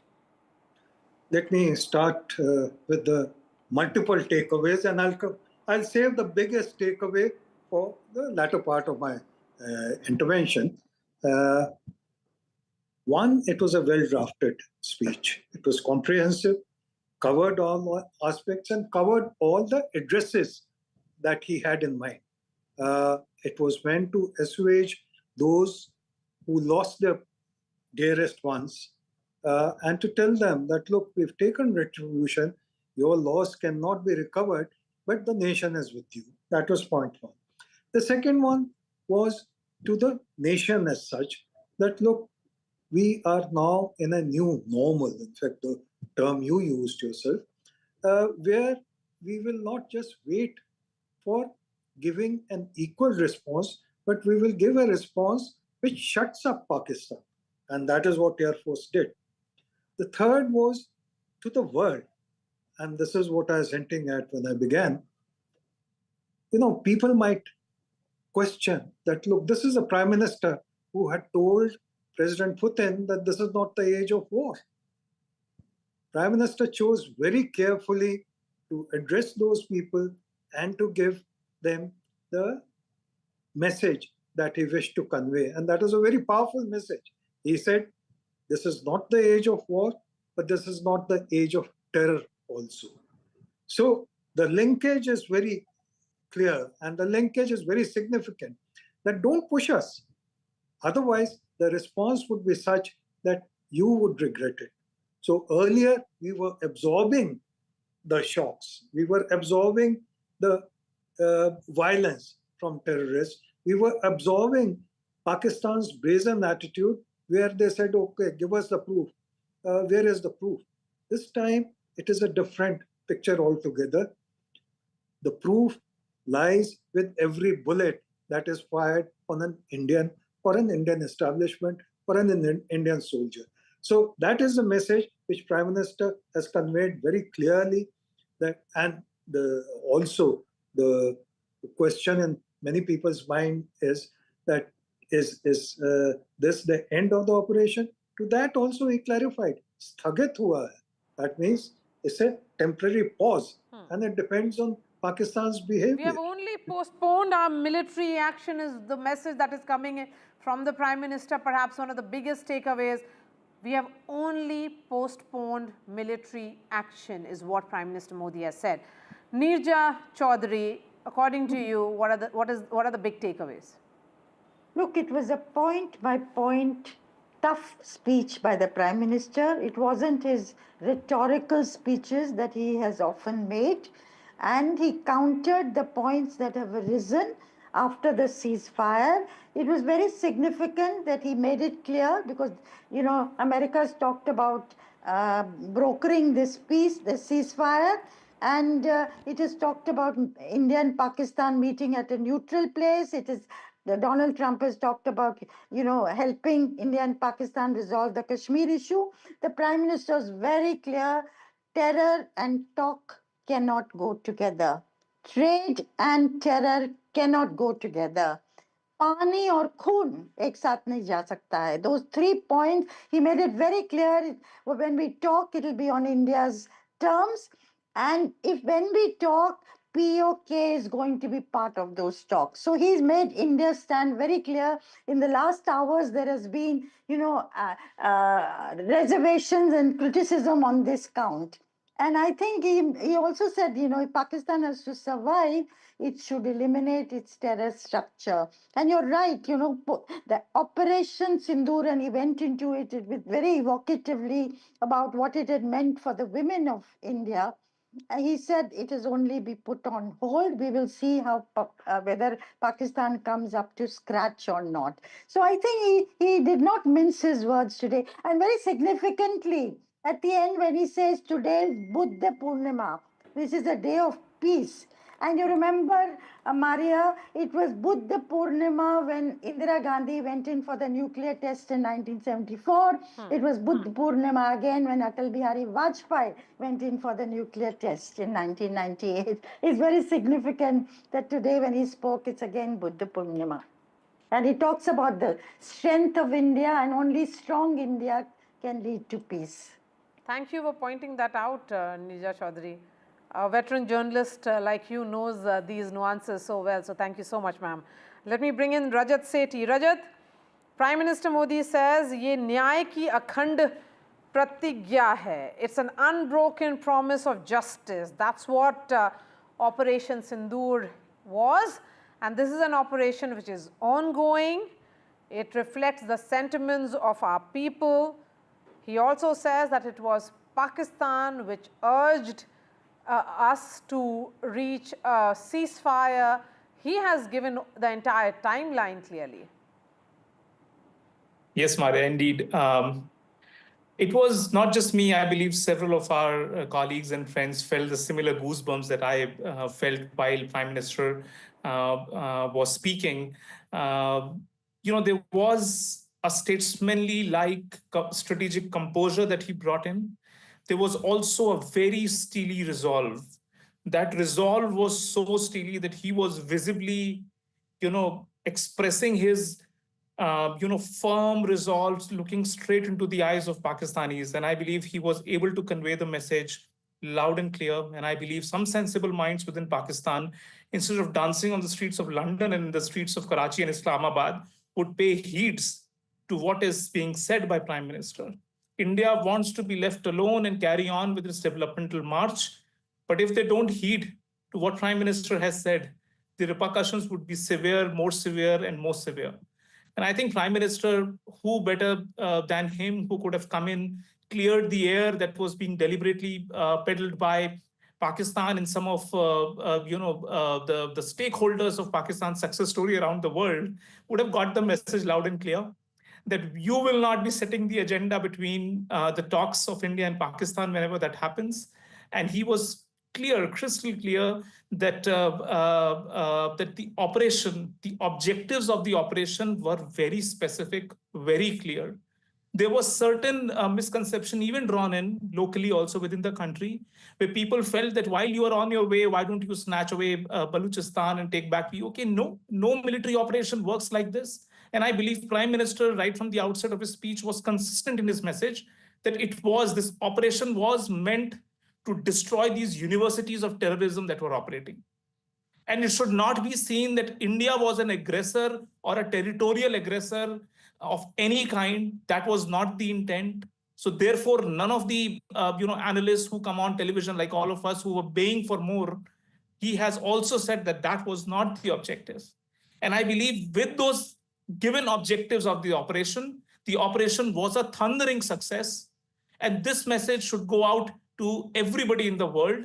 Whosoever is going to write, once the dust settles, is going to analyze every which way that we could demonstrate. Our armed forces demonstrated an enormous and a thumping victory in this operation. Power is important when needed. Road to peace also goes through power. Pakistan will have to root out terror for its own sake. I think this is a strong message that is coming in from the Prime Minister in this address to the nation. Please continue to be with us. We are taking a short break and then I'll be back with all the panelists for their final comments.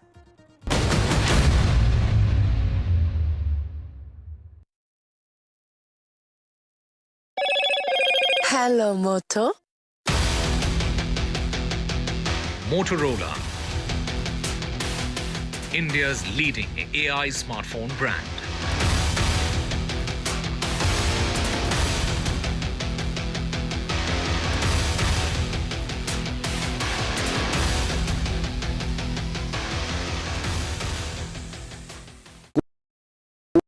Gold plus optimistic reflective glass लगाओ, धूप की गर्मी को दूर भगाओ और बिजली का बिल भी बचाओ।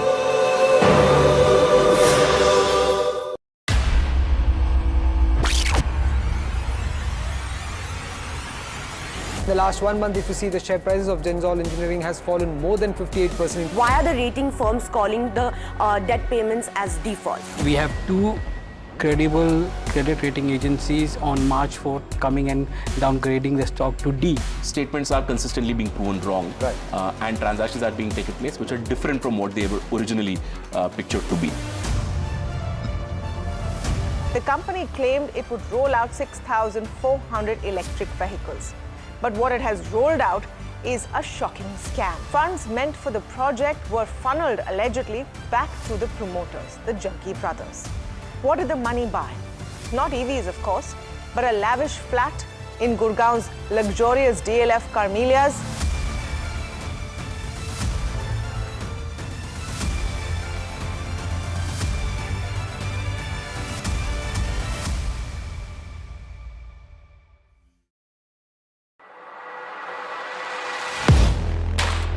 Do you really know the company you invest in? What is the real picture behind presentations and claims? Is the outlook as rosy as the company claims? Know Your Company, powered by NDTV Profit Research, shines a light on the biggest stock market movers.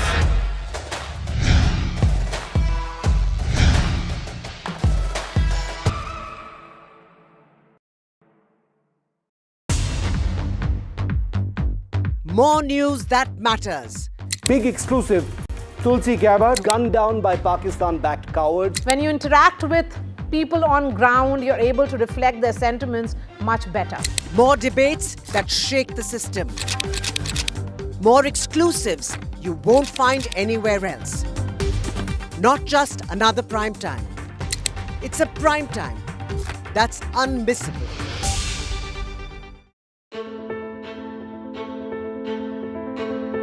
News is not just headlines, it is what impacts you. And news should never be mistaken for noise. What matters is the reality. Accurate, in-depth, and with the right perspective. For over 20 years, I have been a journalist, and never has clarity mattered more than now. At Newsnight, we go beyond the surface. We dissect the details, challenge the narratives, and bring you the unparalleled clarity you deserve in a world clouded by misinformation. We are bold, we are direct. Newsnight, for the news in your interest. Only on NDTV 24/7. I've been reporting on all issues big and small from Andhra Pradesh, Telangana, rest of South India, bringing you all the action, all that you need to know, all that you want to know. The energy of Maximum City is infectious. I'm bringing that energy in our news coverage from financial capital Mumbai. Covering from the southernmost part of India over the last 23 years, I bring in-depth and 360-degree coverage from the Dravidian heartland. The land of Mishti, also known for its bitter politics. I have seen Just a few minutes back, Prime Minister Modi has addressed the nation, giving several important talking points and headlines, certainly, where he says that terror and talk cannot go together, terror and trade cannot go together, and water and blood cannot flow together. Let's listen in to what the Prime Minister said, and then I go to the guests. Pakistani फौज, पाकिस्तान की सरकार जिस तरह आतंकवाद को खाद पानी दे रहे हैं, वो एक दिन पाकिस्तान को ही समाप्त कर देगा। पाकिस्तान को अगर बचना है तो उसे अपने टेरर इंफ्रास्ट्रक्चर का सफाया करना ही होगा। इसके अलावा शांति का कोई रास्ता नहीं है। भारत का मत एकदम स्पष्ट है। टेरर और टॉक एक साथ नहीं हो सकते। टेरर और ट्रेड एक साथ नहीं चल सकते, और पानी और खून भी एक साथ नहीं बह सकता। मैं आज विश्व समुदाय को भी कहूंगा, हमारी घोषित नीति रही है, अगर पाकिस्तान से बात होगी तो टेररिज्म पर ही होगी।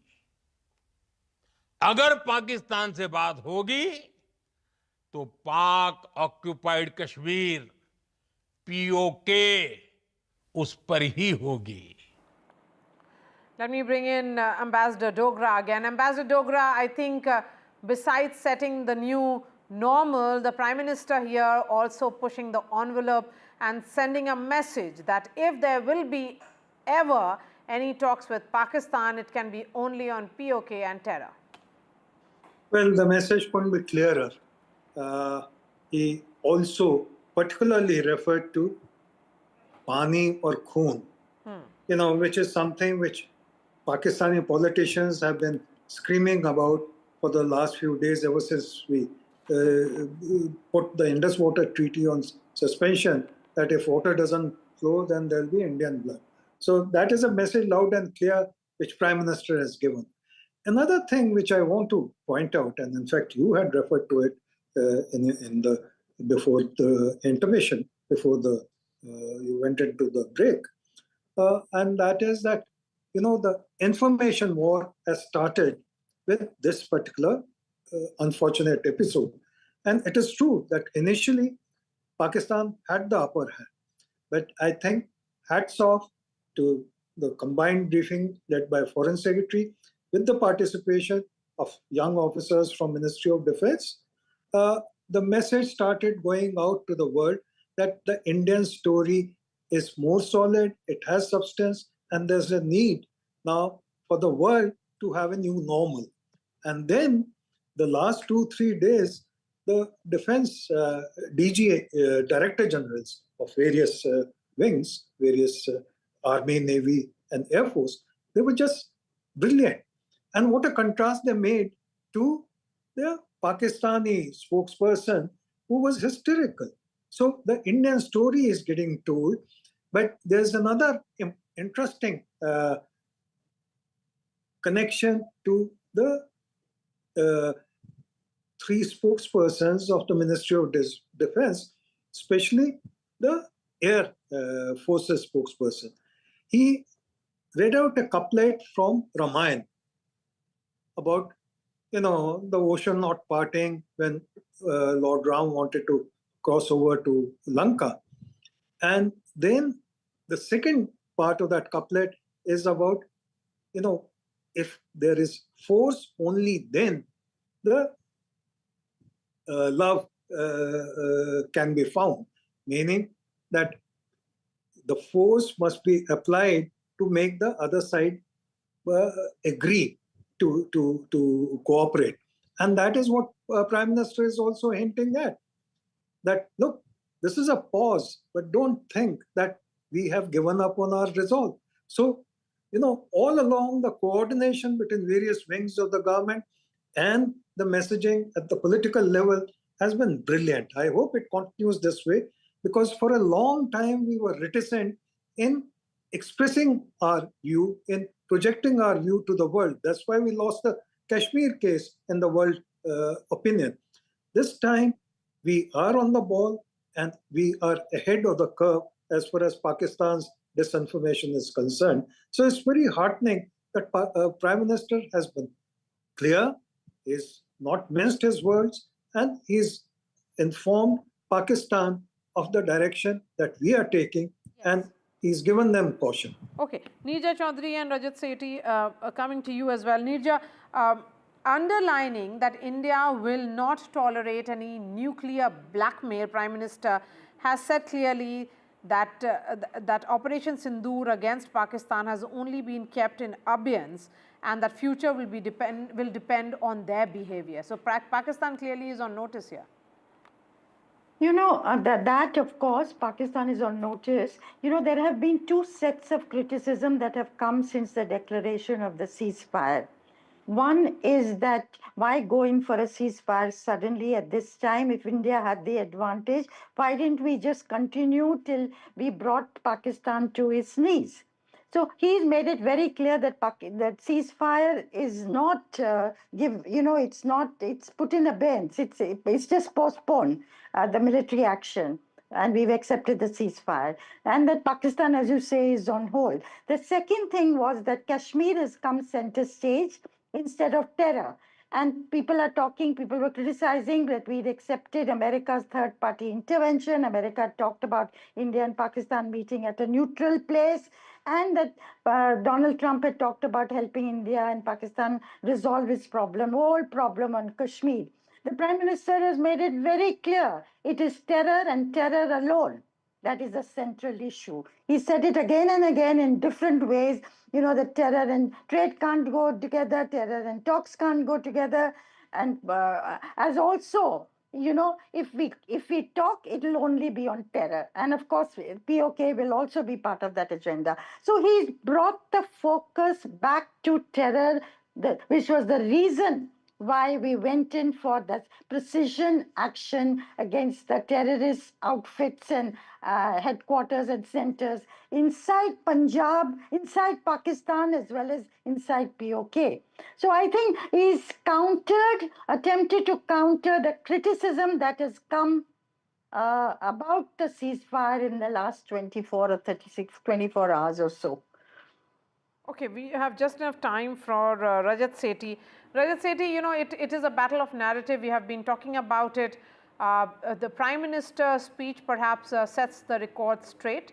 It is coming after the ceasefire and there has been relative calm along the international border and LOC, no action whatsoever. The DGMO level talks have also come to an end. So this is the right time to address the nation. But there are also political, fallout of this, because there are a lot of questions being asked from the opposition as was expected.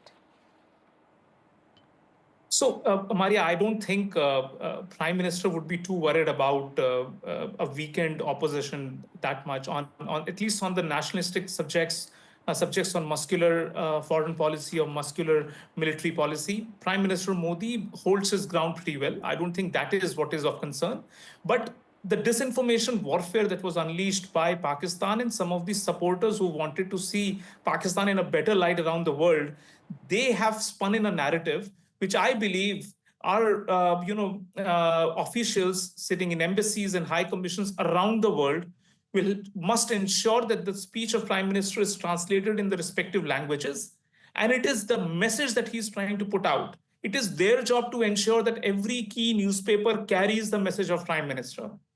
And I believe this is where the efforts, the amount of efforts that we were expecting, barring a couple of embassies and high commissioners coming out and speaking, we did not see that much. And I believe this is where this confusion that hyphenation of India and Pakistan was brought about, which was wrong. It seemed like the two of us are quarreling over Kashmir. That was wrong. It was an action taken against terrorism as the core point got missed in this whole unraveling of disinformation warfare. And I believe Prime Minister, what he said categorically, he brought in new paradigms. He said there is a new normal. He's made a very important point when he said that army, the defense establishment of Pakistan, the political establishment and the terror establishment are one and same. No Prime Minister and nobody has officially made it a doctrinal truth. Now, this is a new normal which has to be now communicated to everybody around the world.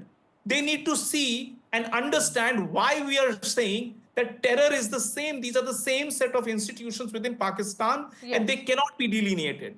I think this message is now up to us, all our spokespersons, country spokespersons, analysts. Everybody should actually go to the town and ensure every word of Prime Minister Modi reverberates across the world. All right. Thank you so much for joining us, Neeja Chaudhary, Rajat Sethi, Rajiv Dogra and Lieutenant General Vinod Bhatia. Of course, there will be a lot of analysis which will be done of the Prime Minister's address to the nation. Vishnu Shom is right here in the studio to take this entire discussion forward. Vishnu? Can I just suggest, Maria, that this is Prime Minister Modi's biggest foreign policy moment, and there have been so many. And I'm saying foreign policy because he's established certain principles. Absolutely. If you strike us, we will strike you. This operation is not over. Nuclear blackmail not going to be tolerated. How is this not perhaps his finest foreign policy moment? Defining moment. I think that's something that needs to be looked at as well.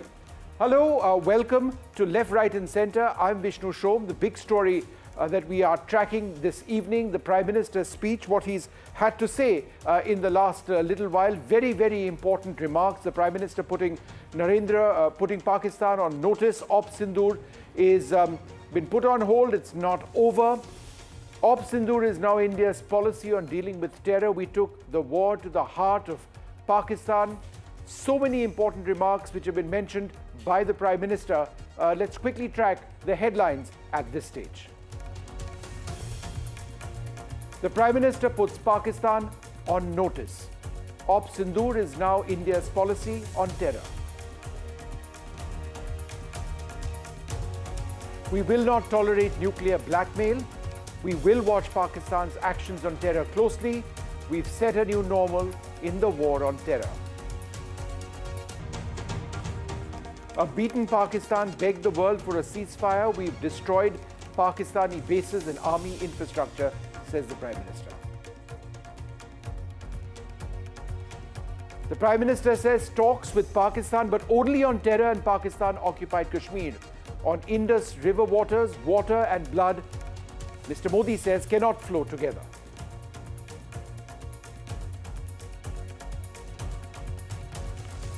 Well, some important breaking news now coming in. We've got details of the Directors General of Military Operations of India and Pakistan speaking and what happened. And what we now learn is that both sides have agreed to continue the truce, that's the ceasefire which exists. But the basic point that India has mentioned to Pakistan is that this has to be premised on not a single shot being fired by either side, and that there has to be a consideration of troop reduction. There has to be an effort to draw down soldiers who are in the front lines right now to reduce those tensions. There cannot be any inimical action against each other. The talks were held at about 5 p.m. And the issues, as I mentioned, were related to continuing the commitment that both sides must not fire a single shot. So those were a couple of the important points which have just come up. We've just got those details of those talks between the Directors General of Military Operations. I think I want to talk a little bit about the DGMO. It's headed by a Lieutenant General on our side. There's presumably a Lieutenant General on the Pakistani side. When India struck the terror camps in Pakistan, in Muridke, in Bahawalpur, and in other areas, we called up their Director General of Military Operations and said, look, we've done this, we don't want to escalate.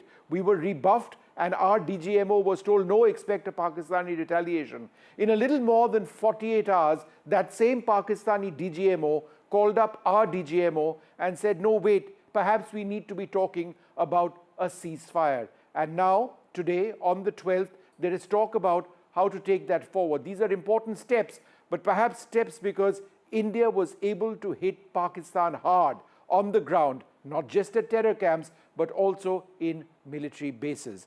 Let's bring up a couple of key points in the map before we listen once again to what the Prime Minister had to say in what I feel is a key aspect of his foreign policy. These were the terror targets, first up, that India hit out at. Bahawalpur, way west of the Punjab and Rajasthan frontier. It was a very deep strike. The Jaish-e-Mohammed headquarters. Muridke, the headquarters of the Lashkar-e-Toiba. Several camps further north. These are shallow. These are just across the line of control, but these were all struck by India. All right. Now, what happened afterwards is what we know about is the military strike. So let's bring out the military strikes which India conducted on Pakistan when they decided to come in. And I just like you to focus for a moment, because we've not really spoken about this enough, on this Malir cantonment, right? Focus, zoom in right over here on Malir cantonment. What is Malir cantonment? In one word, Karachi. That's right. The key point over here is that for the first time since the 1971 war, India has struck Karachi in addition to other places. If you can zoom out and come back to me, I'd like to mention that it's not just Karachi which has been struck. And remember, in 1971, the Indian Navy had a huge role to play when we hit Karachi harbour. We've hit them again in Karachi, but we've also hit targets in the Lahore area and indeed in the Rawalpindi area as well. The Noor Khan Air Base, Murid Air Base, Pasroor, places in Lahore, Chunia, some of these were radar sites, some of these were command and control sites. Sargoda, a very important center of the Pakistani Air Force. Rafiki, this is the heart of the Pakistan Air Force. And therefore, when India struck in the manner that we were able to do, the Pakistani Director General of Military Operations came right back to us and said that, look, perhaps we do need to start talking about a ceasefire. And hopefully, because we don't want a war that goes on, hopefully that results in a drawing down of forces and it results in a lasting ceasefire. But if there's terrorism again, the Prime Minister has made it clear that India will strike. There's one more image that we'd like to bring out over here, and this actually brings together all of it. The markings, the writing in white are all of the terror targets that we have struck, Muridke, all of those up there, some in Muzaffarabad, and the marking in yellow are all the military targets that India has been able to strike, including, as I mentioned, Karachi itself. Let's listen in to what the Prime Minister has had to say. Pakistan की तरफ से जब ये कहा गया कि उसकी ओर से आगे कोई आतंकी गतिविधि और सैन्य दुस्साहस नहीं दिखाया जाएगा, तो भारत ने भी उस पर विचार किया। और मैं फिर दोहरा रहा हूं, हमने पाकिस्तान के आतंकी और सैन्य ठिकानों पर अपनी जवाबी कार्रवाई को अभी सिर्फ स्थगित किया है। आने वाले दिनों में हम पाकिस्तान के हर कदम को इस कसौटी पर मापेंगे कि वो क्या रवैया अपनाता है। ऑपरेशन सिंदूर ने आतंक के खिलाफ लड़ाई में एक नई लकीर खींच दी है, एक नया पैमाना, न्यू नॉर्मल तय कर दिया है। पहला, भारत पर आतंकी हमला हुआ तो मुंह तोड़ जवाब दिया जाएगा। हम अपने तरीके से, अपनी शर्तों पर जवाब देकर रहेंगे। हर उस जगह जाकर कठोर कार्रवाई करेंगे जहां से आतंक की जड़ें निकलती हैं। दूसरा, कोई भी न्यूक्लियर ब्लैकमेल भारत नहीं सहेगा। न्यूक्लियर ब्लैकमेल की आड़ में पनप रहे आतंकी ठिकानों पर भारत सटीक और निर्णायक प्रहार करेगा। तीसरा, हम आतंक की सरपरस्त सरकार और आतंक के आकाओं को अलग अलग नहीं देखेंगे। पाकिस्तानी फौज, पाकिस्तान की सरकार जिस तरह आतंकवाद को खाद पानी दे रहे हैं, वो एक दिन पाकिस्तान को ही समाप्त कर देगा। पाकिस्तान को अगर बचना है तो उसे अपने टेरर इंफ्रास्ट्रक्चर का सफाया करना ही होगा। इसके अलावा शांति का कोई रास्ता नहीं है। भारत का मत एकदम स्पष्ट है। टेरर और टॉक एक साथ नहीं हो सकते। टेरर और ट्रेड एक साथ नहीं चल सकते, और पानी और खून भी एक साथ नहीं बह सकता। मैं आज विश्व समुदाय को भी कहूंगा, हमारी घोषित नीति रही है, अगर पाकिस्तान से बात होगी तो टेररिज्म पर ही होगी।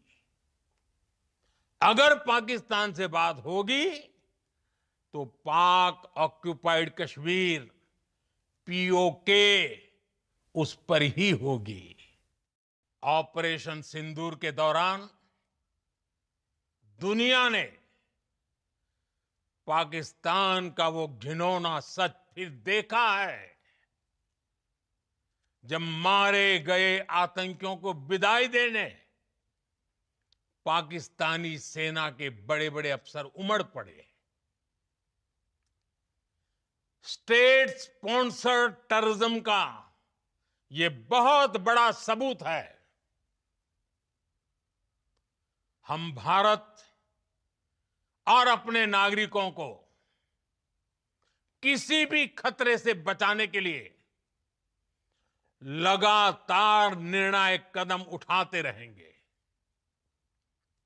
साथियों, युद्ध के मैदान पर हमने हर बार पाकिस्तान को धूल चटाई है और इस बार ऑपरेशन सिंदूर ने नया आयाम जोड़ा है।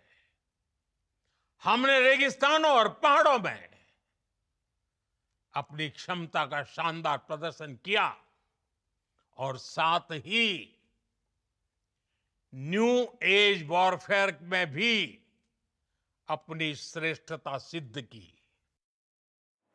All right, and you can listen to that entire speech of the Prime Minister at 9:30 p.m. In a little while from now. Joining us now, Ambassador Dilip Sinha, Major General Yash More, Air Marshal VPS Rana, and Sandeep Shastri and Sajjan Kumar will help us analyze the significance of these remarks. Air Marshal Rana, let me come to you first.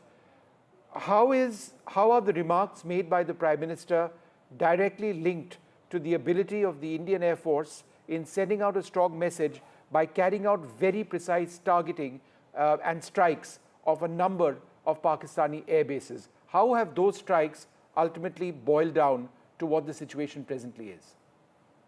Thanks, Vishnu. First of all, I think in this entire Op Sindoor, the messaging and symbolism has been very, very perfect, right from day one when we chose the name until this day when the Prime Minister delivered that address of his. He was as precise as probably the Indian Air Force strikes were. Very straight, hard-hitting, to the point, precise. So I think in that 15-minute address, he just summarized our entire strategic mindset, our entire capability, and our intent for the futuristic warfare or futuristic response, so to say. As far as the Air Force actions were the objectives that were given to us, we have done from day one. It has been a very, very graduated response. All the time, it has been to send a message across that you need to just stop here. First selection of all you covered that in a great detail, those 9 targets are very, very carefully chosen. Every single target of that had some signature of past in it, and Prime Minister linked it with the global terrorism. Those all 9 were very, very carefully chosen, and very precise attack was done on. And thereafter, when Pakistan did not stop, they came next. Then even the next one was also very calibrated, only to the air defense system, only to the radars. Again, not going to the larger military infrastructure. But again, that message again was not taken, and then they attacked all our civilian targets and also our airfield, and we were left. I want to go across to Ambassador Sinha as well. I found the other key point that the Prime Minister mentioned was on nuclear blackmail, where he said quite clearly that, look, we won't live under this threat of nuclear blackmail. Again, I think that's one of his strongest statements. What's the significance of that? It is very significant because all this while, not only Pakistan, but the entire world has been saying that these are 2 nuclear power states, and any action by India will result in a nuclear encounter between the 2 countries. And that was one of the points that was mentioned for India to hold back on any kind of conventional retaliation against Pakistan. But this time, we have made it clear to Pakistan that it cannot hide behind this nuclear threat. Its nuclear threat bluff has been called, and that India will retaliate against Pakistan for any of its actions, be it in the field of terrorism or attacks by its forces on our defense establishments. And while we will not escalate the matter, but if Pakistan believes that it can hold out the nuclear threat, then that will not hold back India from acting against Pakistan. And Ambassador, I think the Indus Water Treaty, the remarks that water and blood cannot flow together, I mean, we aren't even thinking about conversations on the Indus Water Treaty at this stage. All that India and Pakistan might talk about is Pakistan occupied Kashmir and terrorism, and that's it. I mean, so he's decided that this is it. This is the relationship with Pakistan. Yes, that the Prime Minister has made very clear, because India has been very unhappy with Pakistan's attitude towards the Indus Waters Treaty and cooperation in this field for the last several years now. In fact, last year, India had proposed to Pakistan to discuss modifications in the treaty to bring it up to date with modern developments. But Pakistan has refused to do that. Right. So now that we have kept the treaty in abeyance, the Prime Minister has made it clear that there will be no talks on the treaty itself now. Any talk will have to be on Pakistan's sponsorship of terrorism. Okay.